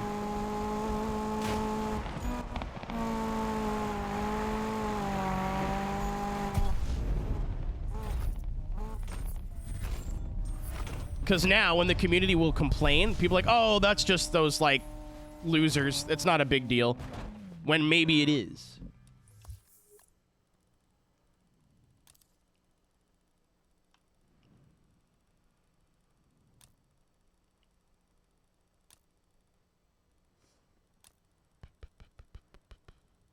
I'm just double checking that we're done everything bar the big race. Yeah, so it's all stuff on the west side now.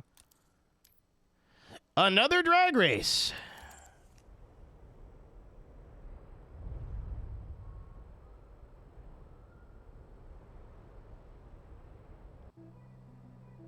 Most devs don't play the game. I can assure you, at least for iRacing, as somebody, like, I've been in the studio, man. They may not play the game as much as players, because you don't, like, it's what you do for work, right? I get that. However, everybody at iRacing cares a lot.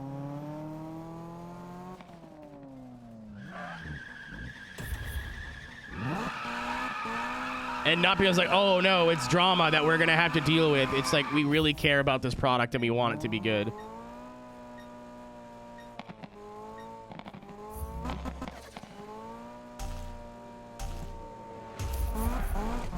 Challenger, yeah.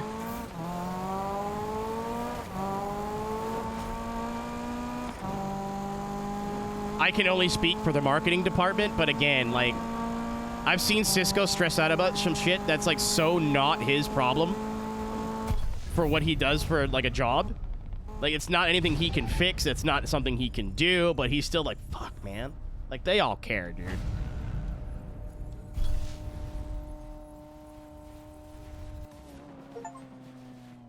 Drag queen? That's me!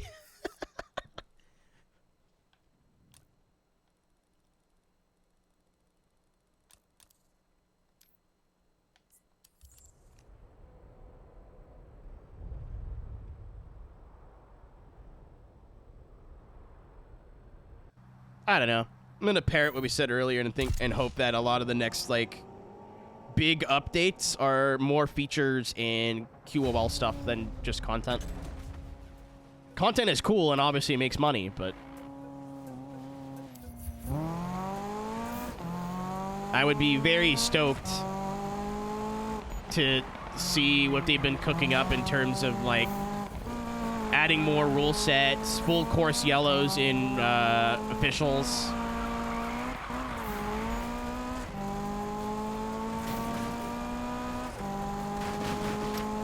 I don't like the TCR enough, Mike, to race it like you do, but I like it every time I drive it.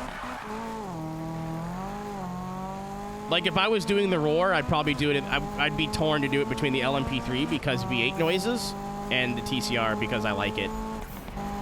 It doesn't make any sense as somebody whose background is drifting that I'm good in the TCR. I do not fucking understand it.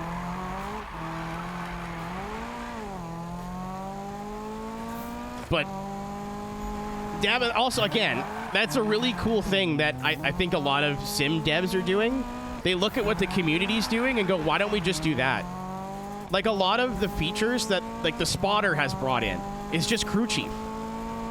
They looked at crew chief and went, why don't we just do that? You know, they looked at the UI from Race Labs and, like, caps and whatever, and they're like, why don't we just do that? I think that's cool as shit. Oh, I killed a man. LMP1s become base content? Probably never. It depends on, I don't know if this is common knowledge or not. It depends on what the license agreement was. I know there's some manufacturers that, for licensing reasons, can never be base content because they didn't pay for the license. the manufacturer gets a cut of every sale.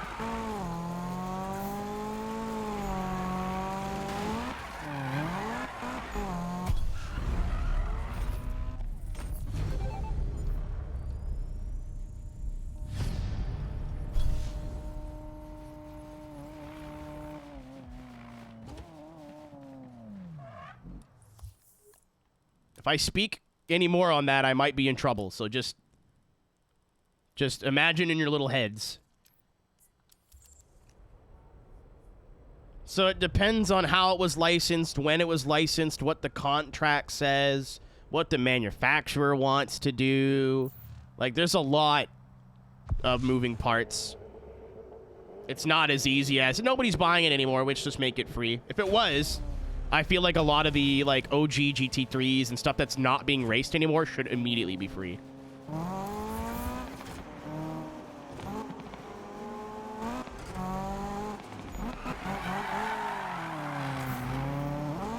Like, the minute a GT3 is no longer being raced in officials, in a perfect world, that should be a free car.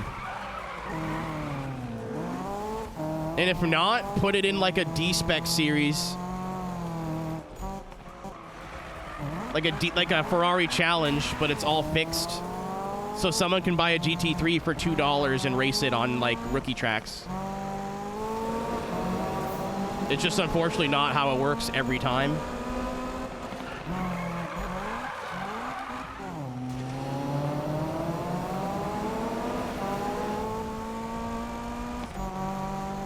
Mike, I don't agree with that, but I think they need to completely develop a way to implement them. Especially for endurance racing, I think it would add a lot of strategy. But at the moment, I don't know how they would implement them well. Like, it needs to be done well if they're going to do it. You know what I mean? Like, the current system, where, like, the restarts are all, like, all the classes are mixed together. It takes, like, 6 laps to go green again, so we're all just doing pace laps for fucking 20 minutes. Like, that sucks. They'd have to completely redo how they do it.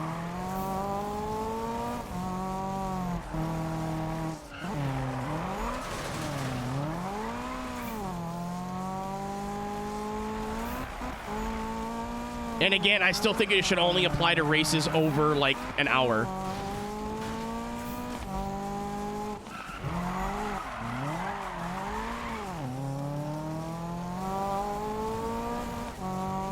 Or, like, special events only or something like that, you know what I mean? But even then, like, how do you do it? Like, oval, it's easy. Car spin, yellow. In road, what do you do? Like, is it a 3-car incident? A 4-car incident? I'd still love to see it, but it would definitely take some, like, testing and revamping of the way it works. I do not want it to work the way it currently does. Anybody who's been on, under yellow on a road course in a league race is probably in agreement with me right now. In a multi-class league race. Awful. Your advice earlier? That, I appreciate it, Liv, but that was all you.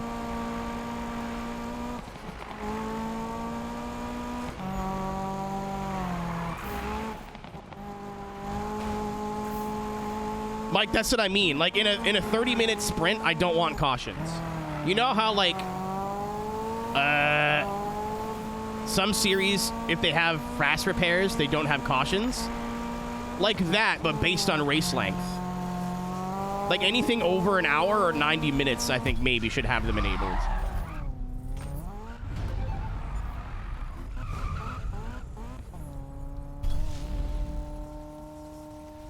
Just to, like, jazz up the strategy, because at the moment, maybe with the exception of rain, at the moment, you can kind of plan, like, for Daytona, you can plan your pit strategy weeks in advance.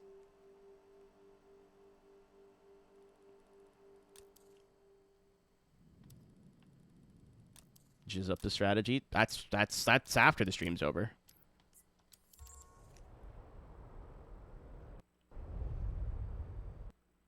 Oh, goodbye, game. Yeah, we've been due. That's the second crash of the playthrough. It's been going too well for too long.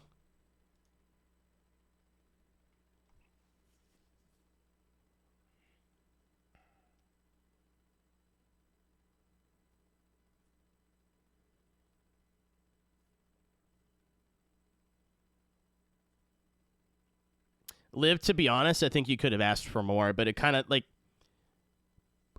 I wanted to sit down and come up with like commission prices for like, hey, if you want me to commentate your series, this is my going rate or whatever. But a lot of what I would ask for, it really depends on the budget and how much I want to do it. Like, I don't want to ask a small league, right, for $200 a show when their entire budget for the season is like $80. Because A, they'll just say no, and B, like, that just makes you come across as an asshole. Oh my god, I was about to throw up. No, I have to fucking already be in the game. It's so stupid. And then the other way around is you undersell yourself. Davin, I've had on my whiteboard make commission prices for voiceover, commentary, and writing work per word for probably 6 months now, and I still have not done it.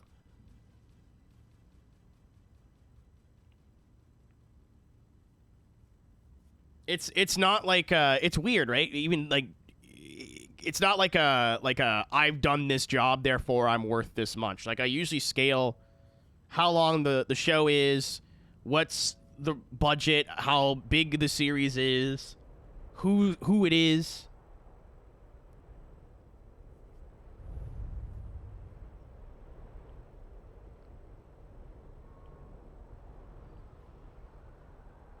I still have to get better at saying no, but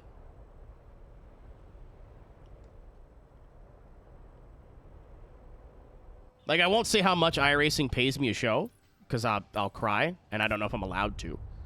I would not ask a league to pay that unless it was like $10,000 prize to the winner. You know what I mean? Like, it was clear there was some money behind it.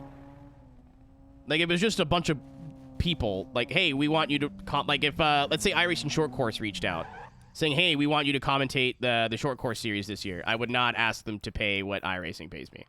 That's not that ain't right. Please contact me pricing. I mean, I already have that. It's my business email. You just hit up my business email saying, hey, this is what we're doing, this is our like, my first question is usually, what's your budget? And if they undersell me a ton, then I'll be like, hey, like that's a little bit low for the budget. Is there anything better you can do or whatever? But I don't have a number off the top of my head. Yeah, Dad, I think you could speak from experience with me. Like, what I asked Red Bull for is not what I would ask anybody else for, but it's Red Bull. You can add a 0 on any fucking invoice from them. They're like, all right, whatever.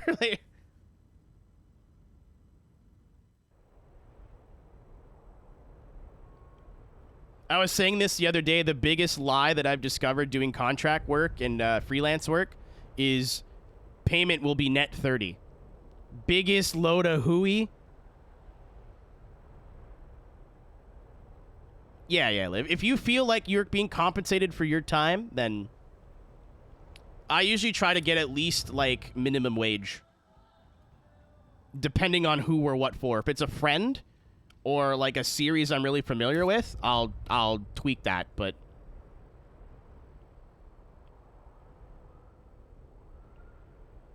like my prices for, or my commission rate for drift tournaments is now going to probably go up a lot. So I've now realized that commentating for 9 hours a day is not the way I want to spend my day. Like, cool, I can't fucking talk. My throat hurts. They're $30. Woohoo! No, I would like to be compensated a little bit more than that. I'm also taking a day off of streaming most of the time. You're right, Mitch. You're so real for that. Yeah, oh, hey, you get it. You're smart. I'm flattered you'd ask me for my opinion on that, but I need you to know that I'm also just kind of making it up as I go.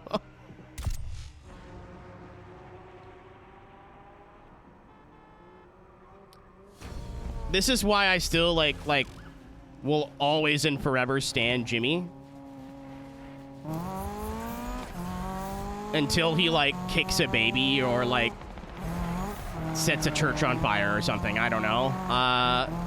But I still remember the first time I got asked by Red Bull to do an in-person event for them. I've never done a studio event before, or worked for at the time worked for a company that big. It's still a milestone moment in my life. And at Red Bull at the time, I'd always been talking to my buddy from college, so it didn't feel professional. But for this specific thing, I had to talk to his boss. So I'm like, fuck, I don't know any of these people, so I'm sweating. And the guy goes, what's your day rate? I have never heard of that term in my life at the time. Like, what is a day rate? A day rate is that's what they pay you for the day. It's not hourly. First of all, my minimum wage worker brain went, you could do that? But I don't know what too much is, too little. I don't want to undersell, oversell. Jimmy's in the back of a taxi somewhere in Germany at this point. I think it was 2021 when this happened. So I don't know if it was while he was getting into the whole Nürburgring thing or before or after or whatever. And I sent him a Discord message going, hey, dude, whenever you have time, it's not a rush. Can I talk to you about some, like, businessy shit? He spent, like, 45 minutes on the phone with me in the back of a cab at, like, 11 o'clock at night, I think it was for him. One of the only people I've met in 15 years of doing this that got big and remembered where he came from.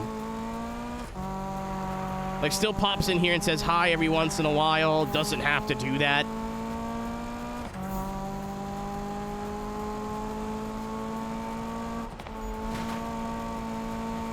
A lot of people that I was colleagues with in content, when they blew up in popularity, they kind of stopped talking to me. Which is like, whatever, you're not a bastard, but it's like, oh, you know what I mean? Like, okay, go talk with all your new friends. Dude, Steve, Super GT, still wishes me happy birthday.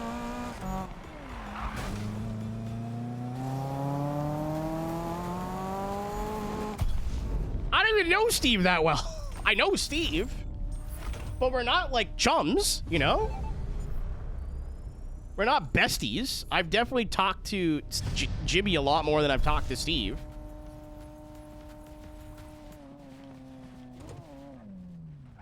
I do know Alex Albon, yeah.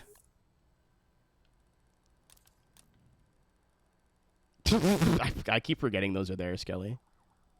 Oh, we're almost done.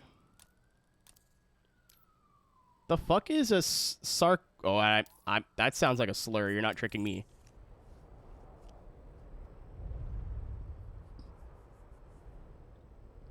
Popped into Brennan's... Dude, that's what I mean. The guy's got how many different things going on right now? He's got a kid on the way. And still finds time to, like... How you going? Like, it doesn't have to... It's not much. It's just him popping in, saying hi, hanging out for 10 minutes, and then going off to do whatever. But still... I still feel like if I had any questions about anything, I could reach out to him and be like, hey, dude, real quick, sorry to bother you. And he would be like, all right, Mike, no worries. Like when he was in Montreal for, what's it called? The Gran Turismo World Series. I would drive there. It's a 2-hour drive and go find somewhere to have a point with the lads, but he wasn't here that long. He got here, was in Montreal for like a day, did the work, and then had to leave on the Sunday, I think. And I was like, oh, well, I don't want to drive 2 hours to may not get penciled in, so I'll just let you do your thing, no worries. Like, yeah, busy, things happen. I do the same thing when we did DreamHack and stuff. I had friends in Atlanta. I'm like, I don't know if I'm gonna have time to hang out, but I'm stupid and stayed an extra week. Same thing in Dallas. I went to DreamHack Dallas like a week early to see some friends in Dallas.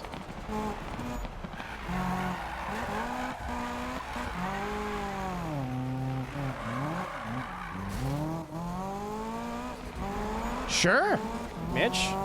That's weird, but okay. Like Ghana, right? Like everything in the same country here?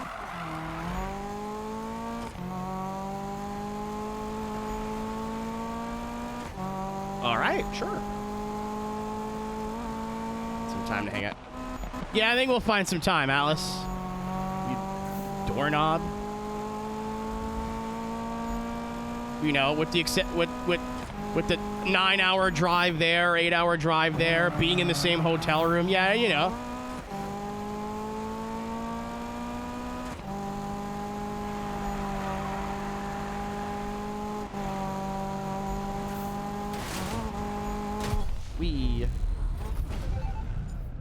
I'm kind of bummed this took so long, but I was hoping we'd get to like the new game plus stuff today, but that's okay. I was like, oh, maybe we'll have time. I just looked at how long we've been streaming. It's already been 5 hours. Gosh, good almighty dang.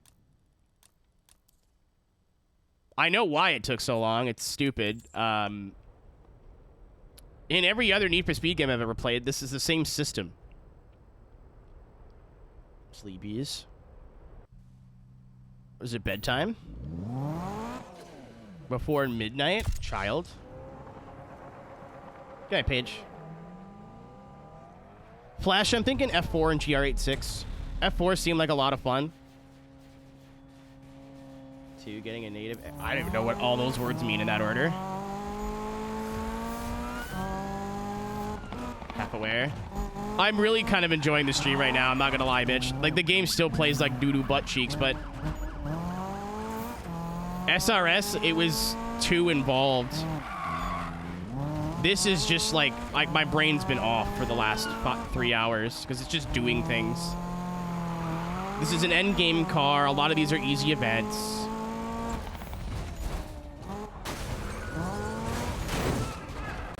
Mike, I drove it with an open set the other day. I know what you mean now. Even just like changing the TC or like a couple in-car settings, that car really comes alive. Oh, so you can run the old sim natively without having to do any... Okay, cool.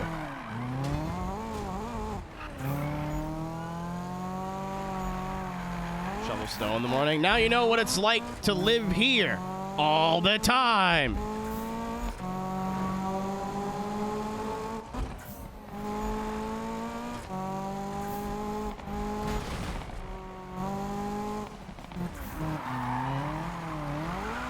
You're so funny, Olivia.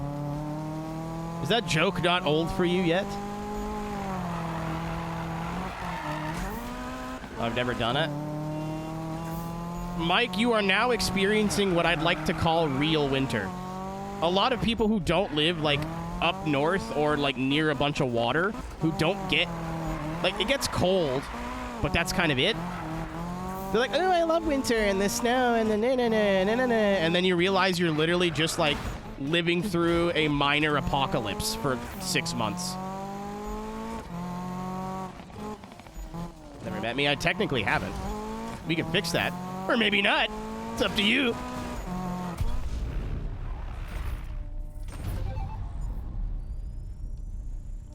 Yeah, there's like southern Pennsylvania winter, where it snows like a couple inches a year and it's minus like 10 or 15 degrees Celsius. And then there's like here where it's minus 40 and we get 10 feet of snow all the time. I'm embellishing, but you guys know what I mean. Oh, even like North New York, Boston, like that kind of area still gets it.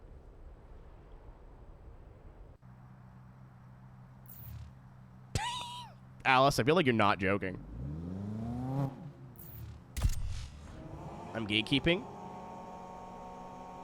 Davin, I started taking a vitamin D supplement because I haven't seen the sun in a few days. That is not a joke.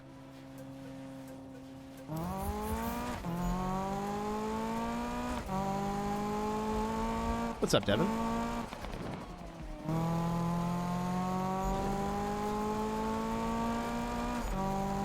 I didn't know you were lurking. That was definitely a call-out post.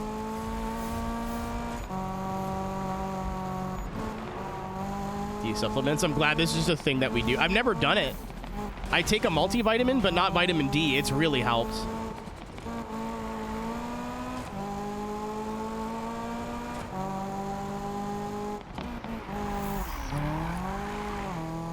Part of my my New Year's resolution was to drink more water, take my vitamin D, or take vitamin supplements, and try and eat not as bad. In that order.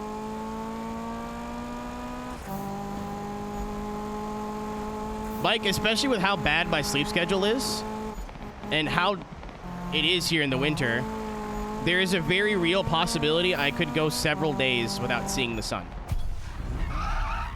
Like, no sunlight at all, other than what pokes in through my mirror or my window in the morning. That's it.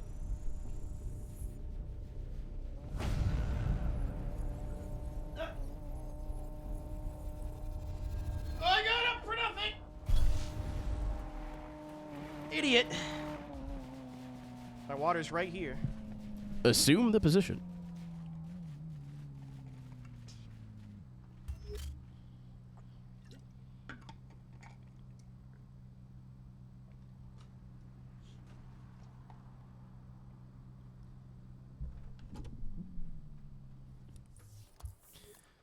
Yeah, to be like in our defense, is it a hostile wasteland to live here most of the time? Yes. Do we get any real like natural disasters? No. Sometimes. It's very not frequent.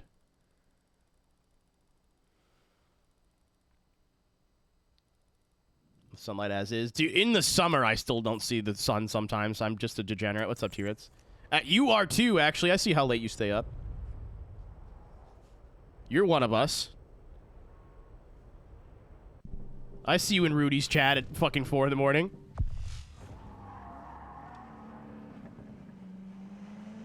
Well, Mitch, even if we get like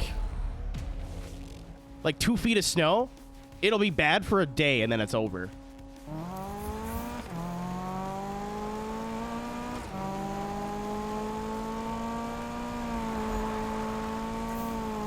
You know, it's not like a fire or an earthquake or you know. Hope you're well. I am alive.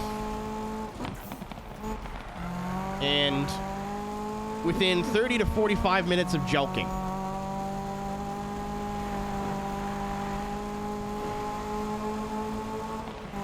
There's a jelk session on the horizon. That's a wall.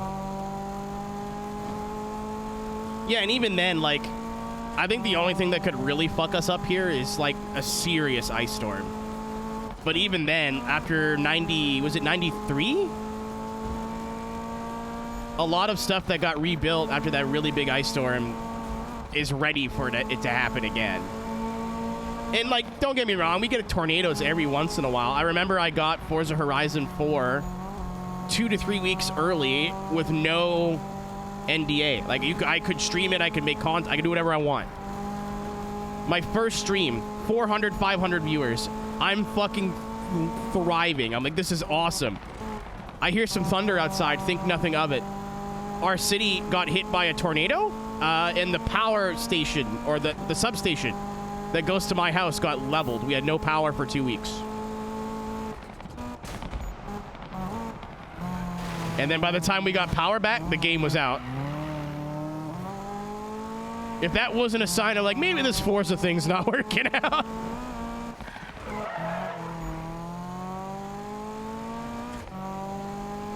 Ow.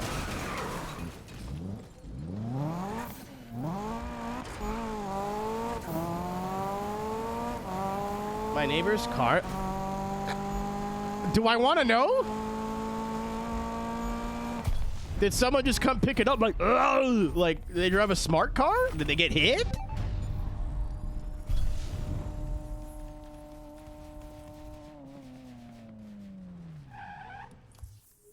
That's another thing too. Is like a lot of people from southern states will make jokes whenever it's hot up here. First of all, it's not funny.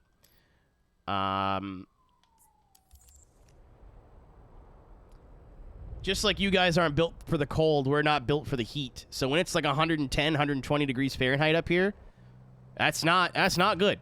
That's very good, not good, very bad. Literally, our chemical composition is different. You know what I mean? So when I see pictures, I used to make jokes because people would rip on us. I'm not a doctor, but somebody told me like a couple years ago, Mitch, and it made sense.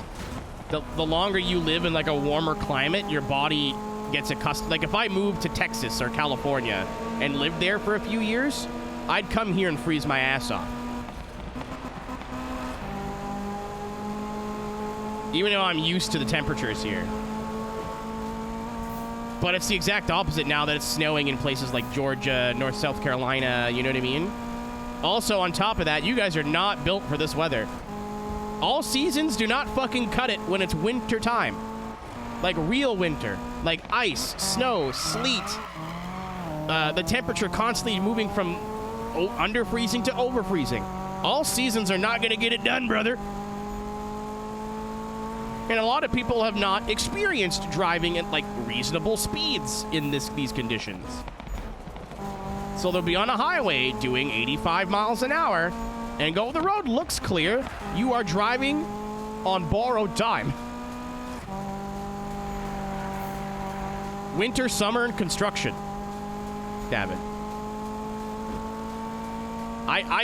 We don't get spring and fall here anymore, really. It's like a week.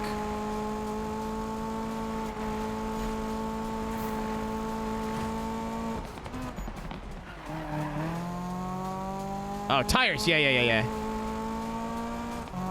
Like I had to drive to Boston. Well, I didn't have to, but I was driving to Boston in second week of December. It had just snowed like 20 centimeters here. My old snow tires had cracks. They were like 10 years old and dry rotted. I had to go find snow tires. I am not driving through fucking Vermont and northern New Hampshire on all seasons. That's how you die.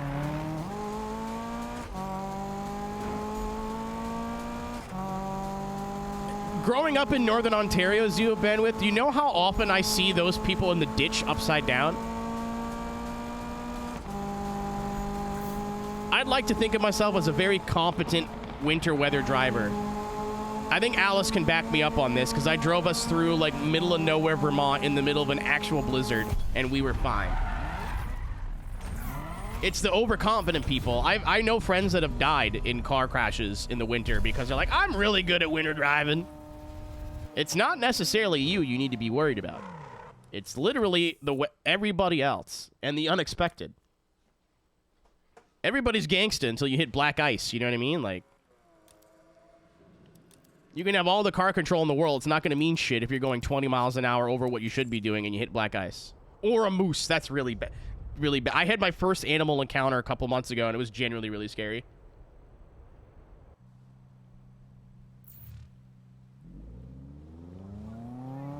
Also, especially for front-wheel drive, snow tires don't necessarily fix the problem.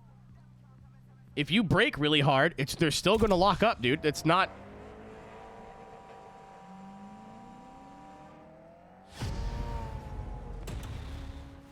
Like, I think the best thing that you can do, and the only reason I learned this is because A, I like drift cars.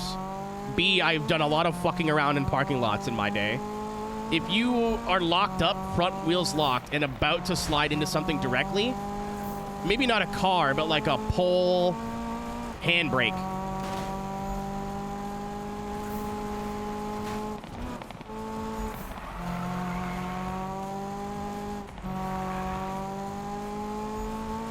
Yeah, it's not like winter tires are not like cheat codes to grip. Helps, but if you're an idiot, it's not going to save you.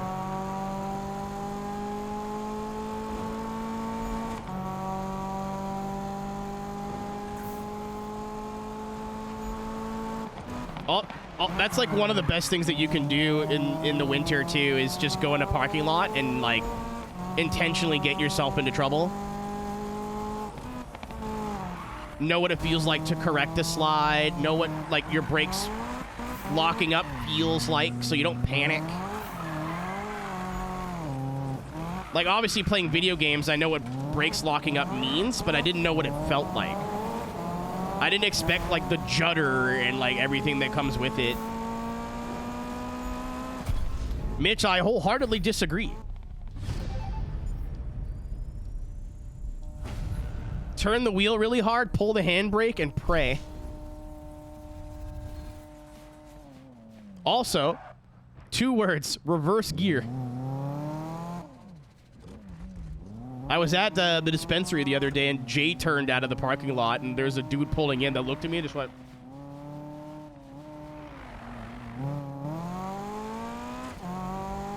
I've not tried anything like that in the city that I live in Vader, but in the, like, where I grew up, it's as long as you're in, like, a closed business, there's no pedestrians, and there's no parked cars, and you haven't been there for, like, an hour, you usually get left alone.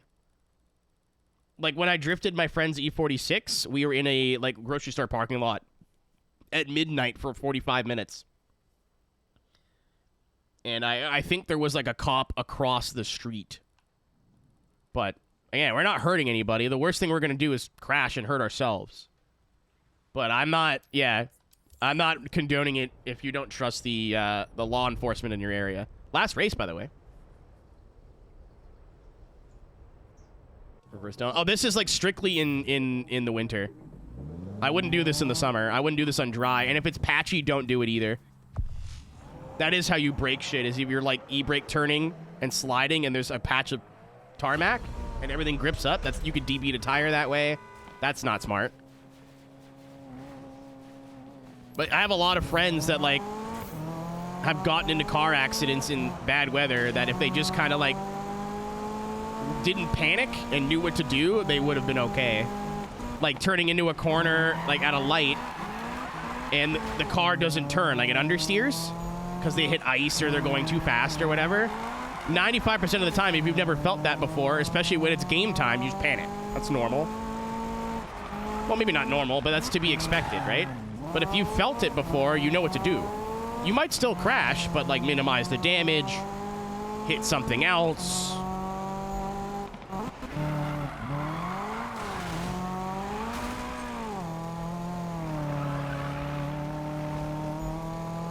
I've definitely had some moments where I've been going into a snowbank head on, pulled the handbrake, and then just hip checked it and kept going.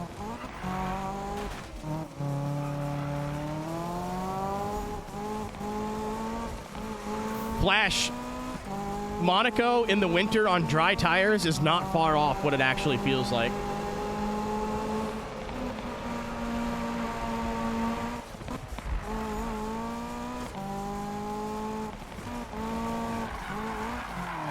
There is a club in my area.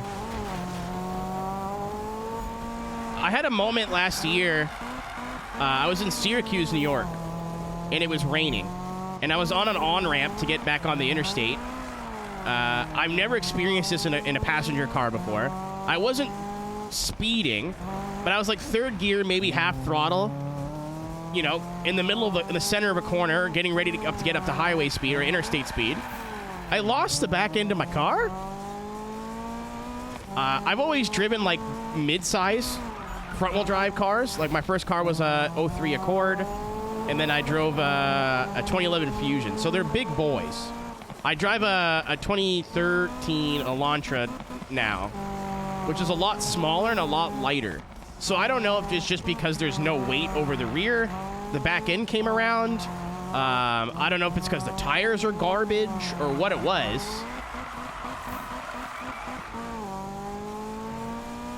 I'm glad I caught the slide, because if I got into a fucking accident in another country, I would have been upset. His name is Lloyd.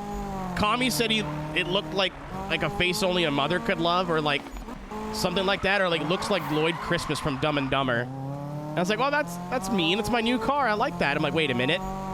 That's funny. Let's lean into it. So his name is Lloyd now. Distinguished gentleman.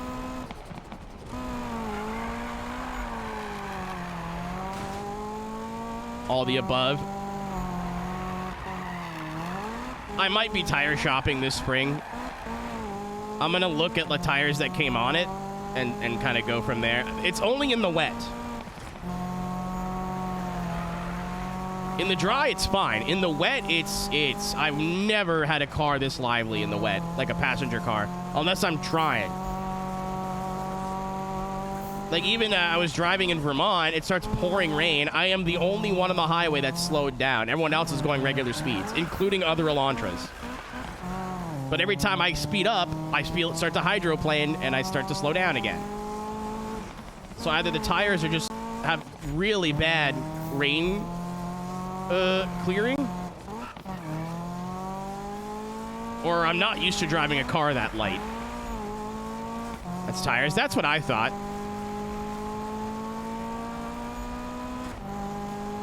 Like snow, whatever, I get that. Rain, I shouldn't have to drop like 15 miles an hour. Unless it's like monsoon conditions.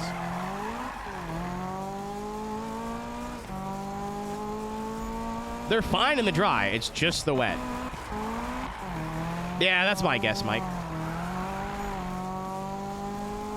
Which do they have? Couldn't tell you. That's a March or April problem.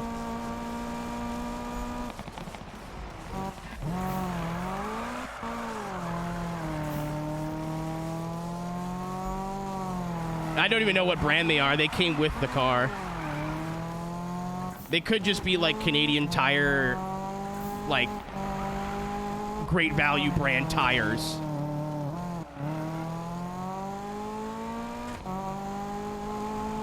Very ass-tastic in the rain. I mean, they're not... They do have, like wet clearing, like, capabilities, but I feel like that's not what they're made for. So that kind of makes sense. New Monaco and Greece stages?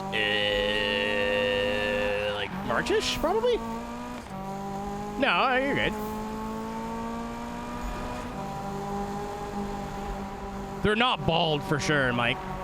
I get my tires changed by like a 10-minute oil change place. They will not put tires on if they're even a little bit sketchy, which is what saved me from putting on dry rotted tires this year. Really annoying, but I'm glad the guy caught it.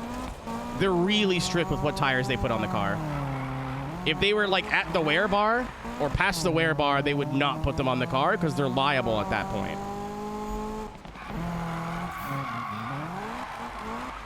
Probably about the time Creator Series starts, Flash. Maybe even like this month, next month. I forgot when the new season's supposed to start. It's about that time.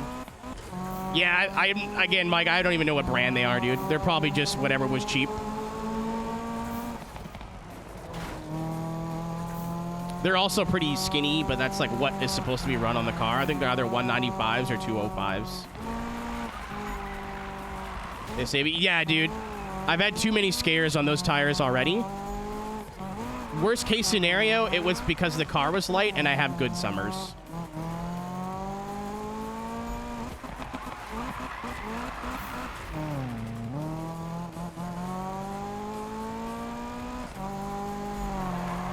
I kind of want to get a set of black wheels too. So it's just a good excuse to get new tires. I think my car looks a lot better with black wheels on it because it's like rental fleet gray, so it makes it look a little bit less like a mom-mobile. Like, it's got black steel wheels on it right now because they're winters, and even though they're steelies and it looks stupid, it still looks so much better.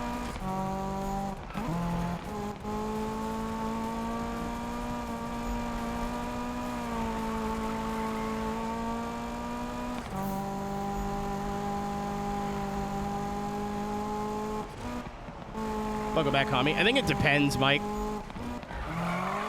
If it's like a plain color, like a black, white, silver, like a shade, I think black wheels make like the paint pop. Because right now it's like the color of the car is almost exactly the same color as the wheels, and it just looks like a rental car. I mean, it's a Hyundai.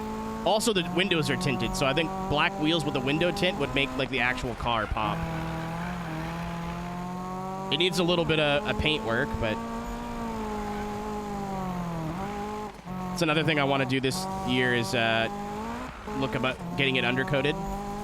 I don't drive very much, especially in the winter, and if it sits, it just rusts. Hey, all the races are done.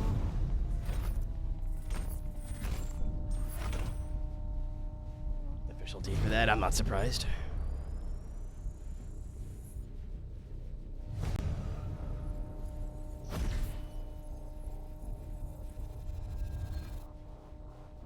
That's on the Miat, right, Blair?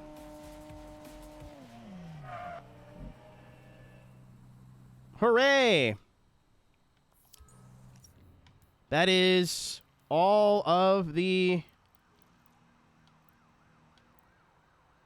events in the base game finished.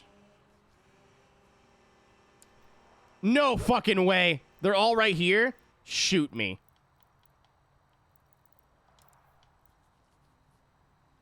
God damn it. There was an easier menu to do this. Oh, no.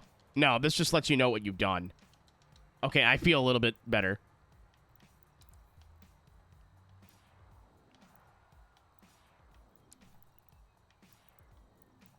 I feel a little bit better now.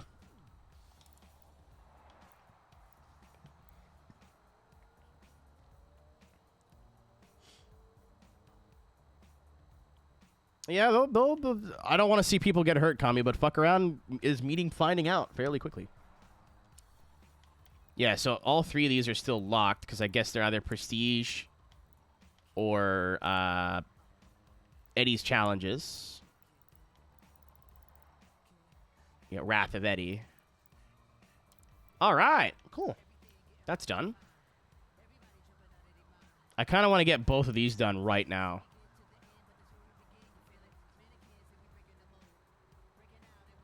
What time is it? It's past midnight.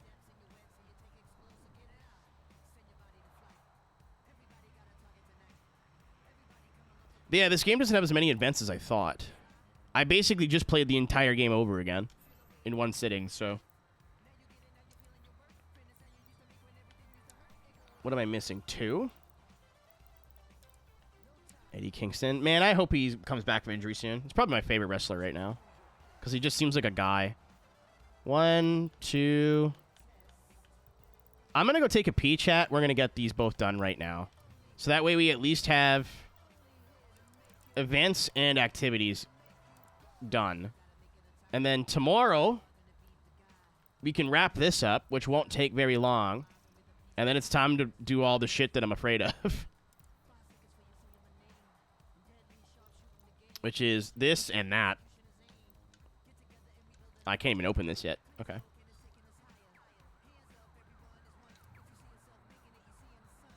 I'm going to go tinkle.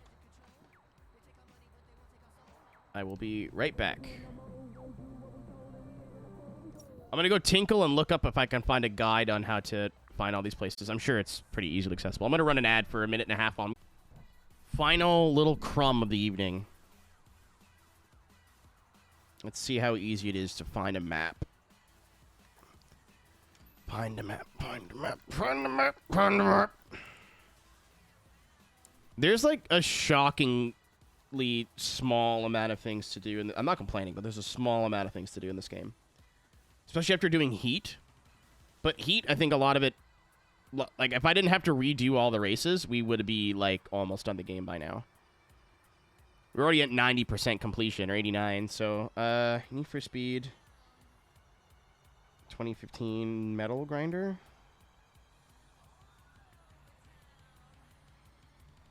There's a wiki. Franklin Terrace.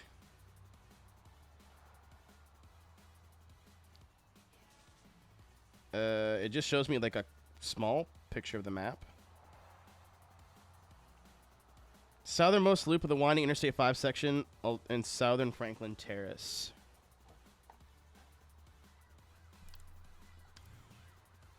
I'm getting hungry too. Man, I'm so bummed. So I make curries. Is this Franklin Terrace? Oh, it's right here. I make curries now as like meal prep food. I tried that Flash. It just opened the same JPEG bigger.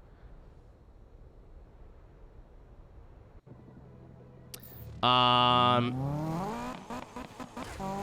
normally I'll do chicken thighs, potatoes, corn, and then you can get cans of peas and carrots. And I get like whatever jarred curry sauce is on sale. Takes like 30 minutes. And it's decently healthy food for the week. I went to my local Walmart. They were out of chicken thighs.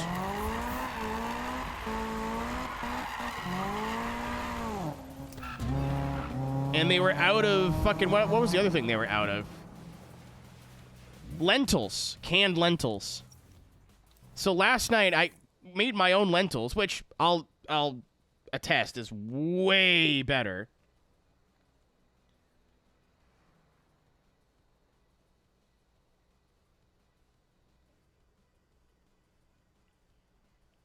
It just took an extra half an hour, and I didn't kind of want to do that.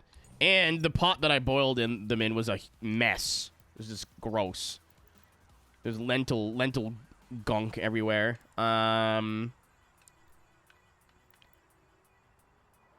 Wait, I just did that. I just did that. Was I under the score? No. Game. Stop fucking around.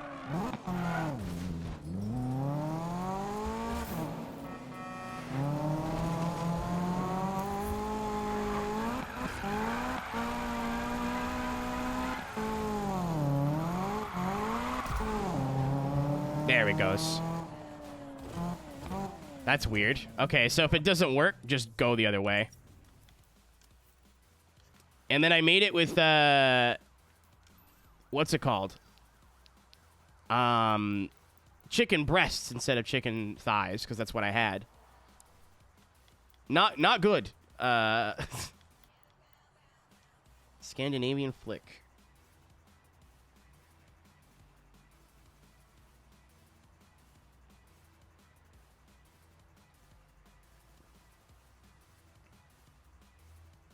Is there a map? Aha! I found a map. I think it'll be easier just to do it this way. Yeah, so there's one here. Here. Here. That's one we're missing. Here. Here. Here. Here. And here. So we're missing quite a bit, actually. I'll use the power of teleportation.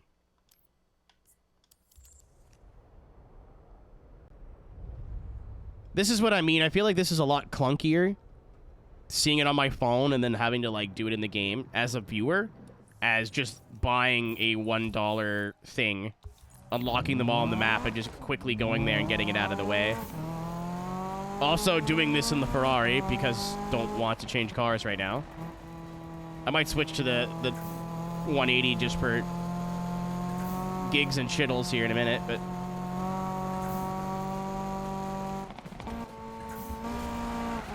Ooh, there's a donut over here too.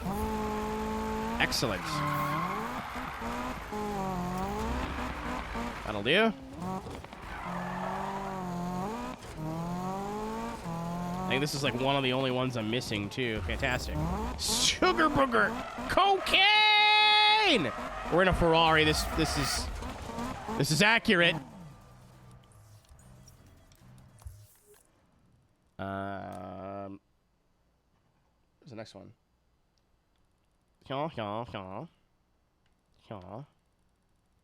It's up here. We've got it. It's like over here somewhere. It's probably right here. It's hard to see on the map. Can I zoom in with my fingies? No, Need for Speed Wiki. No, stop it's advertisements, you bastards. The fandom.com website is the worst pile of shit website in the world. I wish everybody who puts ads on fandom.com a very die.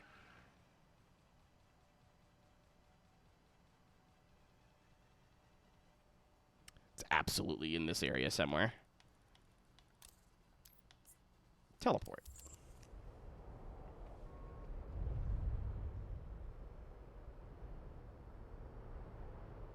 Nah, I'll stay in the Ferrari. Fuck it. I need it for the speed stuff anyway.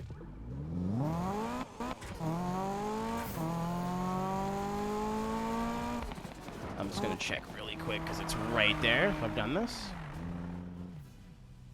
I have not. Perfect. Get 2 birds stoned at once. This is cool. I like the speedrun thing a lot more than like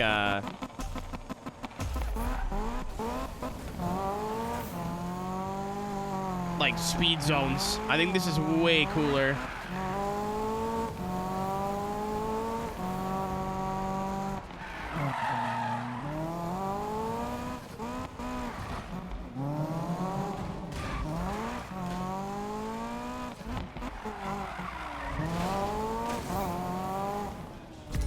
Like, that's way more fun to me. And now we only have one left. Now I gotta remember how I fucking got here, though. God damn it.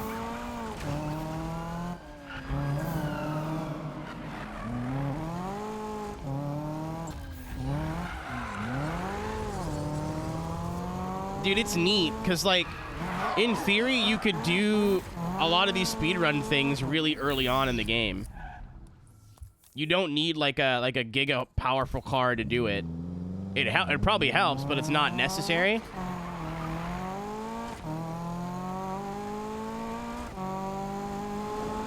And it's not like straight up top speed. Like a lot of just speed zones are like, all right, I'll get the fastest car I own and just drive it as fast as I can.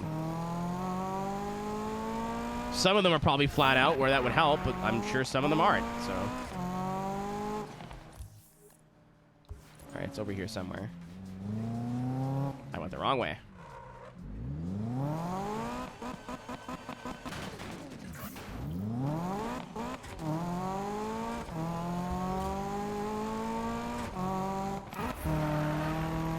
Fourth gear was a bad choice.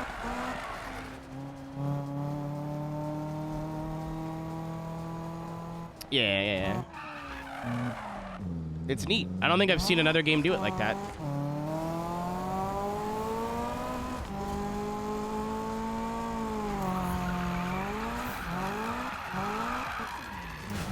That counts? Fuck yeah. 11,000. All right. And then the last one is up in the hill somewhere. I think it's right at this little elbow. Oh, I can't. Ha ha ha ha! Stop me, will you? Man, we didn't drop a single fucking frame today. Knock on wood. I'm so happy. I'm sure I've talked about this a million times, and you guys are all bored of it, but 3 months of, like, no idea if I can stream on a regular basis has been not cool at all. Brandon kind of put it the best way I've ever heard, where, like, this is kind of like going to the bar now. Obviously, it is, like, one of my full-time things, right? I do need to stream, even if it's just for ad revenue. But the less you stream, the less people, like, less relevant you are.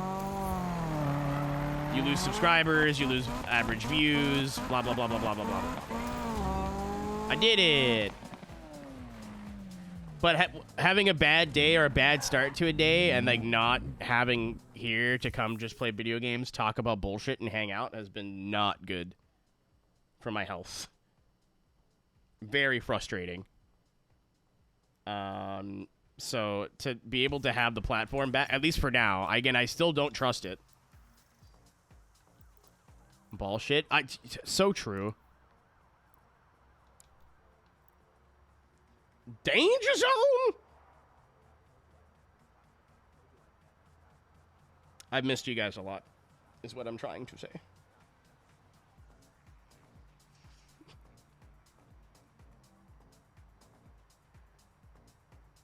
It's just north of, it says Beckenhole, but I hardly know her.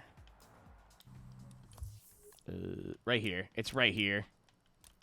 So if I go, I'm shocked I missed that.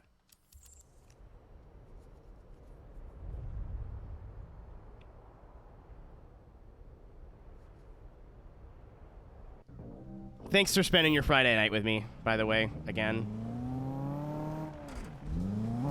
Appreciate everyone who's raided, hung out, and we will, of course, be back tomorrow with the beginning of the conclusion, part 2.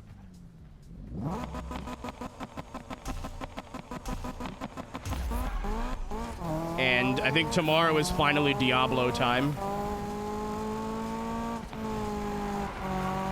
I wanted a purple Diablo for a long time. I think it's finally time.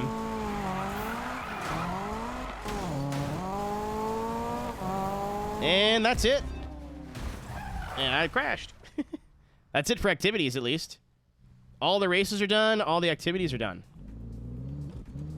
We are one step closer to 100%.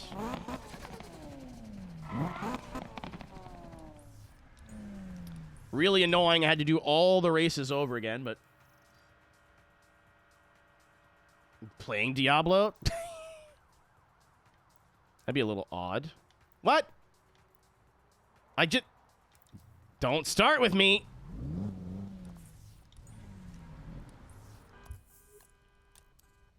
It's the one I just did. It's being silly. It said 10 out of 10 unlocked. Maybe it just has to, like, update because this game is always online and stupid.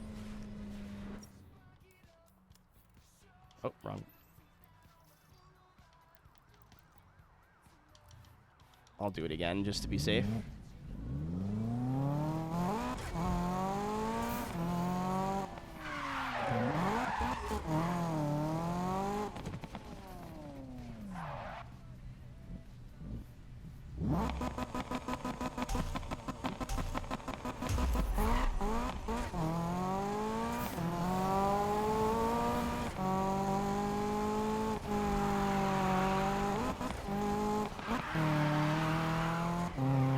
Yeah, I don't think the Diablo is very fast in this game. But if we can beat all of Eddie's challenges with it, I'll be very happy. It's one of my favorite cars ever. Ah, I didn't fucking get it, though. It says 10 out of 10 collected. I'm fine with it, Blair. If there's something that's a bug and I can't get around it, I usually don't count that. Oh, don't fucking start with me. Or it's like so... Oh, there it goes. Online moment. Yeah, it's 100% now. Cool. I figured it would take a minute. I remember one time it said the game, like, when you go to this screen, it was like 98%, and then I just backed out and came back after a while, and it was 100%. I didn't do anything. So, that's done. The events are done for now. Collectibles... We're on the way. Not a whole lot left. We have like one Vista spot left. Literally one. Free parts, there's almost done. 2 left. So this will take like a couple of minutes. Maybe like half an hour. This, I don't know if I'm going to do it. This sounds like it's going to take a lot longer than it's worth. So... We'll see. If it looks like it's going by pretty quickly, like, I'm probably going to do this last in the game. I don't think I'm going to do it before doing the, like, Eddie's challenges. And I may do Eddie's challenges, that, and then Prestige mode as the last thing. Because there's 41 races here. There's quite a bit to do. So, I don't know. Or maybe we'll just do it as we go. I have no idea. But for now, level 51, 92% complete. Not a whole lot left to do. But good progress today. It's just kind of stupid that we had to go through and redo all the events all over again. Because that cost us a ton of time.